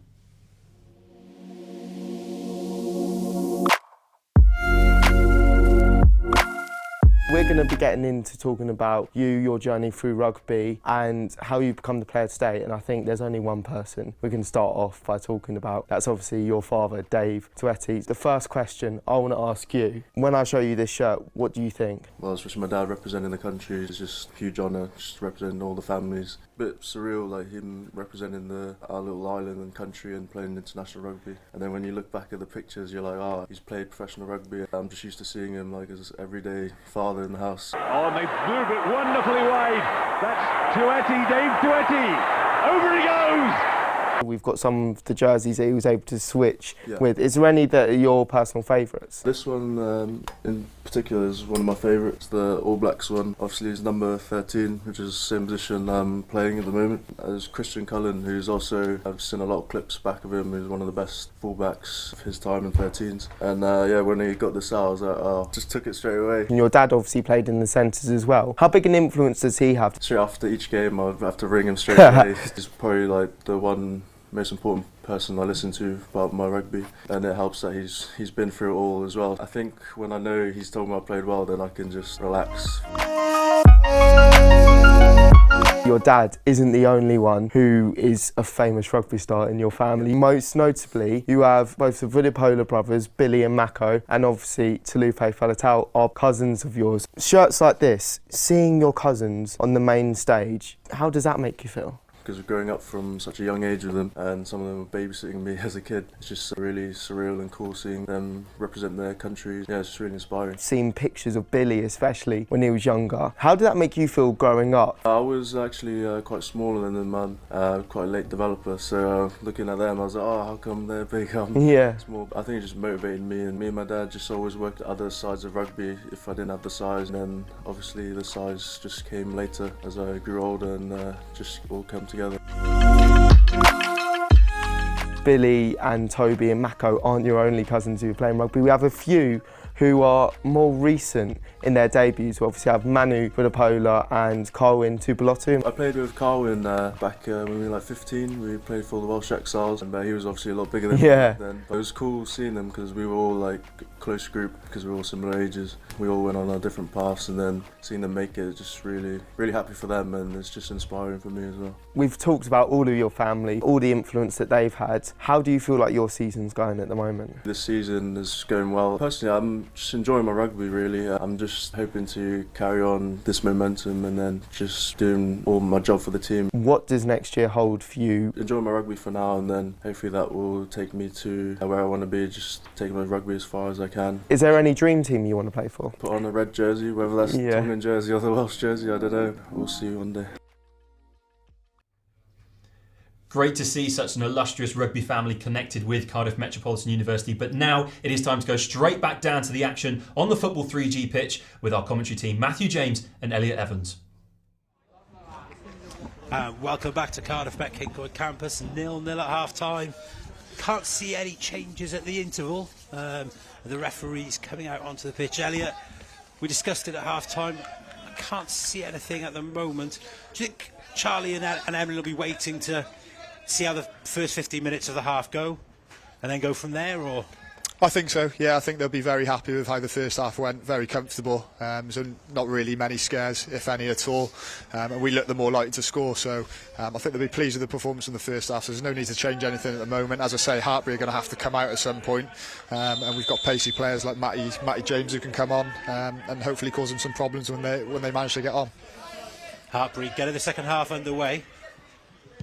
Immediately looking to go long to the winger Hall. Davis dispossesses him, appeals for the throw in, but it's gone the way of Hartpury. Yeah, I don't think he's getting that one. Depot. Back to Talbot. Talbot plays the ball inside. It's Alaric who goes long and clears. Kabongo challenges. Won by Bullock. Just hear the ultras below us just starting to go through their repertoire, Elliot. Yeah, it's good when they get going. It's good when they get going. They haven't been to many games recently with the first team, so yeah, it'd be nice to see them coming to some Cymru Prem games. Yeah, it would be. I think they came to. I think it was Cardiff v Bangor, wasn't it? They came to, and you had a pretty good game that day. That was a few years ago now. That was, but yeah, did okay. The hat-trick, wasn't it? And cost Andy Legg his job, some would say. I think he might have lost his job at Bangor after that, but yeah, it was obviously a really big performance for us that day. I think it was a 4-0 win. John McGogg came off the bench to score as well. McGogg, so the legend of John McGogg. Yeah, great lad. But yeah, it was a very good day that day, and the ultras were massive for us. They didn't shut up all game. It was like 40,000 people there. Honestly, it was so loud. It seems like they're just starting to get going below us at the moment, so yeah, hopefully they can roar the Met onto victory today. It's good to hear, you know, it's a cliche, but it's almost like a 12th man hearing a bit of a crowd getting into the opposition at times, but also supporting the boys as well. It's good to hear. Certainly is, and they're in full voice this afternoon. Cleared by Alaric Jones, long. Kabongo will give chase. DJ just gets there. It's Craig Davis looking to win the ball back. Well worked from Hartpury. Davis is there to cover, plays the ball back to Ojog. Yeah, good press from Craig there. If we can just secure possession there, I think we're in on the counter attack. So just got to secure possession there. Dangerous there from Veal, but he gets away with it. And Jack Davis is able to bring the ball forward on the right wing. Looks for Keir Williams, who can't control it, and it's out by Joe Talbot for a throw into Cardiff Met. Bowen. Inside, tackled there by Depot.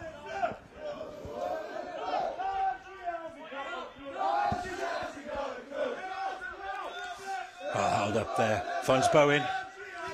Veal. Inside to Williams. Lovely touch from Williams. Jack Davis with a chance to cross. Played into the box and it's cleared over the crossbar. It's a corner for Cardiff Met.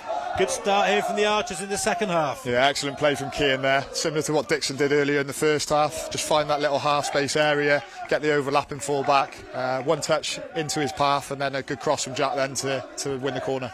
Jack Davis drops into cover as Jones and Veal go forward, looking to get on the end of this Keir Williams corner. It's a good corner, it's dangerous, and it's cleared away at the far post. And it'll be another corner for Cardiff Met. Good ball in there, Elliot. That's exactly what we were talking about in the first half. Definitely good ball in from that in-swinger. I think Alaric can maybe attack the back post there. He's hanging out the back post. If he goes and attacks inside the post, I think there's a goal for him there. Yeah, Alaric stays up. Alaric Jones and Jack Veal stay up for the Archers. Both looking for it on the edge of the box. Williams drilled quite flat and it's headed clear. No Archers player on the end of it. Davis high. Locke looks to claim and he does so comfortably. Releases the ball early. Looking to get in down the Archers' right. But they can't keep it in on the near side. Justin Hall just letting the ball run out of play. It was quicker from Hartpury there. Yeah, that's something they're going to have to do as the half goes on. Obviously, as we said, they've got to come out and try and win the game. They've kept it tight the first half, and they're, obviously looking to get a goal early on and maybe hang on to it. But they've got to come out, so it does suit Met. Hopefully, spaces can open up as we move forward. Ball on the near side now, hooked on by Williams. Defended well by Hartpury though. That's a straight ball down the middle, headed straight back by Alaric Jones.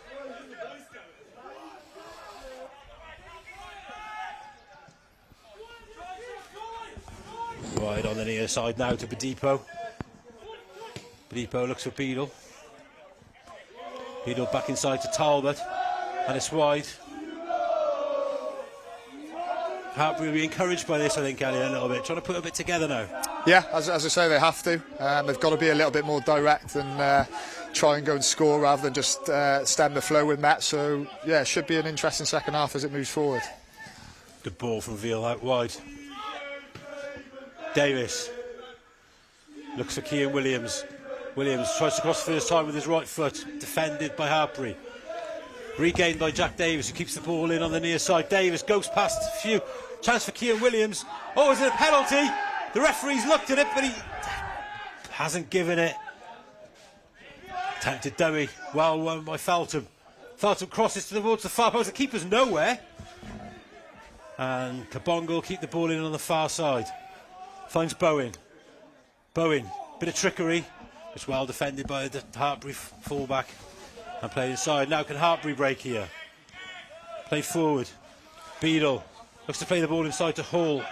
Hall's all on his own on the far side. Very little support. Oh, Davis goes past him comfortably. Hall cutting back onto his right foot. Scoops the ball in. Ojog punches clear. Chance! Oh, and it's well over into the trees behind that goal. Warning sign there for Cardiff Met, Elliot. Yeah, I think JD just needs to stay on his feet. He's dived in. The winger skipped past him. He doesn't need to dive in there. He just needs to show him down the line. If he can stop the cross, ideal. If he can just narrow the angle for a cross and allow the centre half to go and defend it, then that would have been ideal. He's dived in there. Veely did cover well and forced him back. So good defending from Veely in the end. I think JD just needs to concentrate a little bit more there. Yeah, because they really only had one player to aim at in the box anyway, so he holds him up. Surely that's better and shows him on the outside, but yeah, made it too easy for him there, I think. Yeah. Long kick for Ojog.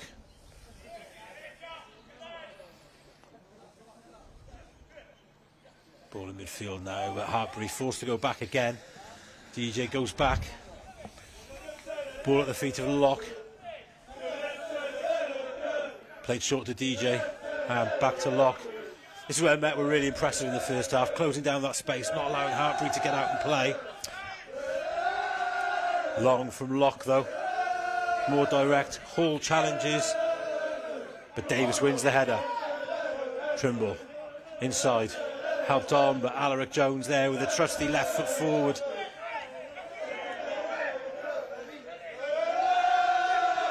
Davis tussles the captain. It's Trimble who comes away with it. Plays the ball back to Bedipo, and it's back again. Excellent pressure from Cardiff Met again. All the way back, Jenkins closes down. That's cleared. Flicked on past Bullock.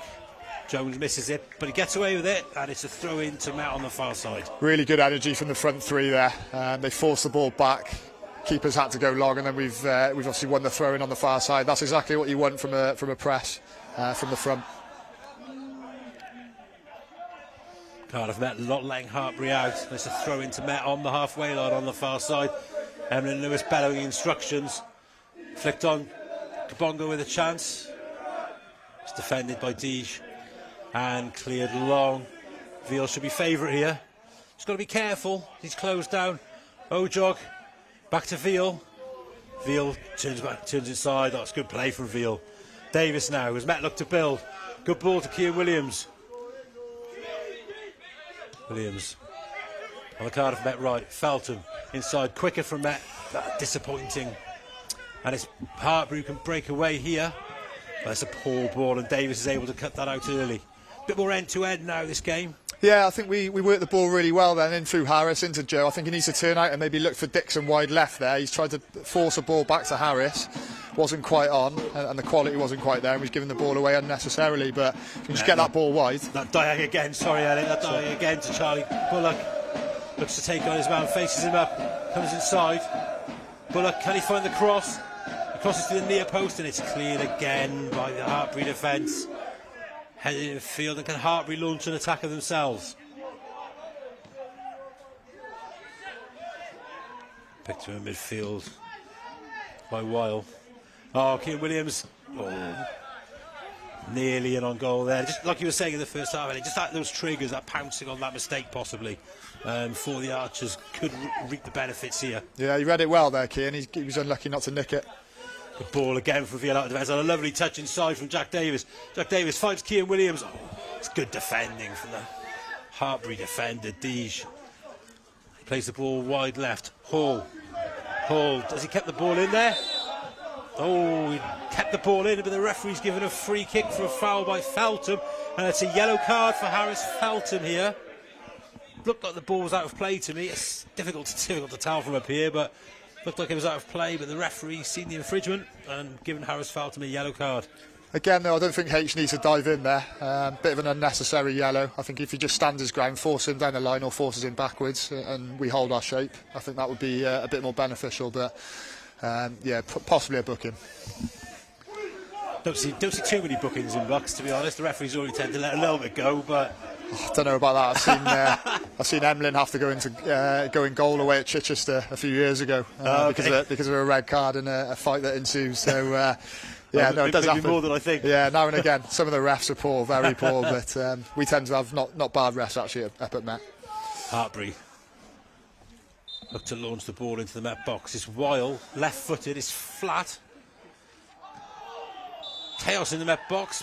Oh, the Hartpury players appealing for a handball there, but the referee gives the decision to Cardiff Met, and it's a Met free kick.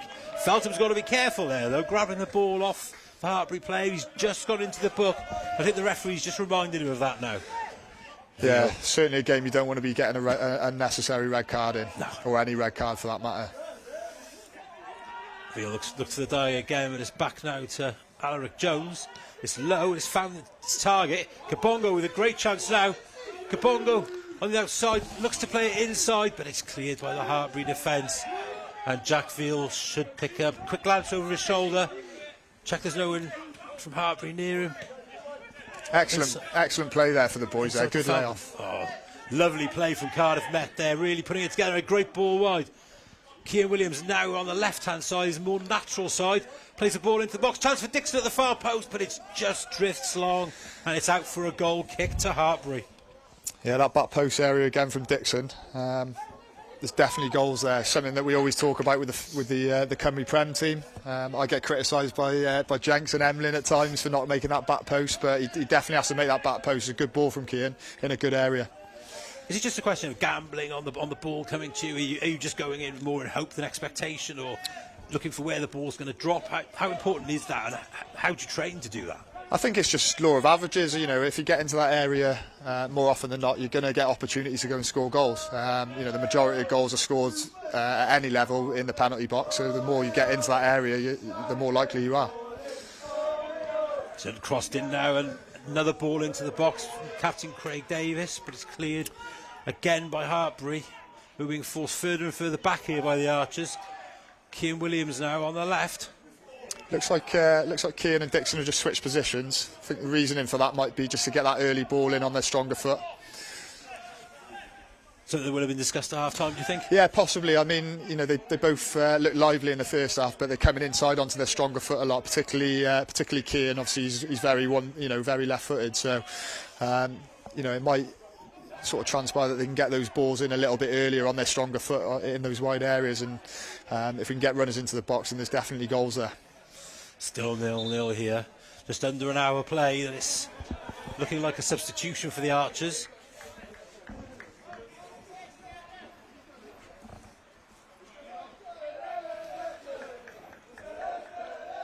Just before the hour mark here. And it's Bowen who's going off to be replaced by Lucas James. Looks like Lucas James coming on. Yeah, it looks like Keane's just moved from wide left into the number 10 position, and Lucas is coming out into Keane's position there, wide left. He likes to cut inside himself, but he can also go on the outside. He's quite jinky and quite tricky, and I think he can cause the opposition some real problems. So a fresh pair of legs for the Archers, and also a change for Hartpury by the looks of it. It's Badip who's gone off for them, so it looks like a like-for-like player slotting into left back. Done well, Badipu, in the first half for Hartpury, but his race is run now, and he's replaced. So kicked long from Locke, flicked on, Beadle with a chance. Ball played inside dangerously, but Alaric Jones is there to cover, and it's cleared by Odog, sliced somewhat out for a Hartpury throw-in. Yeah, excellent cover again from Alaric. I think he's had a good game so far, very solid. Yeah, he's done well, Alaric Jones. That partnership of Jones and Veal have really impressed me today. Don't look in too much danger. Obviously, don't want to speak too soon. We've got half an hour left to play, but yeah, it looks fairly solid. Yeah, been really comfortable defensively. They've played out well as well, and like you say, those diags that we mentioned from those centre half positions into wide areas, they both threaten him. Substitute James out with a chance to show what he can do. It's a good ball forward. Jenkins looking to get on the end, it just can't control it, and it's out of play. I think really he's got to do better there, really, Jenkins, to hold the ball up there, I think. Yeah, good run into the channel from Callum, and if you can just hold it, turn back out and bring the midfield into play, then we could be in business. Throw into Hartpury. James won it, falls to Davis. Oh, sorry, Bullock. James again. Excellent play on Bullock. Can he get to the byline? Chance to cross here. Chance here for the Archers. It's James! It's the substitute who's come up with the goods. It's 1-0 to Cardiff Met, and an inspired substitution here at King Coyd. James pokes home from close range. It's 1-0 to the Archers. And what a goal from Cardiff Met. Excellent play from Bullock. What did you make of that, Elliot? Yeah, really well worked again. As we said about Charlie on that overlap, Charlie Bullock beats his man really well, gets to the byline, cuts it back, and just men in the box again. Mentioned it was good to see 2 or 3 people in the box there. Lucas carries his run on there, and he finishes really well. Yeah, great finish there from Lucas James, and a 1-0 to Cardiff Met here. Surely Hartpury have got to come out now. Yeah, they have to come out, and this suits us perfectly. I think 1-0 lead. Not that we're going to sit in, but we can be nice and solid like we were first half and just hit them on the counter-attack and hopefully be really clinical. Yeah, the pace and trickery of Dixon Kabongo, Lucas James as well, that could really help us with 28 minutes left here at Cardiff Met. Yeah, he started well, Lucas. You called it, you said he was tricky and jinky, and he certainly proved that. Didn't expect a goal though, maybe. No, he's definitely a goal threat. He can go left or right. He can put a cross and he can score a goal. So he's a useful player, definitely. A play look out to maybe press on and push for a place in the Cymru Prem side. Yeah, potentially he's got definitely got an undoubted ability. It's just whether he can get that consistency of his performance. And I think just to stay fit, I know he's had a couple of injury problems over the last, particularly over the last year. He's not been as fit maybe as he would like in terms of playing as many games. So if he can get rid of those sort of injury problems, get fit, absolutely no reason why he can't. Excellent, maybe one for the future then, Lucas James, but it's in the present we are at the moment as Ojog kicks along. Ball bobbling around in midfield, but it's Hartpury who win. Oh, well played again by Alaric Jones coming out of defence. Looks for Lucas James again, the substitute causing problems for Hartpury. Good pace from the substitute, but it just trickles back to Sean Locke in the Hartpury goal. Sorry, Seth Locke. Not many options for Hartpury here. They go short. Look for Deej. Plays the ball wide. Winger just lets the ball run. A few half-hearted appeals from Hartpury, but it's a throw into Cardiff Met, signalled by the linesman. Yeah, good pressure from Charlie again. I think he's defended really well so far today. He's got really tight to his man there, not allowed him any space, and we obviously win the ball back. Obviously played a key part in the goal as well. Great running cross. A lot of players, difficult to know what to do. Sometimes they overhit it, but low and hard is quite often the old adage, and reaped our rewards there with a goal. Yeah, really good composure. I have to have a little look back at it again, but it might have been the fact that he's picked him out as well. I think he's cut it back to Lucas, and so he's definitely seen the run.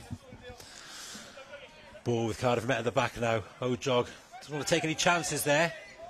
Veal, man coming behind him. Calm under pressure though again, and it's Jack Davis. One on the right, played side the fullback. Kabongo turns back. Chance for Davis to crosses first time to the far post. No one there, but it looks like it might stay in play here for James. Can he keep it in? Oh, unlucky. Brilliant run from Dixon there. He started wide, he's moved inside, in between the centre half and the full back, and then he's opened up that channel for the ball. Again, I'd like to see someone at the back post. I think Lucas can maybe attack that at the back post. It wasn't the worst ball from JD. Yeah, just hung up in the far post there. Maybe a chance to gamble on it, but I don't know if it's coming through on the counter. But the Archers Ultras have woken up. That goal seems to have woken up. Yeah, sing when you're winning.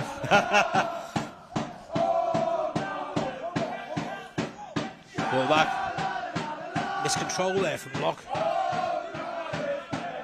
Davis, unorthodox, leaves the ball out of play. And it's a throw into Hartpury. Thrown inside to Weil. Looks for Deej. Deej goes long. Looks like he was maybe caught late there, but yeah, the referee's brought it back. To be honest, by Jenkins. I think Emlyn and Charlie were really happy with their centre forward dropping that deep. Veely's just gone in with him, and nobody's sort of made a run in behind. So Alaric's, central, not marking anyone. The boys will be really happy if he's going to continue making those type of runs. I think he, from Hartpury's perspective, he needs to stay higher, be a bit more of a threat, and cause the centre halves a bit more of a problem rather than dropping that deep. Free kick now to Hartpury, midway inside their own half. It's short again. Looked like they were going to go long there, but again they choose to go short and play the ball around the back. It's back to Locke. Finds Talbot. Talbot back to Deej again. Not too much coming from the Hartpury. It's a long ball now though. Cardiff Met defence will have to deal with this. Will it go out on the far side? No, it's kept in. Oh, well played again. Well read, Alaric Jones. Comes out of defence. Low ball. Scrappy in midfield. Breaks to Jenkins. Jenkins goes wide to James. James, can he get his trickery from James? It's a good tackle, to be fair, by the Hartpury defender. Looked like it was out. And here's going to be a Cardiff Met throw in on the far side.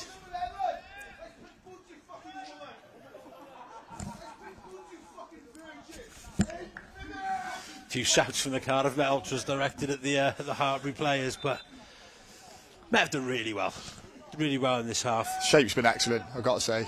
I don't think we've looked in any danger throughout the game, really. Hartpury have played into their hands a little bit. They've not really had too many runs in behind to cause our defence that many problems. Everything's been in front of us, but yeah, the boys will be delighted with the shape today. Good feet from Kabongo in midfield. Finds Williams. Veal again. Just played against the Hartpury winger. But it's back to Harris Feltham. Feltham instructed to go wide and find Charlie Bullock again. Good touch from Bullock. Inside to the captain Davis. Davis rebuilds with Alaric Jones. Jones looks for the pass, takes the easy option to Davis. Davis plays it across goal. Veal back to Ojog. Met just keeping possession here, calming it down a little bit. Ojog back to Veal. Veal brings the ball forward and looks at that diagonal ball again. Looks for James. Well won by the defender, Toland. Jones. Clipped forward again looking for James, but Toland can see the ball out on the far side. Seems to be more of an outlet now, now that James has come on for the likes of Alaric Jones and also Veal. Yeah, definitely. I think we look to take the sting out of the game a little bit by keeping possession there. We'd just like to see the central midfield players for Cardiff Met just find some spaces in between the opposition midfield and defence. I think they're dropping very deep for the ball there at times. A lot of them on the same line, I think all three of them at times. So if they can just play on an angle, we might be able to play out and play through them a little bit easier. Yeah, looks like another substitute for Met now, the experience of CJ Craven coming on. Quite an adaptable player, CJ, can play in defence or in midfield. That brought him on to sort of almost steady things up in midfield as the cross comes in. It's another chance. Craig Davis, blocked by the defenders. Craven looks to get involved. And it's cleared by the Hartpury defence. Veal back to Ojog. Ojog controls. Again, it goes wide. Bullock. Good header forward by Alaric Jones. Cian Williams jumps. Finds James. James back inside to Felton. Felton to Veal. Veal looking for the run of Davis. Yeah, that position Craig Davis is in at the moment, just in between. Doesn't quite pick up the second ball, but I think that can cause him some problems. And Bullock, well played, comes inside, picks the ball up, gives it back to Alaric Jones. Again looks for the diagonal pass. Kabongo, good control from Kabongo. But it's just out of play, and it's a throw in to Hartpury, much to the disgust of the ultras below us and some of the Cardiff Met players. And it looks like a yellow card here. Not sure who that was for. Maybe Jack Davis, not sure the confirmation of... got any confirmation of that. It looks like Jack Davis has given a yellow card, but it seemed to just be brandished in the general direction of 3 Met players, so difficult to tell. As long as it wasn't Harris Felton, because he's already had one, so... Yeah. Ojog brings the ball out. Goes long towards Kabongo. Free header for the Hartpury defence. Felton picks the ball up. Can he inject a bit of pace into the attack? Felton driving forward. Finds James on the left. James, what's he going to do this time? Oh, cuts outside. Finds the cross shot. Keeper had to tip that away. And it's picked up by Kabongo. What can he do now? A couple of tricks. Oh, well played by Dixon Kabongo. Finds Jack Davis. Davis, ball to the far post. Oh, James got it horribly wrong there, but he's retained possession. Good step over. Good defending, though, by the Hartpury defence. Well, that attack started from Harris picking up the seconds excellently and spreading the ball wide. So if we can continue doing that, I think we're going to have a lot more joy. Well played by Cian Williams. Williams driving forward, early ball in, looks for Craig Davis. Deej does well at the back for Hartpury and brings the ball clear. Finds Weil. Craven full of running, he can't get a foot in. Tackle by Davis, who wins the throw in. Great work from CJ, that. Davis takes a throw in back to Veal. Veal back to Ojog. Ojog in turn finds Alaric Jones. Played wide. Lucas James. Veal goes along, looking for Bullock. Can he keep it in? Control on the far side there. Overlap possibly here, but looks inside. Finds Cian Williams, and it's cleared unceremoniously onto the roof of Nyack as the ball bounces down. I think that'll be his last action of the game. Does Hartpury make another substitution?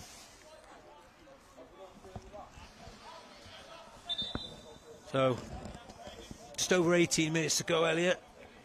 What are your predictions for the final period of the game? I mean, I think Hartpury are going to have to come out at some point. I think we've been pretty dominant this second half. Definitely been the better side. Obviously, with that 1-0 lead now in front as well, I think they're going to have to come out. So I'd expect us to hit them on the break at least, and possibly go, have chances for another goal. Maybe a chance here for Met, but again, the Hartpury defence stuff it out. They look for that diagonal ball, but Jack Davis is there. Heads it down to CJ Craven. Yeah, good play, that. Great position from JD. Davis finds Kabongo. Finds Craven. Craven looks for Davis. It's cut out by the Hartpury defence. Davis has won it back. What's his cross like? It's not a bad cross into the box. Lucas James is there again. Finds Craven. Craven with a long-range strike, but it's just wide of the post. I was expecting the net to bulge then, like it did on the weekend. I don't think anyone saw that goal, did it? No, true. CJ tells people he scored, but... Yeah, he was joking about it. He said first goal for Met in the Cymru Prem, and nobody saw it. He told me it was a 40-yarder. Might well have been, I can tell you. Hartpury now, bringing the ball out of defence, looking to play through the middle of Met. Wide to Hall. Hall, is he fouled there by Davis? Davis holds his hands up, but it's a foul given by the referee, and it's a free kick to Hartpury. Probably could have taken the ball about 10 yards further forward, but they choose to play early and find Deej. Deej inside the Met half now. The Archers really getting behind their side here. Good shape again. I think it's important we don't drop too deep and invite pressure. I think we've been in that kind of mid-block throughout most of the game and it's been pretty comfortable. So we can start to pinch a few yards from the back line to push the team up a little bit. I think that'll be beneficial. Throwing on the far side now to be taken by Charlie Bullock.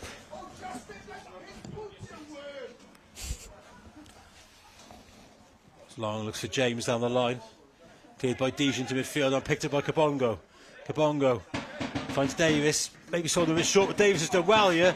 Davis breaking into the area. Can he find the cross? Finds back heel instead. Kabongo with a chance. Kabongo! Oh, good save from Locke. Kabongo with a second chance. Davis, can they keep it alive? Davis back to Craven. Craven lifts the ball to the far post. It's James there again. Heads it back. Kabongo with a chance. Oh, a couple of great chances there for the Archers to double their lead. Two big chances. I think he just needs a little bit more composure there, Dix, when he's through. He opts for power and he hits it straight at the keeper. I think if he just goes low and tries to pass it in, he's got a much better chance of scoring. But yeah, unlucky with the second one. He's gambled and didn't quite get the little bit of luck you need sometimes. Hartpury look to start an attack of their own. Chance here, just over. They've got to be so careful because you know what it's like with a 1-0, especially when you're dominating a game. It's almost psychologically you're winning the game comfortably, and then you can really get hit with a sucker punch late on. That's what Met have really got to guard against here. Definitely, and it happened in the away game. We were 1-0 up until the last minute, and they've scored late on to equalise. So that's your warning sign, I suppose. That Charlie and Emlyn would have been warning the boys about. So just got to be a little bit careful. Again, don't drop too deep, and make sure they put the ball in the back of the net when they get an opportunity like Dixon's there. I guess just keeping those levels up. A sloppy pass there from Veal. They can't afford to do that and give possession back to Hartpury. No, absolutely. You've got to keep possession, take the sting out of it. I like the fact that we're playing quite high. Yeah, good from Veely there. Playing a bit higher. Don't drop too deep because that's when pressure can get invited. Good ball inside there. Finds Craven from Jones. Craven wide to Kabongo. Kabongo back to Davis. Met keeping possession, being urged to keep the ball by Alaric Jones. Finds Ojog. Back to Jones. To Veal now. Veal, what will he look to do here? Just plays it short to Davis. Davis short passing here from Cardiff Met. Veal goes along. Headed away. Can Kabongo keep it alive? He does. Kabongo cuts inside. It's good play from Met, really good play. They've kept the ball for a few seconds there, taking the sting out of it. Longer ball, and then they jump on the seconds and they play in a higher area. Good James play. Now cuts inside, crosses in. It's a great cross. Oh, it's a chance, and the flick header from Craig Davis. And Met have created a number of good chances in the last 5 minutes, but what we don't want them to do is to rue these opportunities late on. Yeah, defender just allows Lucas inside onto his stronger right foot. Excellent ball in. I think Craig he's picked up a really good position there across the front post. He'd be disappointed he didn't get better contact on that. No offside flag as well, so the goal would have stood. Yeah, it's a good run. It just needs to get that little bit of contact on the ball, and it's nestling in the back of the net. It's important we take a chance here, or take one of our chances, I should say, because as you mentioned, it's one of those games where you're dominant. You're keeping the ball well, you're moving it well, you're creating chances, and you don't quite get that second, and then you can get sucker punched at the end. So that'd be disappointing if that was to happen, because the boys have really deserved it. Yeah, especially I was going to say, especially given the performance as well, how dominant Met have been to lose. We've seen it throughout football. And we regularly do, where one side just defends, then a set piece towards the end. That's what we've got to be careful of as well, is not to give away any stupid set pieces, because they're not a small side, Hartpury, and they'll load the box late on. So maybe that's their game plan, to come in, still be in it with 10-15 minutes to go, and then hopefully nick something late on. Yeah, that'll definitely be the game plan now, especially with how comfortable Met are playing. And how often have you seen it in football where a team deserves to go and win a game comfortably, don't take their chances, and then get sucker punched at the end. So hopefully that won't happen. Just have a look at the goal again now. It looks like it tries to pick him up. I think it looks like it deflects off the Hartpury player into his path, but certainly took it well.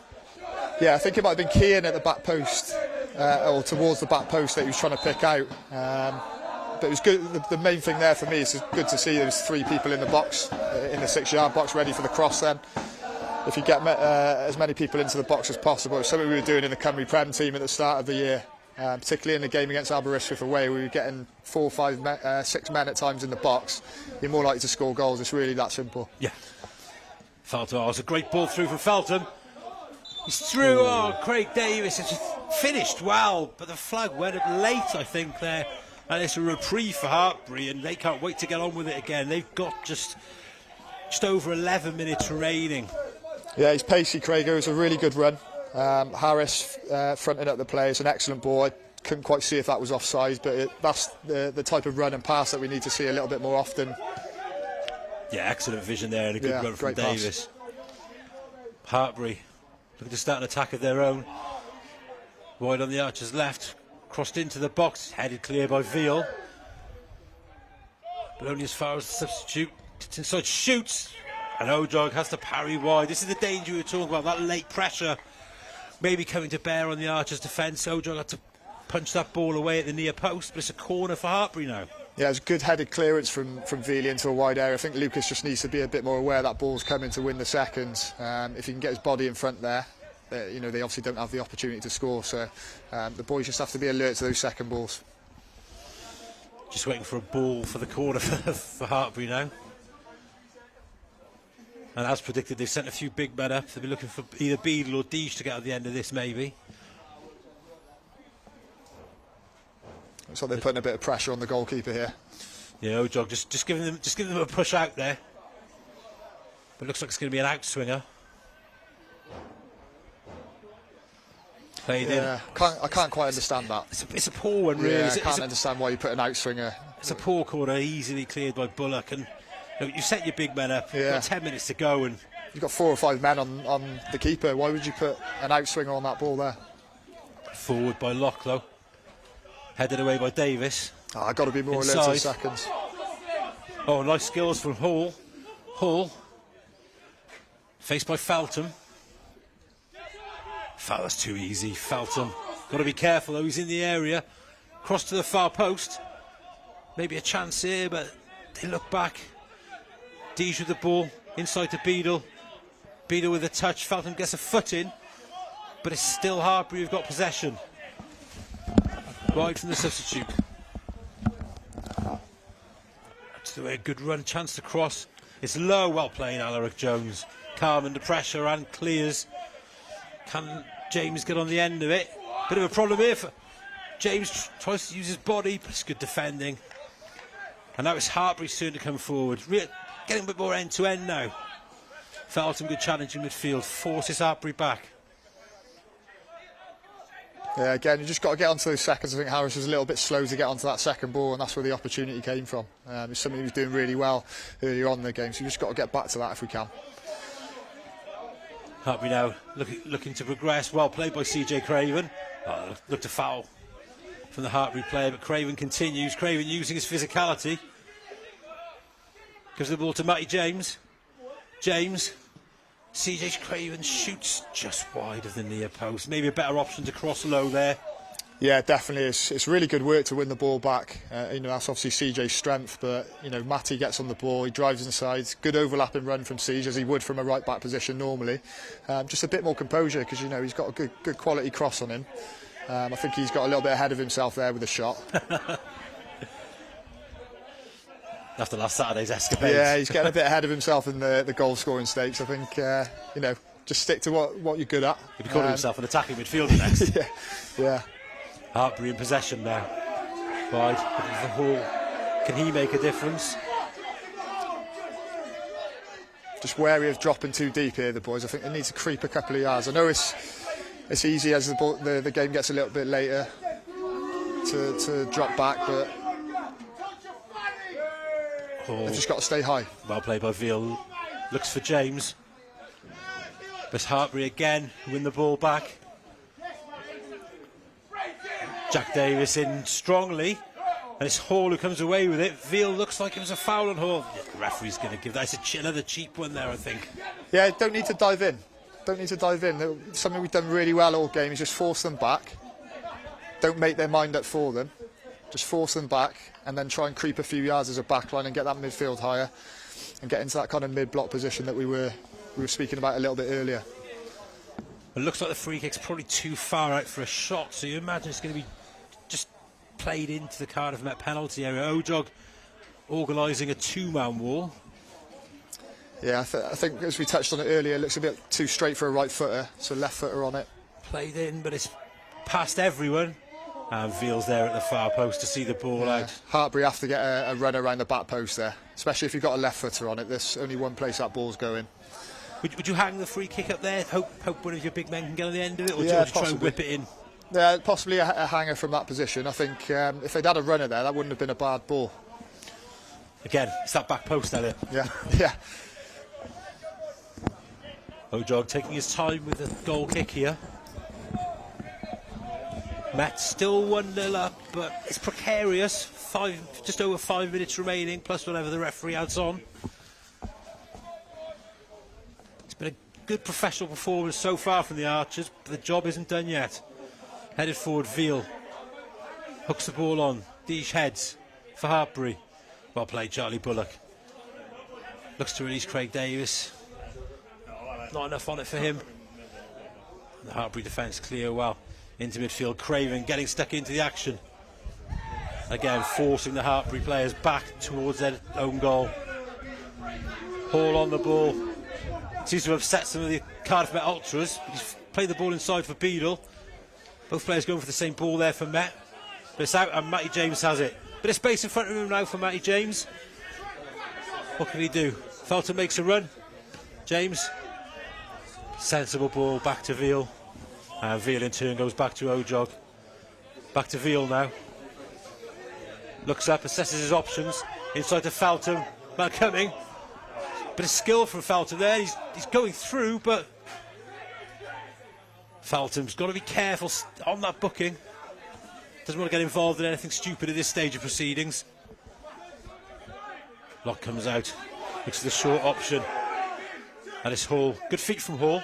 Look bright. Played inside. Well cut out by Williams. And Bullock can bring the ball forward. Matty James has made a very good run here. Yeah, switch was on Goes there. the other way. Finds Lucas James. James inside. Looks up Craig Davis to Matty James. Just couldn't kill it first time, but can go at the defender. Comes back inside. Good defending by the Hartpury defence there. Flick clear. Hall now. Oh, that's a late one from Veal. Referee lets play continue. And it's Alaric Jones there, snuffing out the danger expertly. And looking for Matty James. Can he get in here? Defenders there, they're claiming handball. Fans and the players, referee not interested there.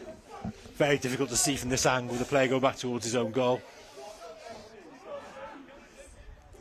Right. Beadle dropping back there. Deej has to go back to lock in the goal. It's almost going to be now or never time for Hartpury. Not sure if I can see CJ limping there in the middle. Not sure if he's had a what we knock. want to hear. He's on the ball now though. Nice and comfortable from CJ Craven. Long from Jack Davis. Bit aimless possibly. And Locke is able to gather, bring the ball into his area and pick the ball up. Oh, coming together there between him and captain Craig Davis. I think that's the right ball from JD. It just needs a runner. Straight ball through here. Ojog's got to be alert, and he gathers comfortably. Yeah, sorry, no problem. It's the right ball from JD at this stage in the game. It just needs a runner in behind. The problem is that the attackers have been making runs in behind all game. Just looking back at the handball here, again, it's difficult to tell from the replay. Yeah, couldn't quite tell. Yeah, if you can't have that player, you're bound to appeal. Yeah, you have to appeal for those, definitely. Stab forward now. As Hartpury look to get back on terms. Davis hooks clear, left-footed. Craven wins the header. Good play. That's excellent play from CJ Craven. There's a chance here. The keeper's come out. He's got to get this right. Him and Davis go for it. Davis with a chance. Oh, he's backheeled it well. Matty James now. What can he do from there? Matt James. Oh, just over the bar. Excellent from Cardiff Met. Well played from Craig Davis, closing down the keeper, and the presence of mind to backheel it into the path of Matty James, and his shot just drifting over the bar. Yeah, started with CJ picking up the seconds, played it into that similar area, into that channel, and there was a runner that time. Brave from Craig, going into contact with the keeper. Good little back heel. but they just got back in time. It wasn't an easy finish for Matty. No.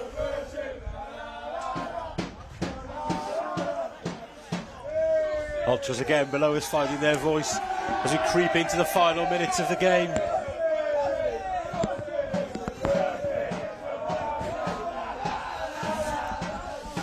Met will be hoping to hang on. Substitution here as well for the Archers.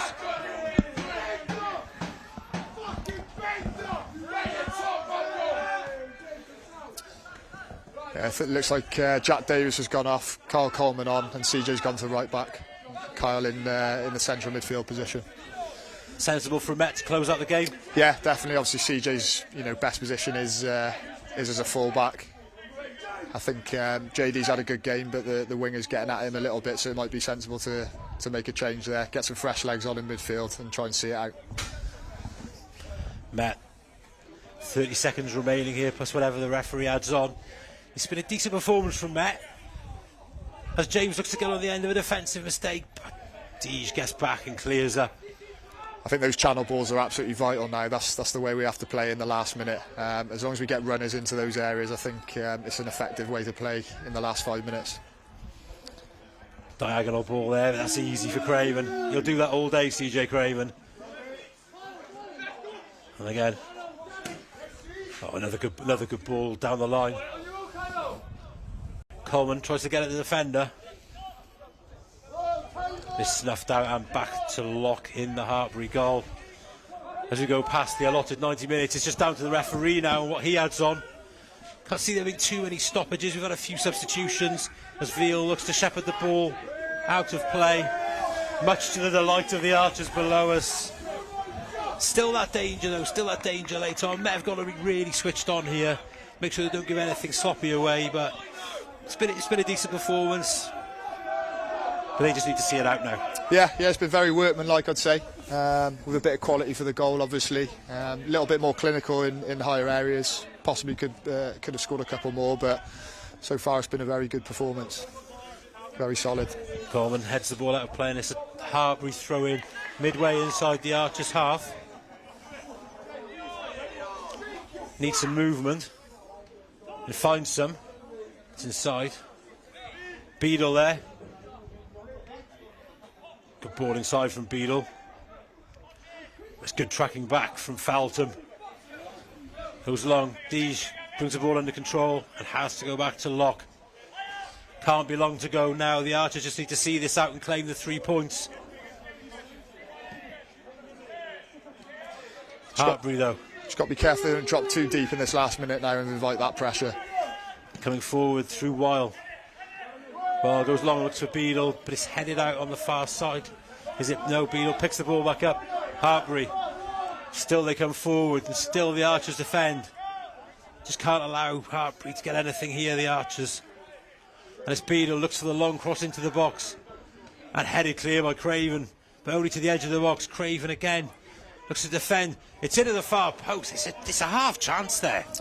Yeah, half chance. I think Charlie's got fairly tight to him, so it's not an easy header. It's just gone over Alaric's head, but Charlie's in a good position just to give him a little bit of a nudge, the winger coming in, and danger averted. All about that game management now, Elliot. Yeah, absolutely. Like I say, those channel balls are absolutely vital now. If they can get those runners into those areas, in those channel areas, and get some good quality balls into that area for those runners, then we should be able to see this out comfortably. Yeah. I think it was just Charlie Bullock at the far post. Good positioning from him. Yeah. Just put the player off, stop him getting in. But Matt coming forward again now with James. James cuts back inside. Spreads the play. Finds his namesake, Matty James. Matty James, what can he do here? Sensible option, goes back to Craven. Craven plays the ball inside, but it's out of play. It's the right idea, a little bit too tight. Referee looking at his watch. Is this the last action of the game? Still a chance for Hartpury. It's good now or never for them. Played wide. Cuts inside. And it's Weil. Brings the ball forward. Veal. Oh, and that's the final whistle here at King Coyd. It's 1-0 to Cardiff Met.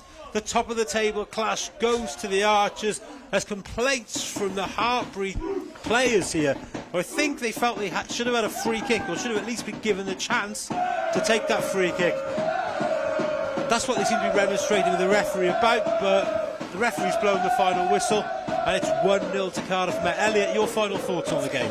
Yeah, fully deserved. As I said, very solid performance from the boys in and out of possession. Definitely good value for the win. Took the goal well, a well-worked goal, and massively well-deserved 3 points, and obviously a massive result for the boys as well, so well-deserved. Thanks, Elliot. Thanks for your time today, and it's back to you guys in the studio. Cardiff Met 1, Hartpury Seconds 0. As you can tell from the jubilation in Matthew James's voice, Cardiff Met have secured a huge win today for the football club. That sees them 7 points clear now, sitting comfortably at the top of their league. Dav, this is a statement victory, isn't it? Absolutely. I mean, it's going to be very difficult for anyone to catch them now. I mean, when Bristol do play their 2 games in hand, they could be a point behind on 16.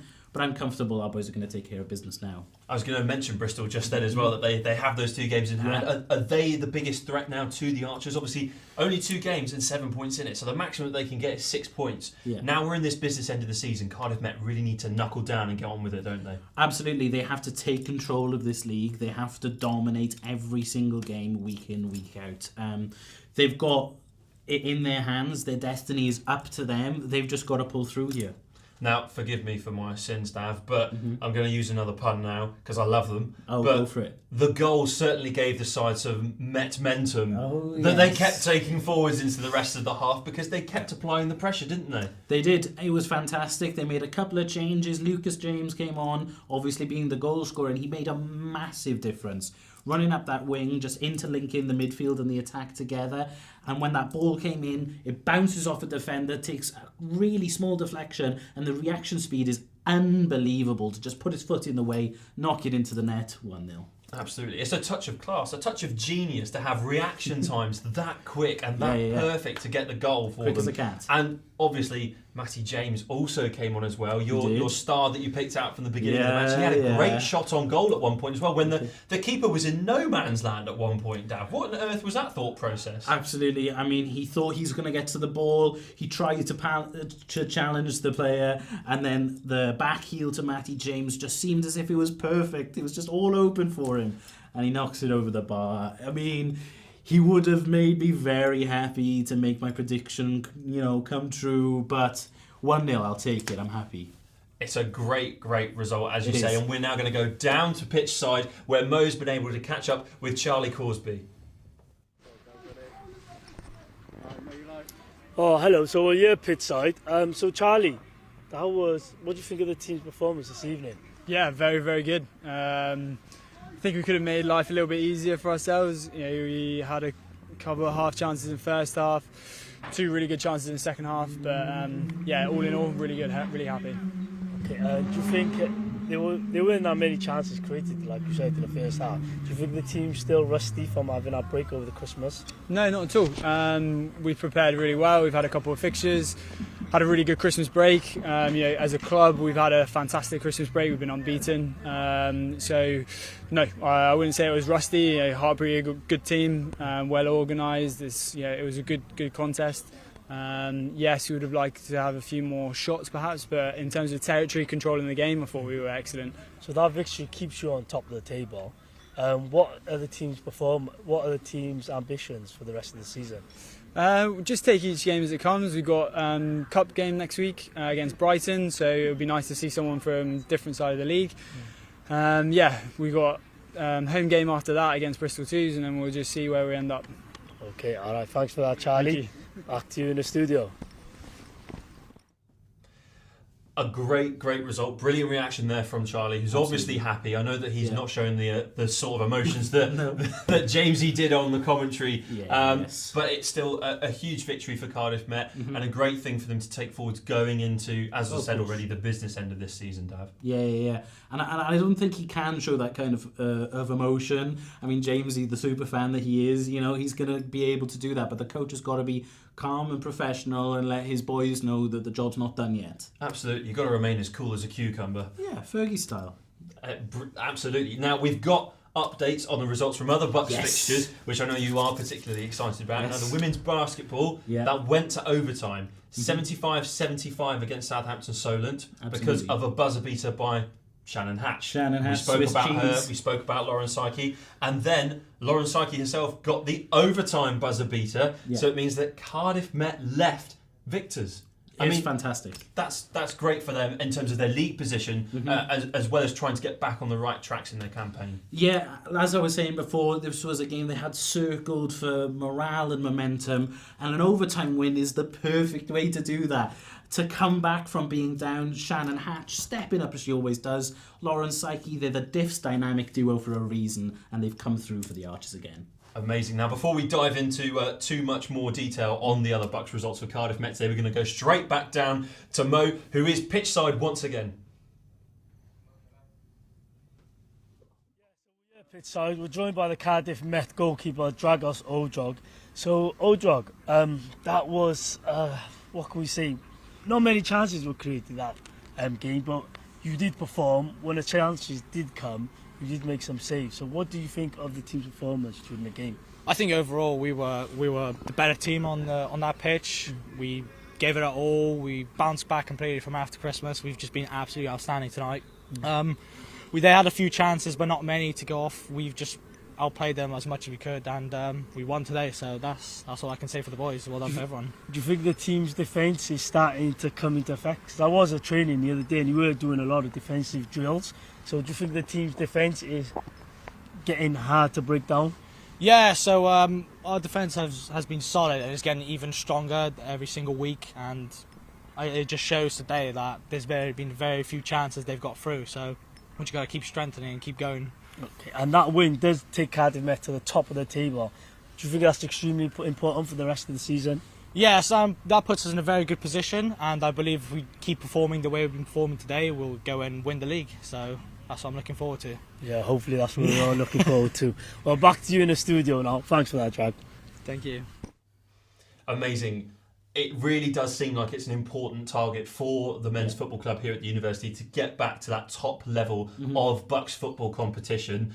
Why is that so important, though, for a side like Cardiff Met? I mean, already with a Welsh Premier League team to focus on, do they need a team that high up in BUCS? Well, yeah, I think it's quite similar to what I was talking about with the WBBL side in the basketball. So I think when you have a team that's so competitive in other leagues, being consistent and competitive in the BUCS competition is just fuel for you to be able to use that elsewhere. It's going to just push you on and give you momentum, to use your word again.